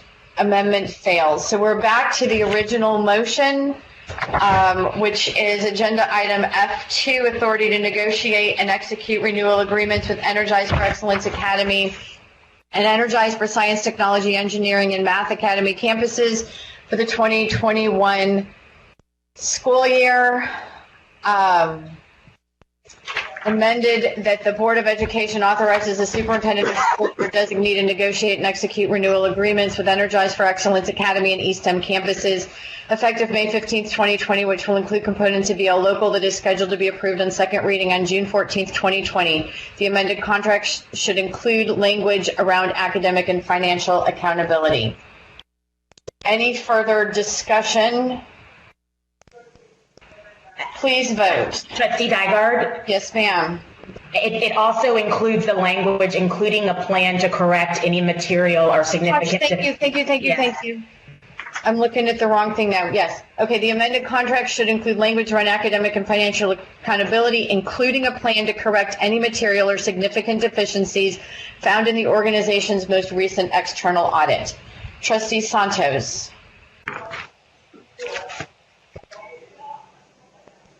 Santos? Trustee Santos. She left. Go to the next one. No, it shows she's still there. Where is she? Maybe come back to her? I'll come back to her. Trustee Bluford Daniels. Yes. Trustee Hernandez. Yes. Trustee Allen. No. Trustee Flynn-Villaseca. No. Trustee Sung. No. Trustee Cruz. Yes. Trustee Adams. Yes. Sung, did I miss you? You got me. I'm a no. Okay, I have Santos is not here. Are you back, Elizabeth? We have to move forward, Madam President. I just want to make sure because it's not adding up to 9. So Bluford Daniels was a yes, Hernandez was a yes, Allen was a no, Flynn-Villaseca was a no, Sung was a no, Cruz was a yes, Adams was a yes, I was a yes. So that's 3 in favor, 5 in favor, 3 opposed, 1 absent. Unless you're back, Trustee Santos. Okay, I can't see everybody, Trustee. Okay, so item passes as amended. 5 in favor, 3 against, 1 absent. All right, moving on. Our next item held for discussion is Agenda F4, authority to negotiate and execute a renewal agreement with Texas Connections Academy at Houston for the 2020-2021 school year. May I have a motion? So moved. Do I have a second? Second, Allen. And I'm introducing the same motion that I made originally on all of these. And yeah. If there's a second. Second. I got kicked out. I want my vote registered. I got kicked out. And I wanted my vote registered as no, not absent. Lisa, can we do that? We would have to do a reconsider, right? I mean, technically, David, correct me if I'm wrong, but technically the vote has been was closed out. You were absent at the time. I know it was a technical difficulty, but we've moved to another vote, so we'd have to do a motion to reconsider, unless David. I just want a point of order because Trustee Dygard has waited for everybody else to sign in to start, whether we were in closed session or back on here to vote. So I just want you to consider that, Trustee Dygard. Trustee Santos. It's not going to change my outcome anyway, the outcome of the vote anyway. Hang on. All right, everybody just stop and take a deep breath. Everybody is tired. I want us to all stop and just take a deep breath. Let's not yell at each other. All right? I know that we have been here a really, really long time. I do believe in being fair to everybody. This is a hard thing that we are doing tonight. We are doing this work better than any of the previous years of any board that I have been on when there are contentious emotional issues. So I am going to honor our colleague's desire to have her vote counted in this because it was a technical difficulty. But you still have to reconsider. That we are making. So can I make a motion to reconsider the vote, Lisa? All I'm going to ask is that we not go through all of this discussion again. It's not going to change the outcome. But just to let our colleague have the point of order, Madam President, you have to complete this item that we're on. Follow the rules. We have to complete the current item that we're on. Once we complete it, Santos can make a motion to reconsider. Can't make a motion because she was on the losing side of the vote, so someone on the prevailing side has to make the motion. Yes, so I'm fine with that, okay? But I'm going to finish this item. About it. Okay, so we're on F4. Authority to negotiate and execute a renewal agreement with Texas Connections Academy at Houston for the 2020-2021 school year. If I recall correctly, we have a motion on the table and we have a second and we have an amendment on the table with a second, correct? Is there any discussion on the amendment, which was the same as we have had in the two previous items?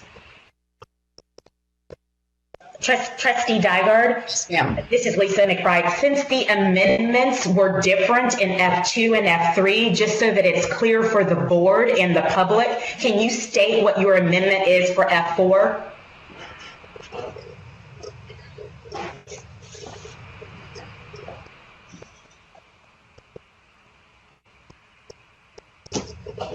Okay, so you're saying the amendment in F2 and F3 were different. Okay, that's what you're trying to get at. Okay, so the amendment is, again, that the Board of Education authorizes the superintendent of schools or a designee to negotiate and execute renewal agreements with Energize for Excellence Academy and East STEM campuses effective May 15th, 2020, which will include components of EL Local that is scheduled to be approved on second reading on June 14th, 2020. The amended contract should include language around academic and financial accountability. Not Energize. It's a different campus for F4. Oh, gosh. Now I need coffee. It's a different campus. This is for Texas Connections Academy at Houston. Do I need to restate the whole thing, Lisa? Just to be clear for the record, because we're taking minutes and I want to make sure. The Board of Education authorizes the superintendent of schools or a designee to negotiate and execute renewal agreements with Texas Connections Academy at Houston effective May 15th, 2020, which will include components of EL Local that is scheduled to be approved on second reading on June 14th, 2020. The amended contract should include language around academic and financial accountability. Any discussion? Seeing none, please vote. Trustee Santos? We're voting on the amendment. She might be disconnected again. Yes to the amendment. Okay. Trustee Bluford Daniels? Yes. Trustee Hernandez? Yes. Trustee Allen? Yes. Trustee Plimbola-Seca? Yes. Trustee Sung? Yes. Trustee Cruz? Yes. Trustee Adams? Yes. And I'm a yes. So that's 9 in favor, 0 opposed, 0 abstentions. We are now back to the item as amended. Any further discussion? Seeing none, please vote on agenda item F4 as amended. Trustee Santos? No. Trustee Bluford Daniels? Yes. Trustee Hernandez? Yes. Trustee Allen? Yes. Trustee Plimbola-Seca?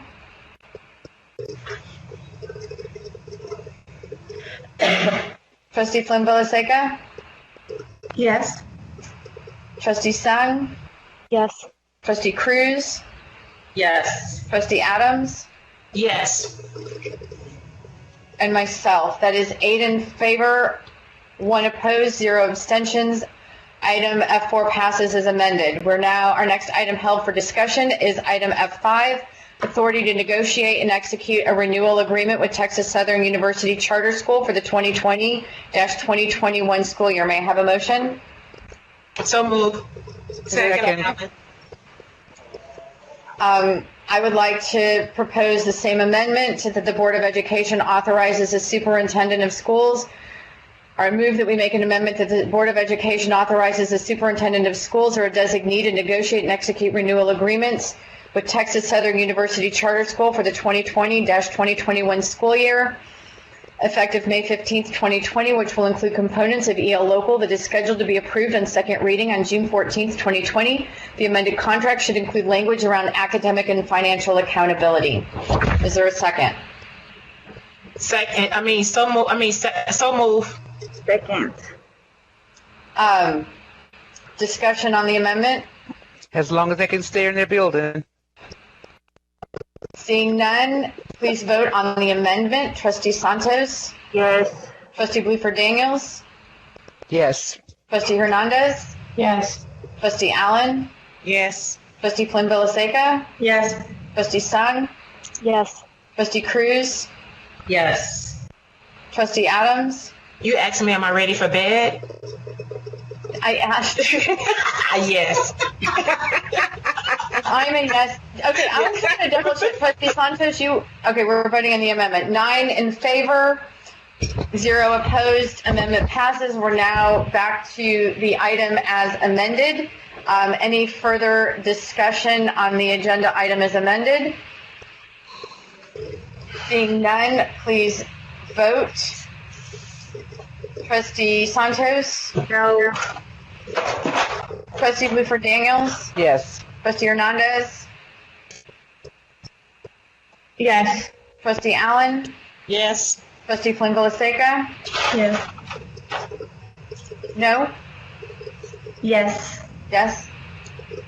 Trustee Sung? Yes. Trustee Cruz? Yes. Trustee Adams? Yes, ma'am.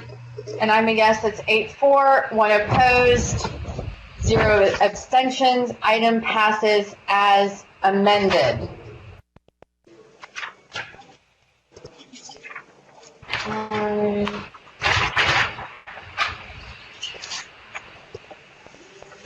All right, our next item held for discussion is agenda item F6, authority to negotiate and execute a renewal agreement with Young Learners Charter School for the 2020-2021 school year. May I have a motion? So move. Second. Is there a second? Second. Second. I'm going to introduce the same motion that the Board of Education authorizes the superintendent of schools or a designee to negotiate and execute renewal agreements with Young Learners Charter School for the 2020-2021 school year, effective May 15th, 2020, which will include components of EL Local that is scheduled to be approved on second reading on June 14th, 2020. The amended contract should include language around academic and financial accountability. Is there a second? Adam, second. Any discussion? Seeing none, please vote. Trustee Santos? Yes. Trustee Bluefer Daniels? Yes. Trustee Hernandez? Yes. Trustee Allen? Yes. Trustee Flynn Villaseca? Yes. Trustee Sung? Yes. Trustee Cruz? Yes. Trustee Adams? Yes. And I'm a yes. Amendment passes 9-4, 0 opposed, 0 abstentions. We're now voting on agenda item F6 as amended. Seeing no further discussion. It's time to vote. Trustee Santos? No. Trustee Bluefer Daniels? Yes. Trustee Hernandez? Yes. Trustee Allen? Yes. Trustee Flynn Villaseca? Yes. Trustee Sung? Is this an F item? This is F6. Yes. Trustee Cruz? Yes. Trustee Adams? Yes, ma'am. And I'm a yes. That is 8 in favor, 1 opposed, 0 abstentions. Item passes as amended. Oh my God, I'm going to cry, not just because I'm so tired, but because we did thoughtful work. We worked together. We never really yelled at each other. We got a few little frayed nerves there, but we got through it. And I'm really, really incredibly proud of the work that we all did tonight. So we have one more thing that we now get to talk about, and it is very meaty, and I recognize that it is incredibly, incredibly late, but this is also integral to all of the votes that we just took. Is this the opinion portion? No, this is our last item for discussion is agenda item K1, approval of proposed revisions to policy EL local charter campus or program. Oh, thank you, Trustee Santos. Trustee Santos reminded me she wanted her vote counted for agenda item F1. F2. F2. What you just sent me said F1. Sorry. That's okay. And I've been throwing my used papers on the floor because I don't have a table behind me like in the boardroom, so bear with me while I actually find the language. Okay. So, can I make a motion to reconsider a vote, Lisa? If you were on the prevailing side. So I will make the motion to reconsider agenda item F2, authority to negotiate and execute renewal agreements with Energize for Excellence Academy and Energize for Science, Technology, Engineering, and Math Academy campuses for the 2020-2021 school year as amended. We are voting to reconsider this vote, and then we vote on the item again. Is everybody clear on that so we can move through this with no confusion? Okay. So the prevailing person has to make the motion, right? That means the person who voted with Santos, right? Somebody needs to second the motion to reconsider. Wait, hold on 1 second. Lisa, the prevailing person means the person that voted with Santos. Never mind. No. Are you good, Elizabeth? I'm fine. Okay. It's not right. Thank you. whatever. Y'all are all set up anyway. Thank you for saving it. Well, I think we should follow the process since we started it, since it was discussed and we started. But she's the one who wanted to reconsider the vote. She's asking us to not reconsider the vote. I'm okay with that. All right. I'm totally. This was about her vote. I'm okay with that. All right. So we are moving on.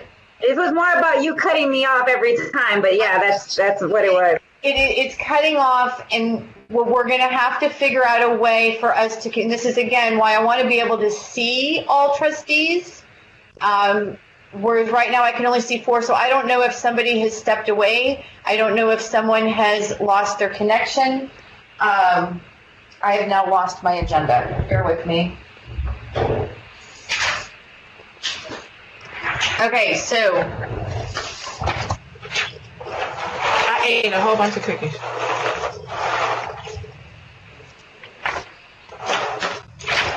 all right, our last item held for discussion is agenda item K1, approval of proposed revisions to board policy, EL local, charter campus or program, first reading. May I have a motion?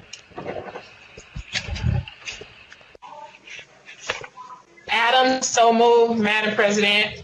Second, Bluford.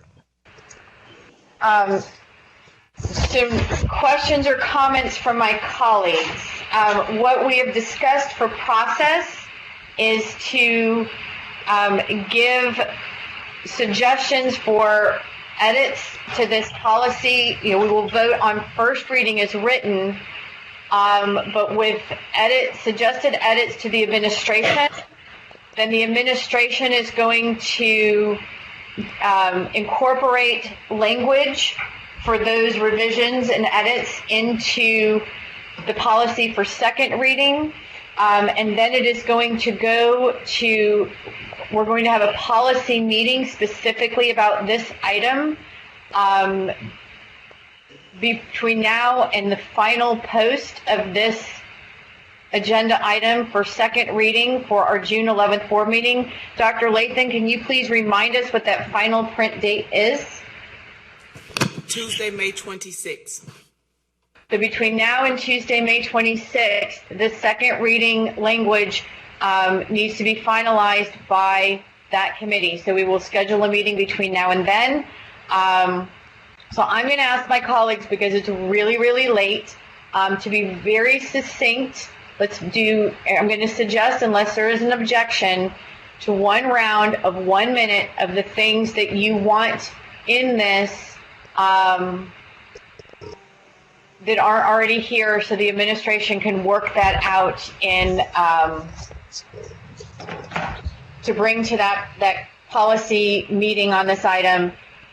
And then if there are, this is what I want to use second round for, only if there are problems, like objections to things that are suggested on the first round. Does that make sense? Is that fair to everybody as a process tonight, so we can get through this?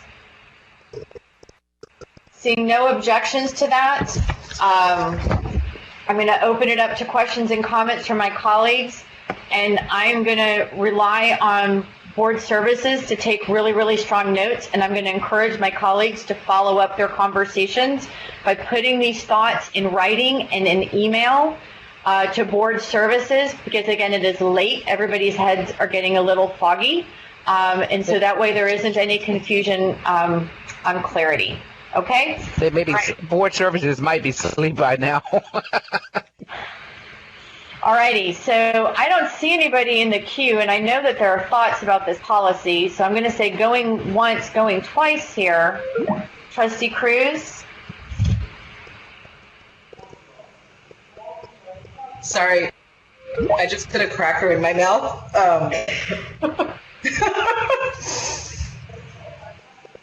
Okay, so based on what I read, and I'm just going to go with very high-level thoughts, obviously not specifics. Were we talking the financial plan? I would like something around, not being able to pay more than market value for the rent.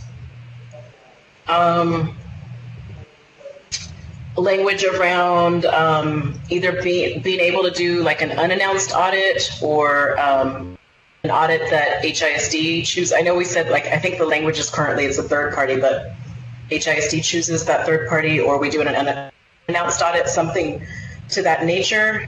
I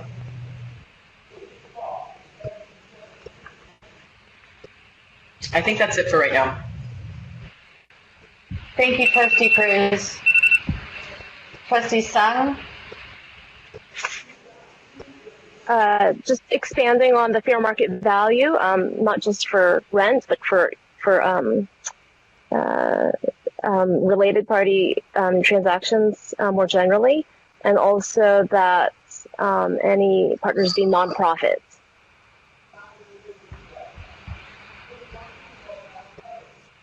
Trustee Bluford Daniels. My concern is, again, is for the kids, performance matrix measures and student outcomes.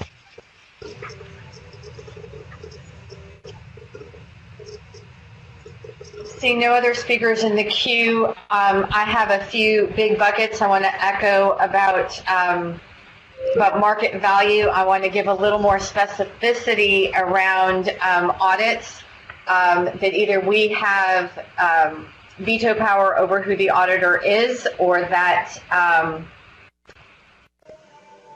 that they have to choose from one of our approved vendors for HISD, and also that we can, without notice, conduct an unscheduled audit if a complaint is filed by a family member at the school or a staff member at the school. I would like us to talk with our chief audit executive just about the language that we have in here around audits to make sure that's as tight as it possibly can be. I feel that we need to ensure that there is some language in here that makes sure that our performance contract with them is aligned with our board goals that are articulated in our policy. And I want incredible clarity around when and we are communicating to parents or guardians if a campus is going on, if they're on probation, or if they're at risk of non-renewal, or if they are not being renewed. I want to make sure that that is fair to parents and is done in a way that they, these are parents that have exercised choice, and I want to make sure that they still have access to our choice system in HISD. Trustee Flynn-Villaseca, and my apologies, I forgot to start the timer for me. Trustee Flynn-Villaseca.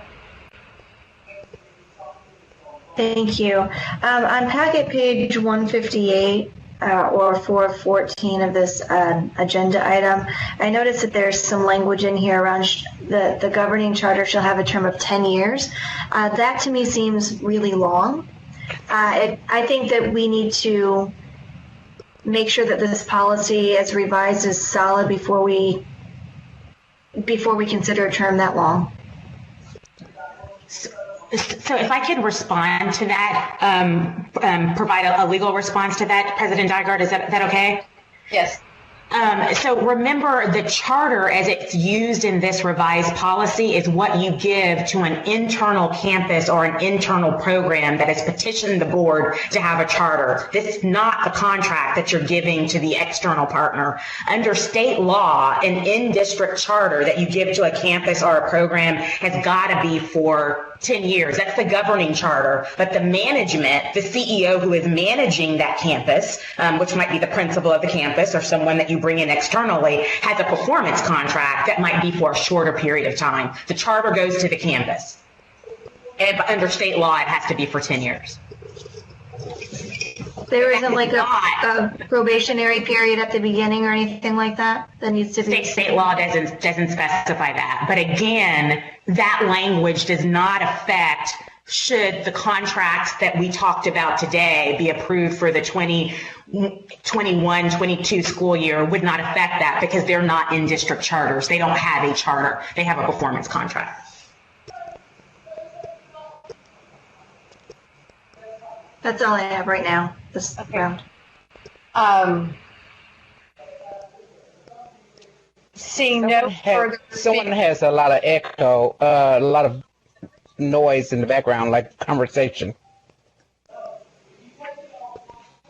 It sounds like a I think it's the boardroom. Oh, yeah. All right, trustee. Okay, seeing nobody in the queue that hasn't already gone on first round, I'm starting second round. Trustee Cruz. So Dr. Lathan, you're going to love this one because I'm always talking about, how we evaluate programs and how we know that they're effective. So I wonder if there's something that we can put in, are we using, what's our standard? I mean, I know we're using state accountability, which we have like some sort of rubric, or, are we going to develop some sort of tool to, analyze not just, the STAR, but obviously we're looking at financials and all kinds of things. So I think it would be important to have some sort of language around a tool or something like that.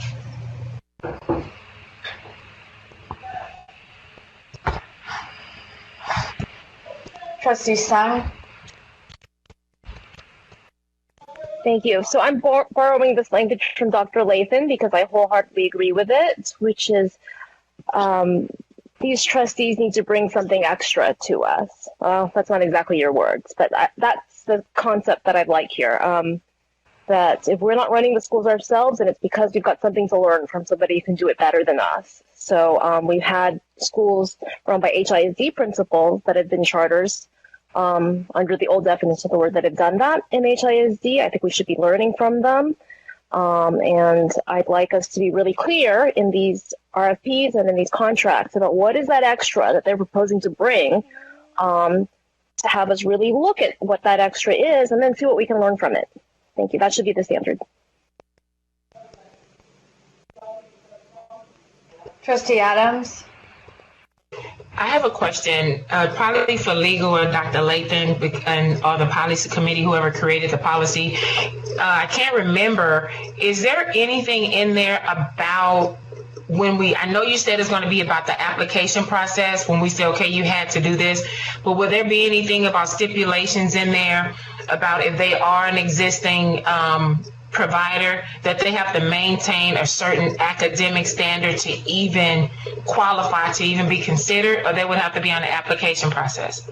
Because reason why I'm asking, because I've heard all the conversations lately, today, about academics. Do they have to be an automatic academic standard for that individual to even be considered moving forward? Because they have to have some type of rating, right? No, remember it's an application process, and what we discussed even earlier, it could be even a startup, someone that's applying, but they would have to present a solid plan based on the rubric to judge whether or not that application would be accepted and presented to the board. So there is an opportunity for someone that does not exist to submit an application. Can that be amended in the policy? Because I guess I probably want to hear from my colleagues on that, because if you have a new startup that have never been a charter or never been a provider, are you going to trust that they know the work or know how to do the work if they've never done this before? Are we, gonna have a learning ground?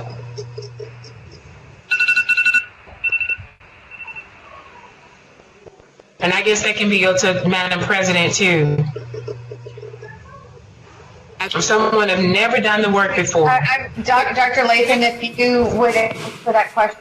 Yes. So when you say never done the work, if someone is submitting an application, I'm just making an assumption, and we know what happens though sometimes with that. They're making an application because they have something in their background as it relates to education, as it relates to running schools or schools. They could be coming from a private sector. So they're not just going to walk up and be able to thinking they're going to create something that we're going to just automatically accept. They still would have to have deliverables inside of the application proposal that they present to us that says that we are going to be able to do this. If we were to approve them and grant them a contract, then we're putting in the standards in the contract that says you must be able to demonstrate X, Y, Z. If not, then they're not renewed. Okay, so that's what I'm saying. So that part is in the application process. So we have to make this a standard. Got it. I'm done. Okay. Thank you, Madam President. Thank you. Seeing no further speakers in the queue, we're going to vote on Trustee Flynn Villaseca. But it's still a lot of noise. Television or something. It's something still background noise I keep hearing. It's not the boardroom. I can go? Yes. No, I still hear it. I'm sorry, it's pretty loud. I'm gonna open the door so my husband can chime in with his snoring because I'm hearing all this noise. I'm seeing something in here that like an unqualified financial audit is still part of what it seems that we've had issues with some of these contracts in the past, right? So I'm hoping to see stronger language around that. And so a qualified financial audit, for instance. And then I'm not seeing anything, unless I've missed it, please call me out if I have, around certified educators.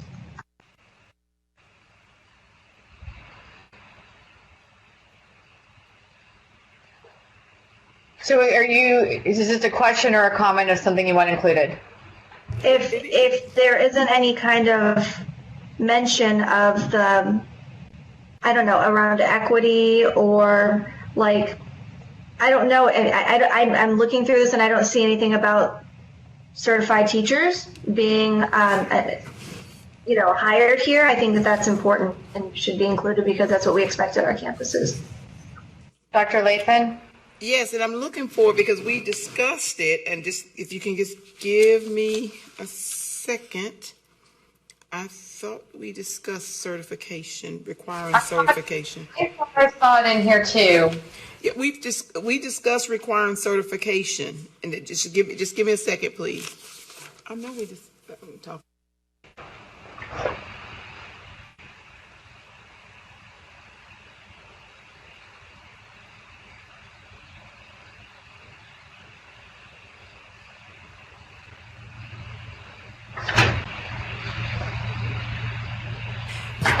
So it would be if you look on packet page 7 of 14,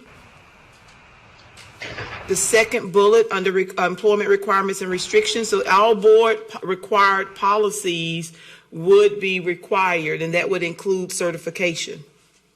And if I'm wrong, Lisa or David, can you correct me on that? But that was what, I know we talked about it as a team, that moving forward, certification would be required.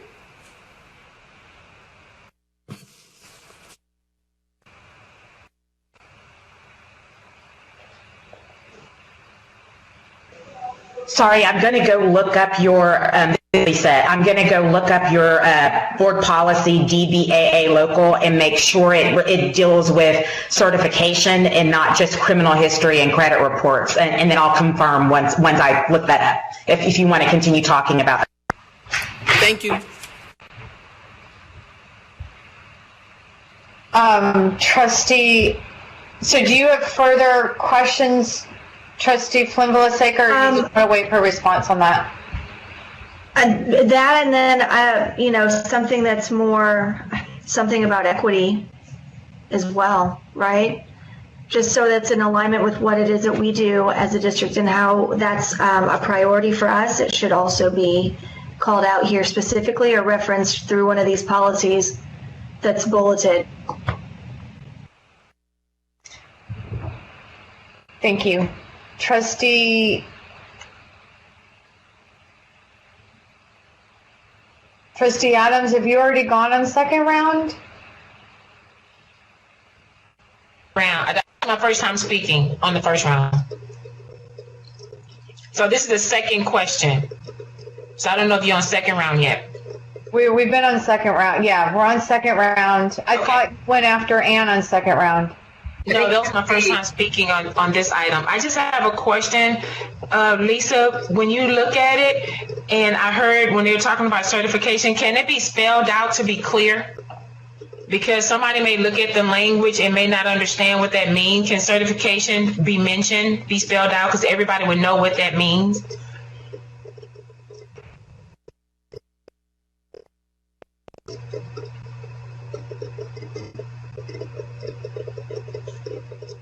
So you're looking for an answer? I can't hear. Who can't hear? Sorry. I did look up DBAA local, and that policy just pertains to criminal history. And so if you wanted to make your policy regarding certification applicable, that would be a different policy in your D series. And, I'm sure the administration could add that. And then Trustee Adams, your question was, could we be more specific about certification rather than just saying the policy about certification, if that's the board's desire to include it in this policy? That would be up to the board, but up to the president. I'm not sure, but I would like to see it spelled out because I think the language doesn't say it. Okay. So I'm hearing two of you wanting more specificity about certification of teachers. Okay, so if board services, they're taking notes on this, I think we've got two comments to this effect. Can we move on to the next comments and thoughts about this beyond certification? Do you have anything further, Trustee Adams? No, ma'am, that was it. The certification is huge in this conversation. Thank you, Madam President. Thank you. Trustee Bluford Daniels? Attorney McBride, can you look at DBA local? DX exhibits. Let's see.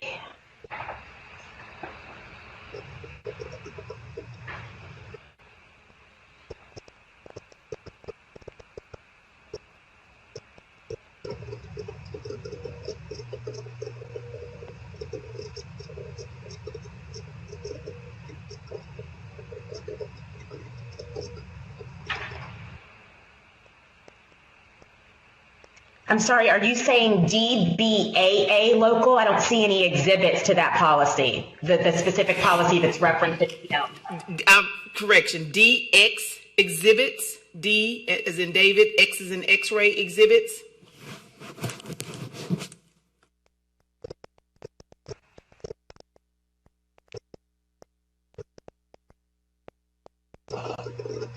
We'll email it and we can talk about it when we meet to make the revisions. Okay, we're going to email it to you. The phrase in here. Okay. Trustee Bluford Daniels, no further questions? No further. I never got a first round, ma'am. Okay. Yeah. Well, we're on second round because I got everybody that chimed in. I understand you on second round, but I'm saying to you that I never got a first round, so I'm just making that point as we move forward. And you started me when we're talking about equity. Let me just say that equity, as it relates to these in-district charters, there's not any in District 2 side anyway. There's not any over here. And I remember when I was doing all this research, I remember reading, and I don't remember where specifically, Lisa, that on the TEA website that there was not a requirement for certification for charter school teachers. So I wanted to make that point. And one thing I want to make a point of, too, when we talk about equity, I hear it a lot. And it's one thing to talk about equity when one zip code's land value is worth $400,000 and one zip code's land value is worth $20,000. So if you have a $1 bill, then how do you equitably divide that $1 bill? Do you give the land that's worth $400,000 50 cents and the land that's worth $20,000 50 cents?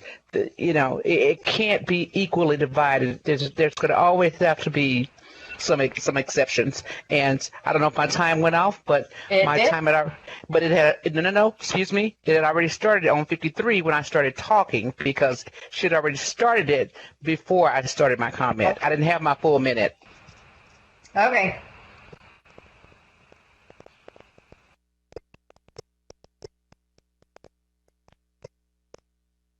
Any further questions or comments, Trustee Bluford Daniels? No. I made my point. Okay. Seeing no further speakers in the queue, we are going to vote on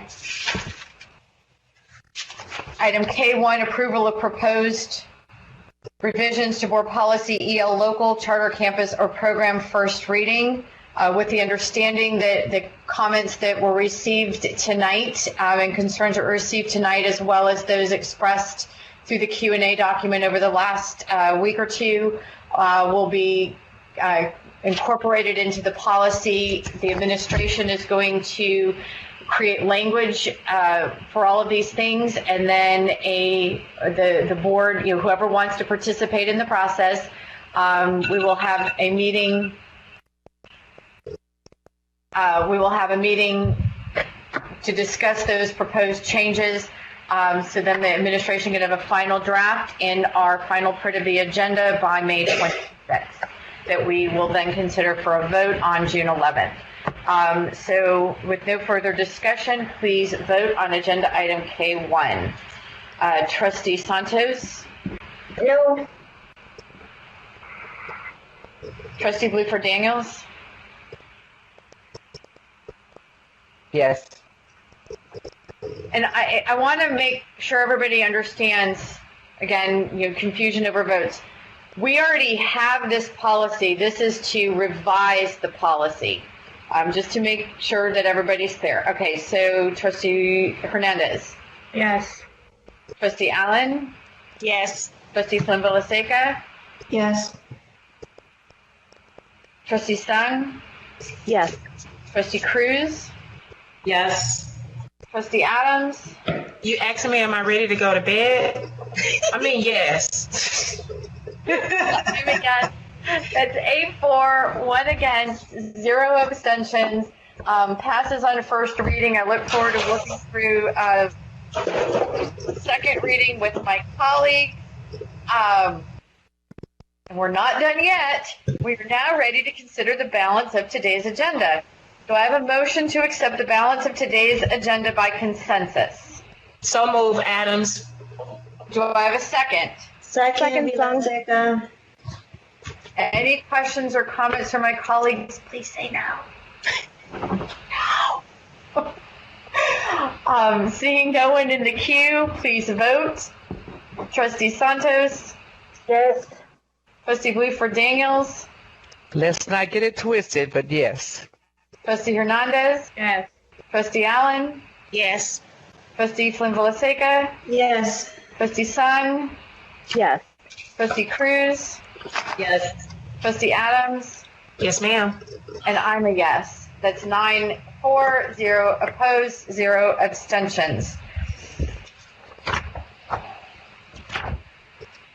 Consideration and would you have a motion to approve the minutes from the agenda review meeting held on May 7th, 2020? So moved. Second, Sung. Trustee, any discussion? No. Please vote. Trustee Santos? Yes. Trustee Bluford Daniels?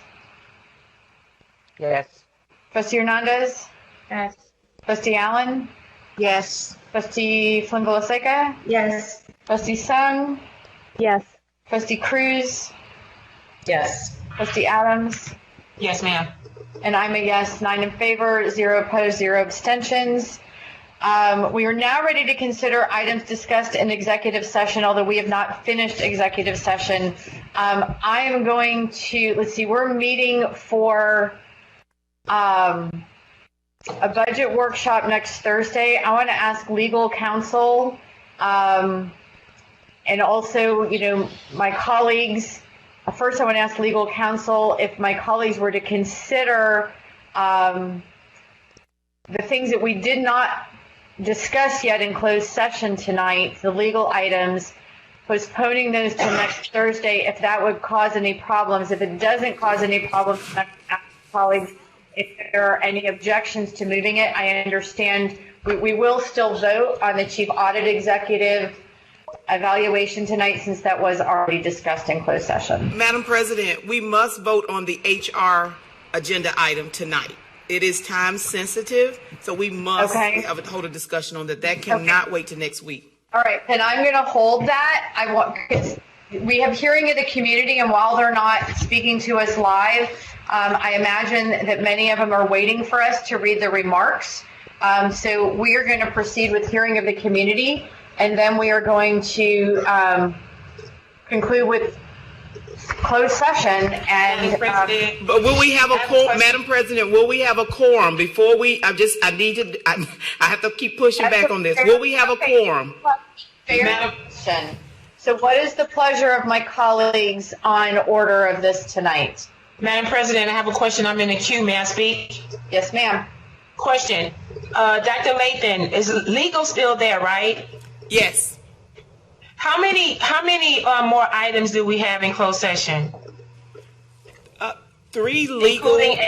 Including HR. 4 items, 3 settlements and 1 HR report. So if we go through that, Madam President, with no questions and just here, we should be able to get it done just like that. Agreed. With no questions, unless it's just something pressing. Does that work for everybody? And let me just ask, any objections? If you have an objection, just type it in the box so I can see that you do. Okay, if not, we're going back into closed session. I need to stop tossing these pages of my agenda aside. What closed session is that? 3 or are we going into 4? 4. Renita, can you please send It's closed session 3. It's closed session 3. It's still open to 2 o'clock, so we have 2 more hours. Let's go. For We'll now adjourn to closed session in the Board Services Conference Room under Section D. I see you, Holly. You laughing.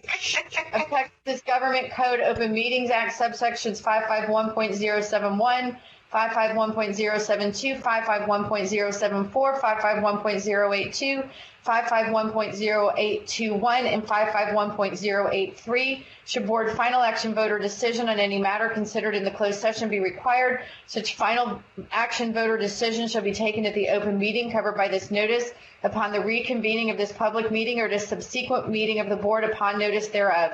The board is adjourned to closed session again at 12:06. Holy moly, 12:06 a.m. on Friday, May 15th. We're now ready to consider items discussed in executive session. I move that the board authorize the district to settle the matter of Rashenda Gibson Jackson versus Houston Independent School District in the District Court, Harris County, Texas, 151st Judicial Court, cause number 2018-47855, and the terms discussed in closed session effective May 15th, 2020. Is there a second? Second, Santos. Is that the Gibson one, Madam President?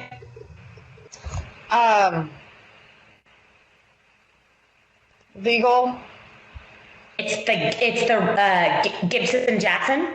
Okay, thank you. Okay. Is there a second? Second, Santos. Please vote. Trustee Santos? Yes.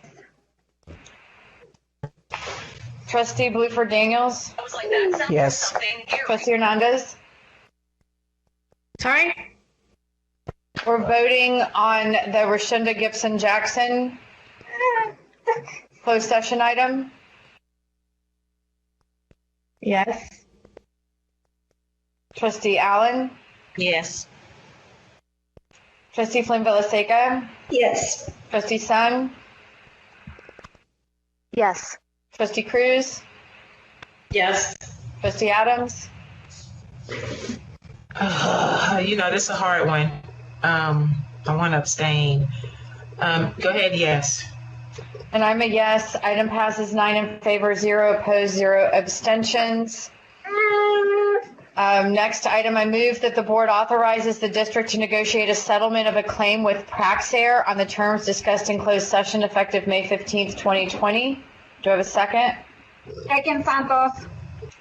Please vote. Yes. Bluford Daniels? Yes. Hernandez?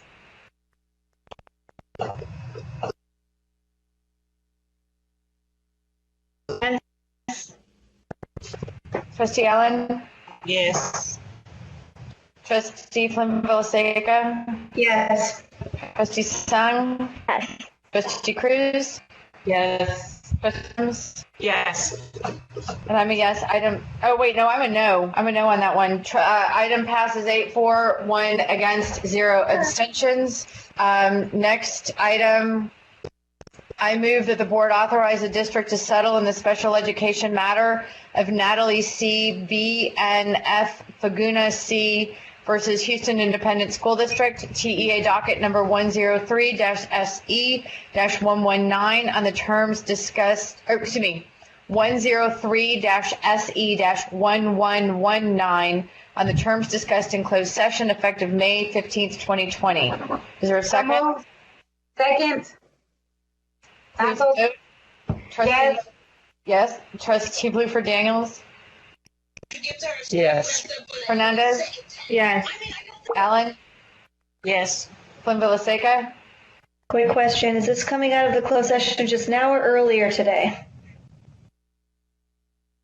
That Just now. Just now. Okay, just clarifying. Thank you. That's a good question. Yes. Yes.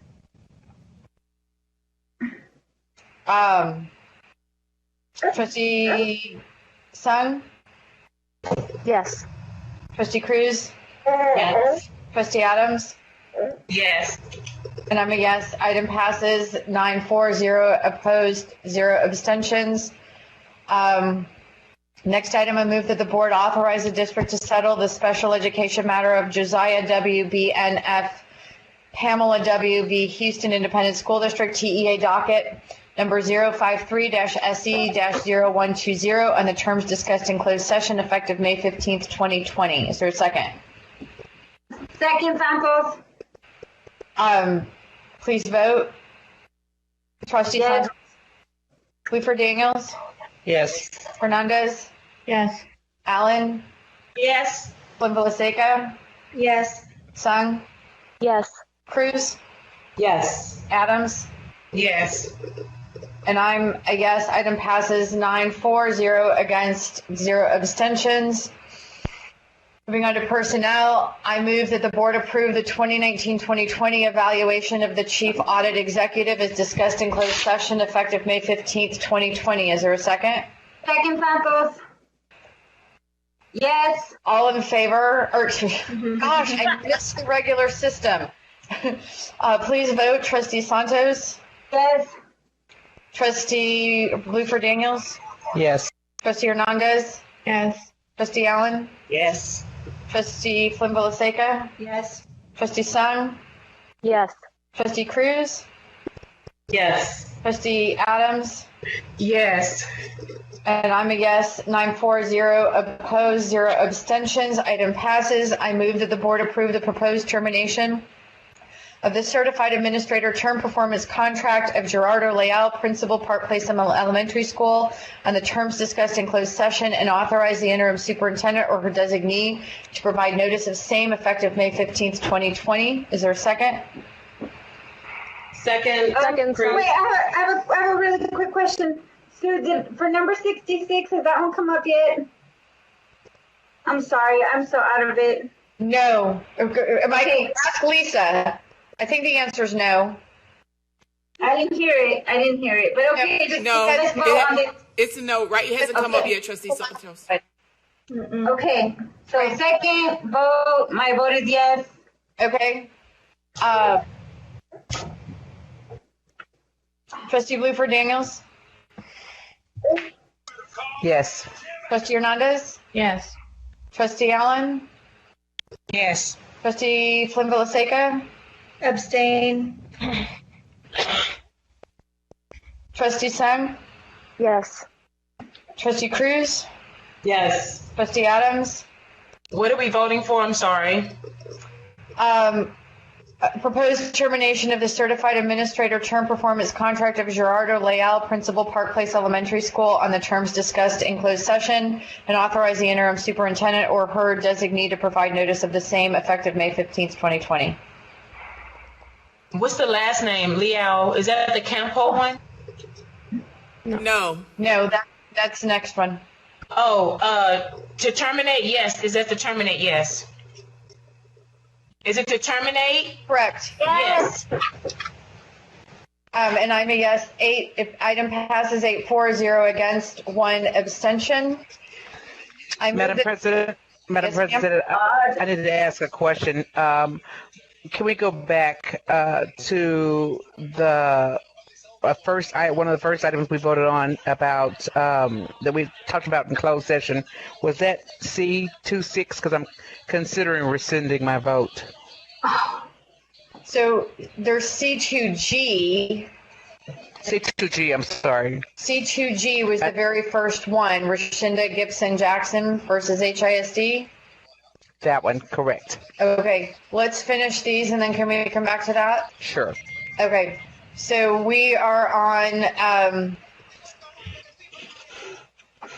the next one is I move that the board approve the proposed termination of the certified administrator term performance contract of Evangeline Campos, Principal, Browning Elementary School, on the terms discussed in closed session, and authorize the interim superintendent or her designee to provide notice of same effective May 15th, 2020. Is there a second? Second, Cruz. Please vote. Trustee Santos? No.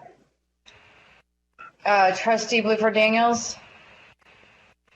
Yes. Trustee Hernandez? Yes. Trustee Allen? Yes. Flynn Villaseca? Yes. Sung? Yes. Cruz? Yes. Adams? Yes. And I'm a yes. 8-4, 1 opposed, 0 abstentions. Item passes.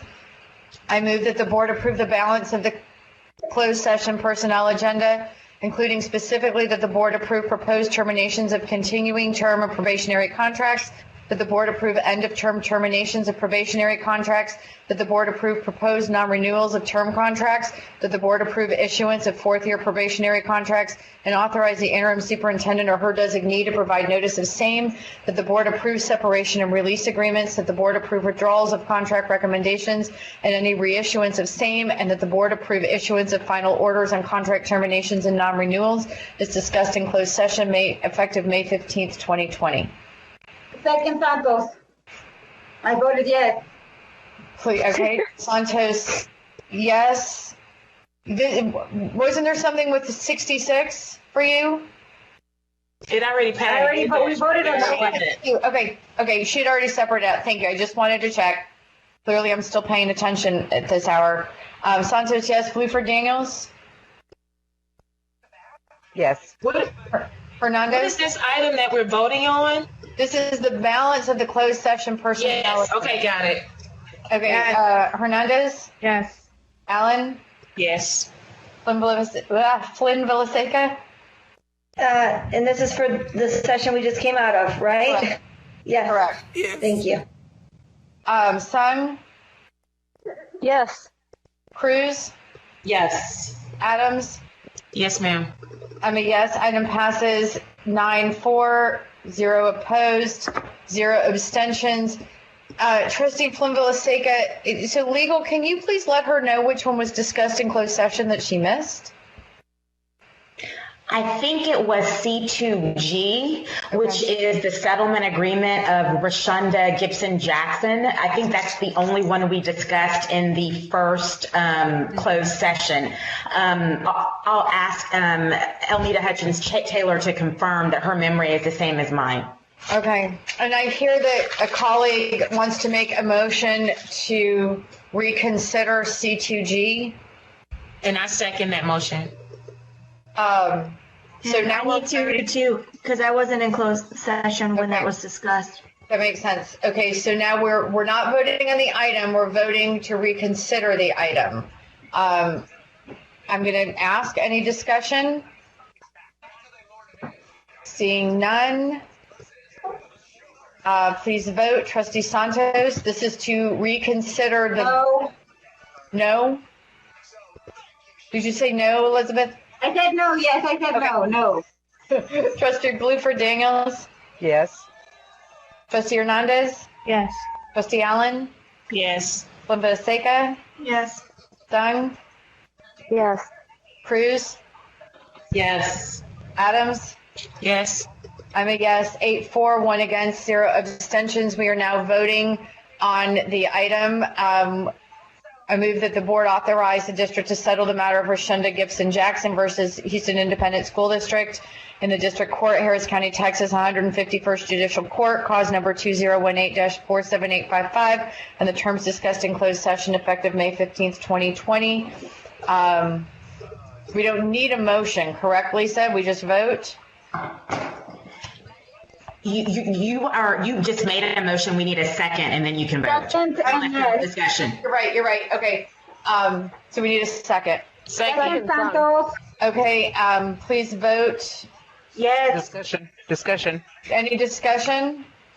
Remember, this is a closed session item, so Lisa, if there's discussion, please advise. Right. I just want to make sure that this is the settlement that we talked about, right? This is the settlement agreement that was discussed in the first closed session from around 2 o'clock this afternoon. Yes. Or yesterday, I'm sorry. That's right. Just want to make sure. Sorry to make that so obvious that we've been together so long. I know. I just want to make sure because as it passed, we went through them so fast. I know that we had identified them by numbers, and I had identified it. I couldn't read my own writing. My eyes are so crazy. But it was C2G. Okay, correct. I'm good. Thank you. Okay. So Trustee Santos was a yes. Trustee Bluford Daniels, what's your vote? Yes. Trustee Hernandez? Yes. Trustee Allen? Yes. Trustee Flynn Villaseca? Abstain. Trustee Sung? Yes.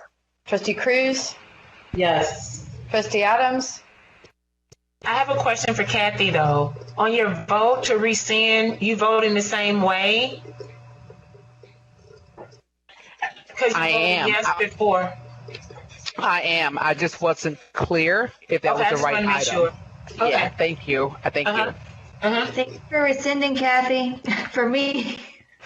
I don't know if you heard the discussion, your vote probably would have been different. So we are on. Yes.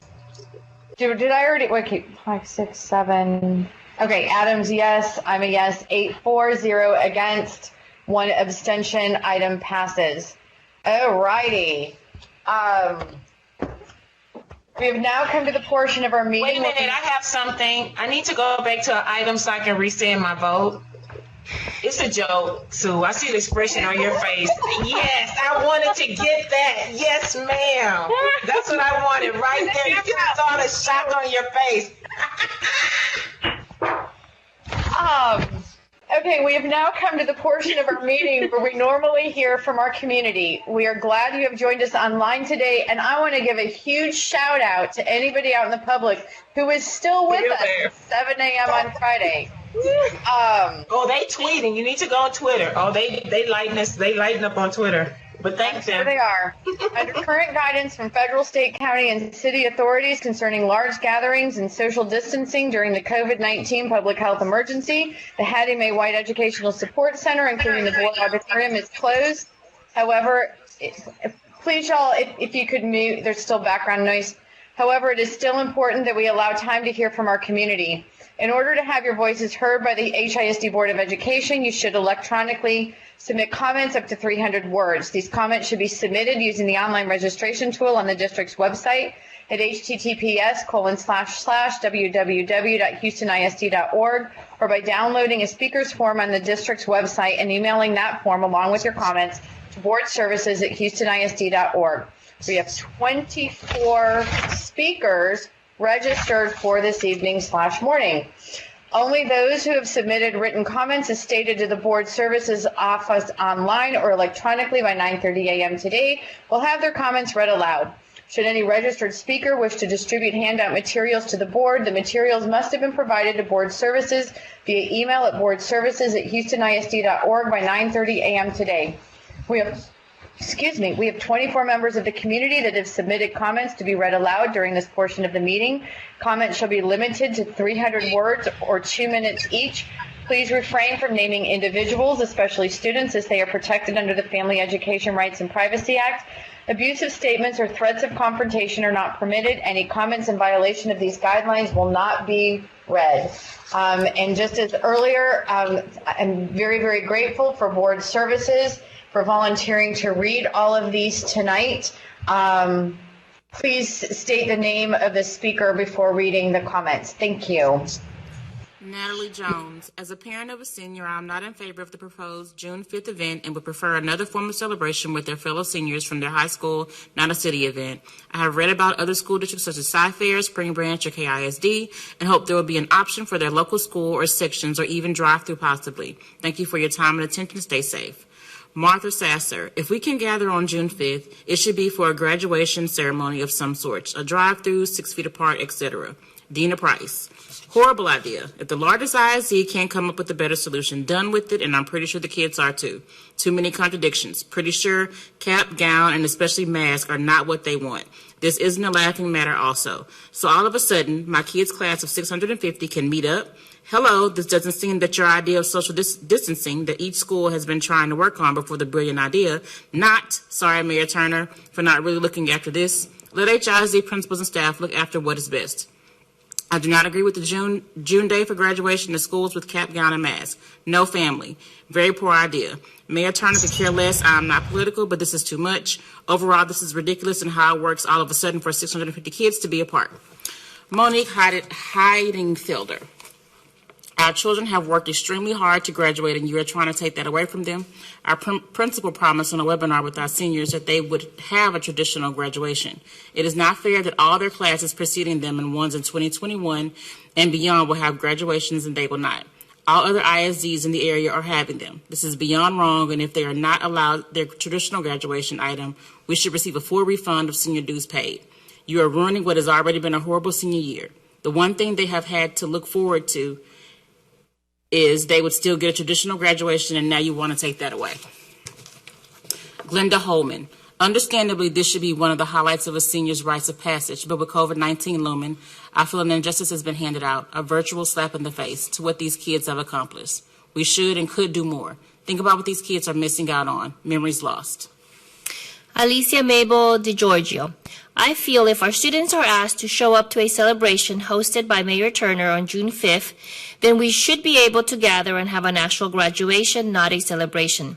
Dr. Lathan should not be canceling the graduation, but looking at what other states and cities are doing and make a plan for HIZ to do the same, and at the same time making sure we keep to the protocols issued by the CDC, the federal, state, and local government. We should rent an open field that would allow for enough social distancing, for example, the area used by Travis Scott for his concerts. Or we can do a drive-through celebration where all families sit in the same car with graduate and drive-by teachers and get their diplomas. This would be an amazing way to graduate. Please consider a different option, and I will give my time and, if I can, money to support the alternative way to make our children's very much earned graduations a special moment. Thank you. Mary Hinton. Every senior walks. If HISD can allow a social gathering on June 5th, you can allow for an in-person graduation. Our seniors should be allowed to walk across the stage to graduate. COVID-19 is a new norm, and we need to adjust. Check temperatures, provide gloves and masks if necessary. The senior class of 2020 deserves better than a virtual graduation. They have worked hard for 12 plus years, and they deserve something better than a blip across the screen. There are so many options to consider. Drive-through, graduation by house or quartile, limited to 2 parents to attend, following the rules with mask, temperature check, etc. If the mayor can host a celebration at each of these high schools, then HISD should be able to host a graduation at each high school. As a parent of a senior, I feel you have opted to bypass the class of 2020 graduation ceremony in favor of fear as opposed to embracing how we can make this work. So many other districts in our area have created graduation ceremonies to celebrate our seniors. I expected better from HISD for our senior class. Don't run away from the challenge, embrace it, and do better for our class of 2020. Nancy Mack. I do not understand why all other districts are either postponing graduation ceremonies or having them outside with limited attendees, yet HISD chooses to cancel them. This is unacceptable, and the ridiculous city celebration on June 5th makes no sense. Why is this acceptable, yet a real live graduation ceremony with family in attendance is not? These kids have worked for 13 years and should be allowed to walk across the stage and receive their diploma with their parents there to cheer them on. Don't take this away from them. Let them walk. Lisa Wrestling. If people can gather together for a graduation celebration, they should be allowed to gather for graduation itself. If a school has safe means for allowing this, they should be allowed to submit that plan for approval and then execute and implement. Every surrounding school district has found some creative way to allow seniors and their families to celebrate this way. Why not HISD? Anthony Garcia. My concern today is about graduation. I speak for many when I say we do not agree with Dr. Lathan's decision for a virtual graduation. We were given the option to vote last month to have traditional ceremony pushed back until July or have a virtual one. Many parents I know voted for the traditional ceremony. Well, what's the point of hearing our opinion if HISD is going to make the decision on their own anyway? I don't understand why each school can't have their own outdoor ceremony with maybe 2 guests per student. Mayor Turner is hosting a district-wide celebration on June 5th with students wearing their caps and gowns and letting them interact with their peers, practicing social distancing and safety measures. What is the difference from this and an outdoor ceremony? Our children have worked hard these last 12, 13 years for this day, and to see their picture and hear their name called on a computer screen isn't what they want and what us parents want either. There is a safe way to bring this together. so that our children can walk at least a small stage or field to be able to get that diploma and hear their names and friends cheer them on for their accomplishment. Maybe if graduation produced some sort of revenue, then it wouldn't be an issue with having a traditional ceremony. Leah Dogger. My student is the fifth in our family to graduate from HISD schools, the fourth to graduate from Westside High School in our family.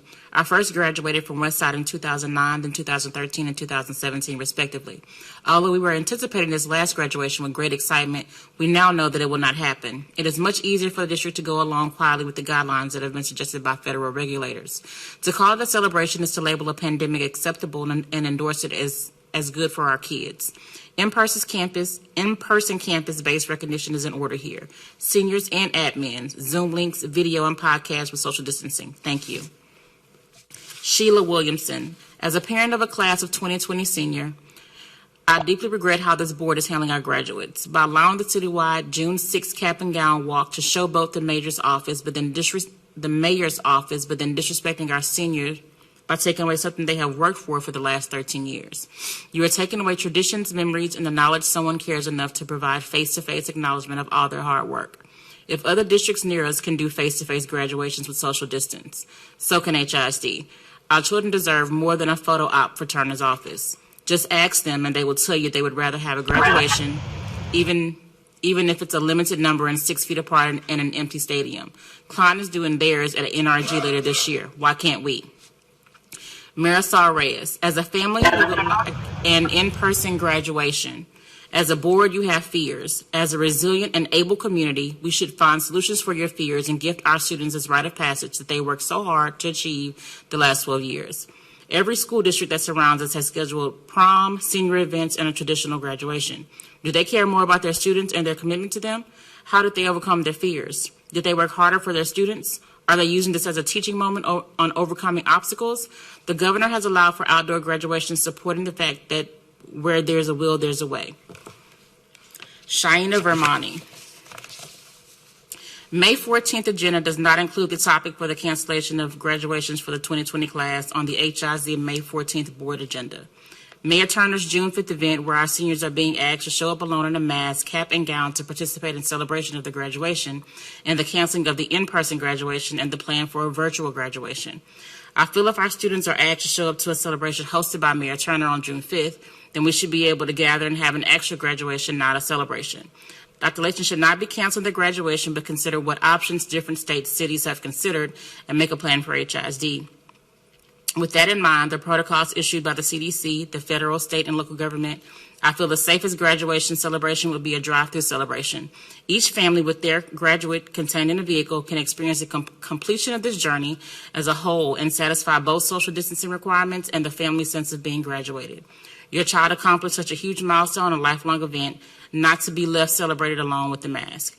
A drive-through with us all connected through a radio station is my personal preference. That way the entire family feels engaged, and this would feel closest to a traditional ceremony. We all would still be together, and social distancing ourselves is the most comfortable manner. Win-win. Hina Vermani. I think it is unfair for students to not be able to experience their high school graduation. It is an exciting and once-in-a-lifetime experience that shouldn't be celebrated through a TV screen. Students should be allowed to go celebrate this day on their own while families sit in their cars and tune into a radio station. We cannot take this joy away from them.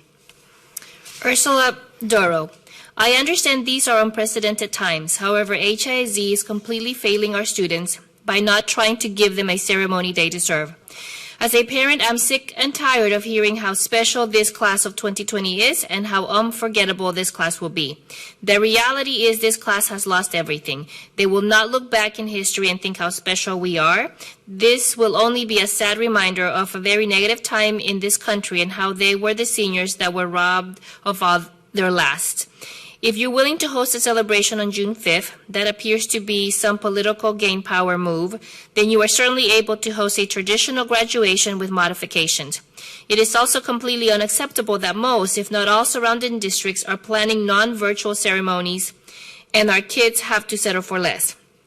Please do not fail our hardworking kids who have prepared for this milestone their entire life. It is these lasting moments that will shape our seniors and make final impressions on how we handle this crisis. Don't fail them.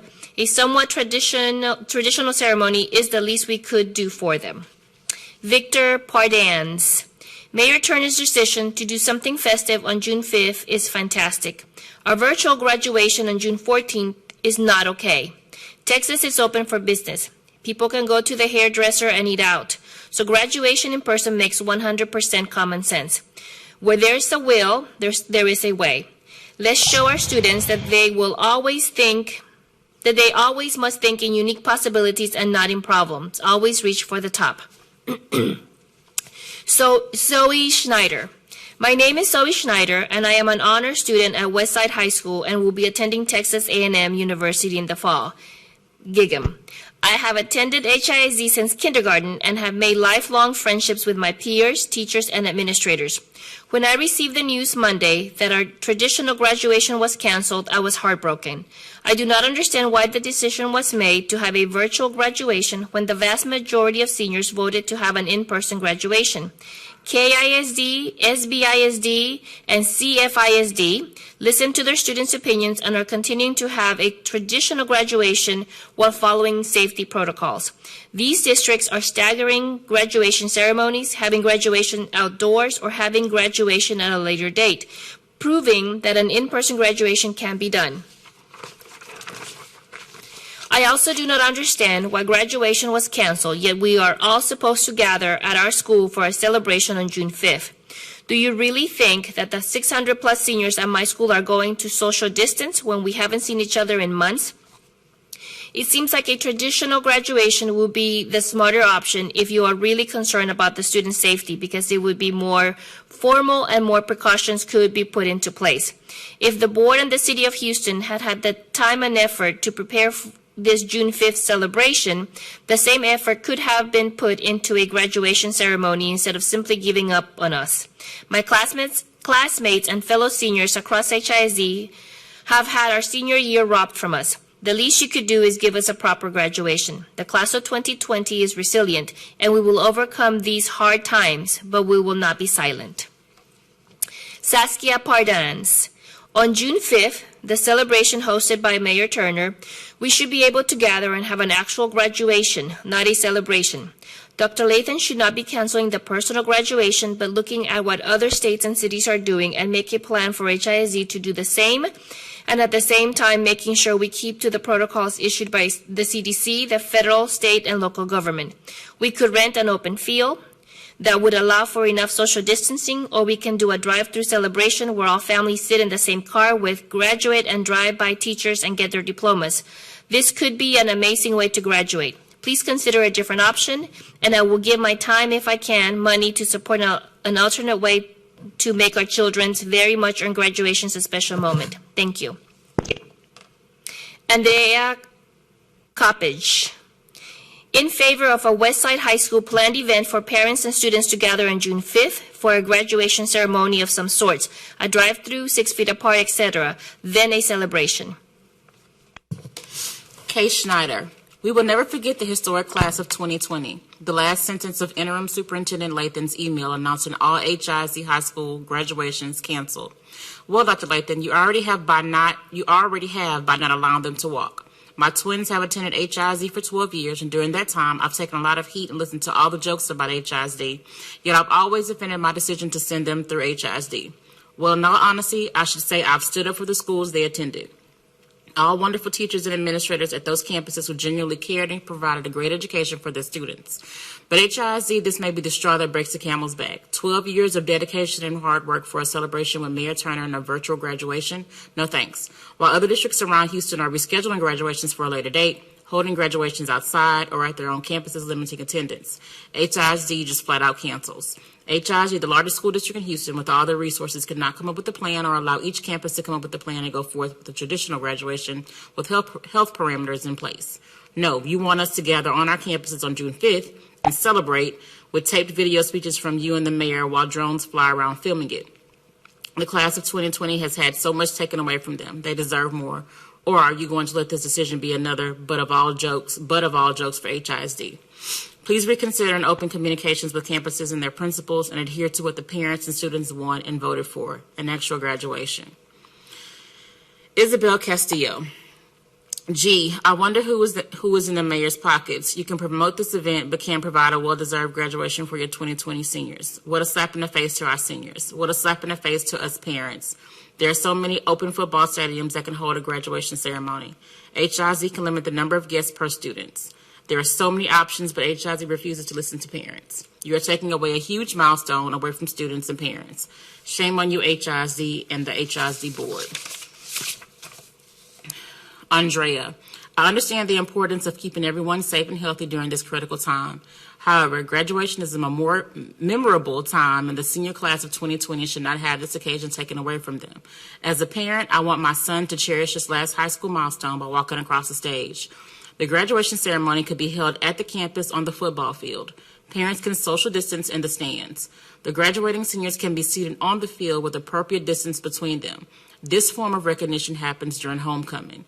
I do not see the harm in utilizing the football stadium to recognize the class of 2020. And Pietramali.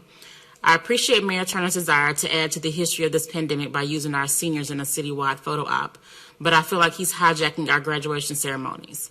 I ask the HIZ board to keep graduation a true achievement meaningful to the students, their parents, and classmates by pursuing as close a traditional ceremony as possible. I propose that the district let the schools take control of their own graduations. I wish the superintendent had been allowing them to do this all along. They could have been making plans. Principals can work with faculty, PTO, and parents to utilize their campus auditorium, commons, or other large space to hold ceremonies, incremental if necessary. Parents have been voicing their desire to stay true to a meaningful ceremony, but HIZ has ignored social media and other communications, choosing to align itself with the mayor's wishes regardless of what parents and students want. For my son, graduation is perhaps his last opportunity to see his friends and teachers. Don't deprive him of the experience of graduating with honor and hope and memory. He said he'd be fine if ceremonies were held in July, August, or on a weekend in October because he would look forward to seeing his friends again, some for one last time. Drone flyovers don't excite him. Graduating with friends means everything as it should.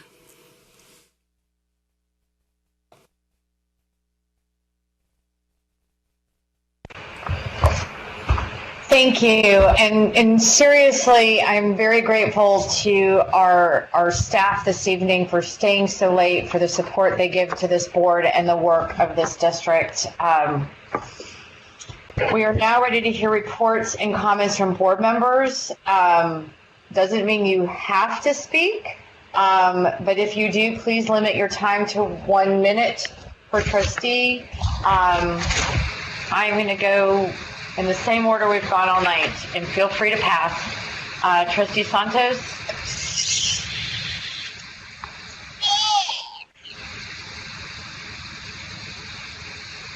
Trustee Bluford Daniels. Wait, I was talking. Oh, we couldn't hear you. Sorry. I was just saying thank you, President Zygarde. Thank you to everybody that stayed out watching this, and I do believe that our students should be honored. And I'm not giving up hope for some type of graduation. Second of all, please watch what we do. We say one thing with our mouth and do another thing with our vote. To the teachers out there, the students, community members, I value you. I appreciate you. And best of luck. Thank you. Trustee Bluford Daniels.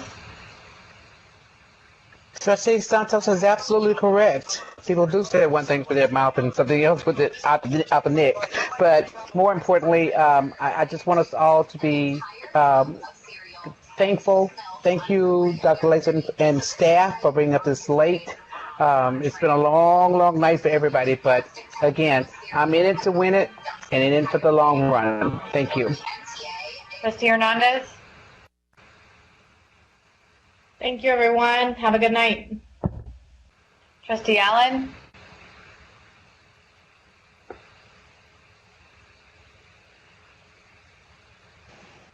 Good night. Trustee Flynn Volaseca. Thank you, everybody, for tuning in. If you're still with us right now, thank you for staff for your support, and thank you, Board President. I know this is, and colleagues, this has been a long, arduous meeting with some good dialogue. And anyway, I just did want to say a couple of things. I know that there were some bigger things up for debate and consideration this evening. I would like to make sure that as plans do move forward on the DUI, I am highly concerned about the CTE piece. I want that on the record.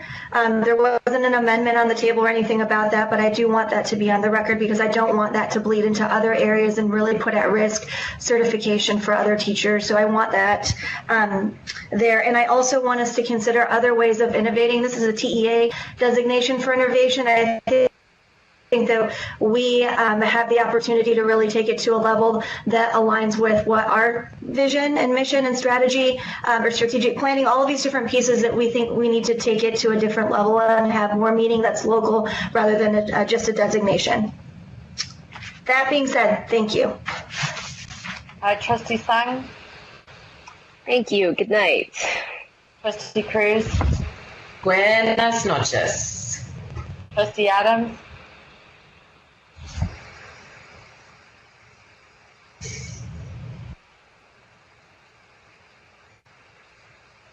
Trustee Adams? Going once, going twice? I'm sorry, I was just talking. Okay. I was just talking. I'm sorry. I was just talking. I didn't know I was on mute. Okay. First, I just wanted to remind everybody, all of our parents and our teachers and staff, don't forget to complete the census. That's really important. And also, Dr. Lathan, thank you all so much, and your staff, board services, all the teachers and all your staff and who stayed late, who's actually in there in the boardroom with you. Thanks for my colleague. This is called Healthy Dialogue, but I hope our budget meeting will not last as long. And I just wanted just to salute everybody, and also prayers for all of our families, guys, that are going through this COVID right now. Many people have lost loved ones, and due to this pandemic, we have elected officials who've tested positive for this pandemic. We just need to stay really safe as possible. Thank you for feeding the students, Dr. Lathan, and all of you on Twitter and Facebook. Thank you so much for staying so late with us on tonight. And President Dargard, great job. Thank you. I'm just going to say good night to everybody and thank you for all your work this evening. Thank you, Dr. Lathan. Do you have anything else you want to share with us tonight? No, ma'am. We look forward to seeing you at our next regular board meeting on June 11th. I do want to remind everybody we have a budget workshop next Thursday, May 21st. And we have scheduled our public hearing for the District of Innovation for May 28th. Is that correct, Dr. Lathan? I don't want to say it. Yes. May 28th. May 28th. And our agenda review will be a week before June 11th. And June 11th is also when we plan to vote on our budget. There being no further business, this meeting is officially adjourned at, I can't believe I'm saying this, 1:33 a.m. on Friday, May 15th.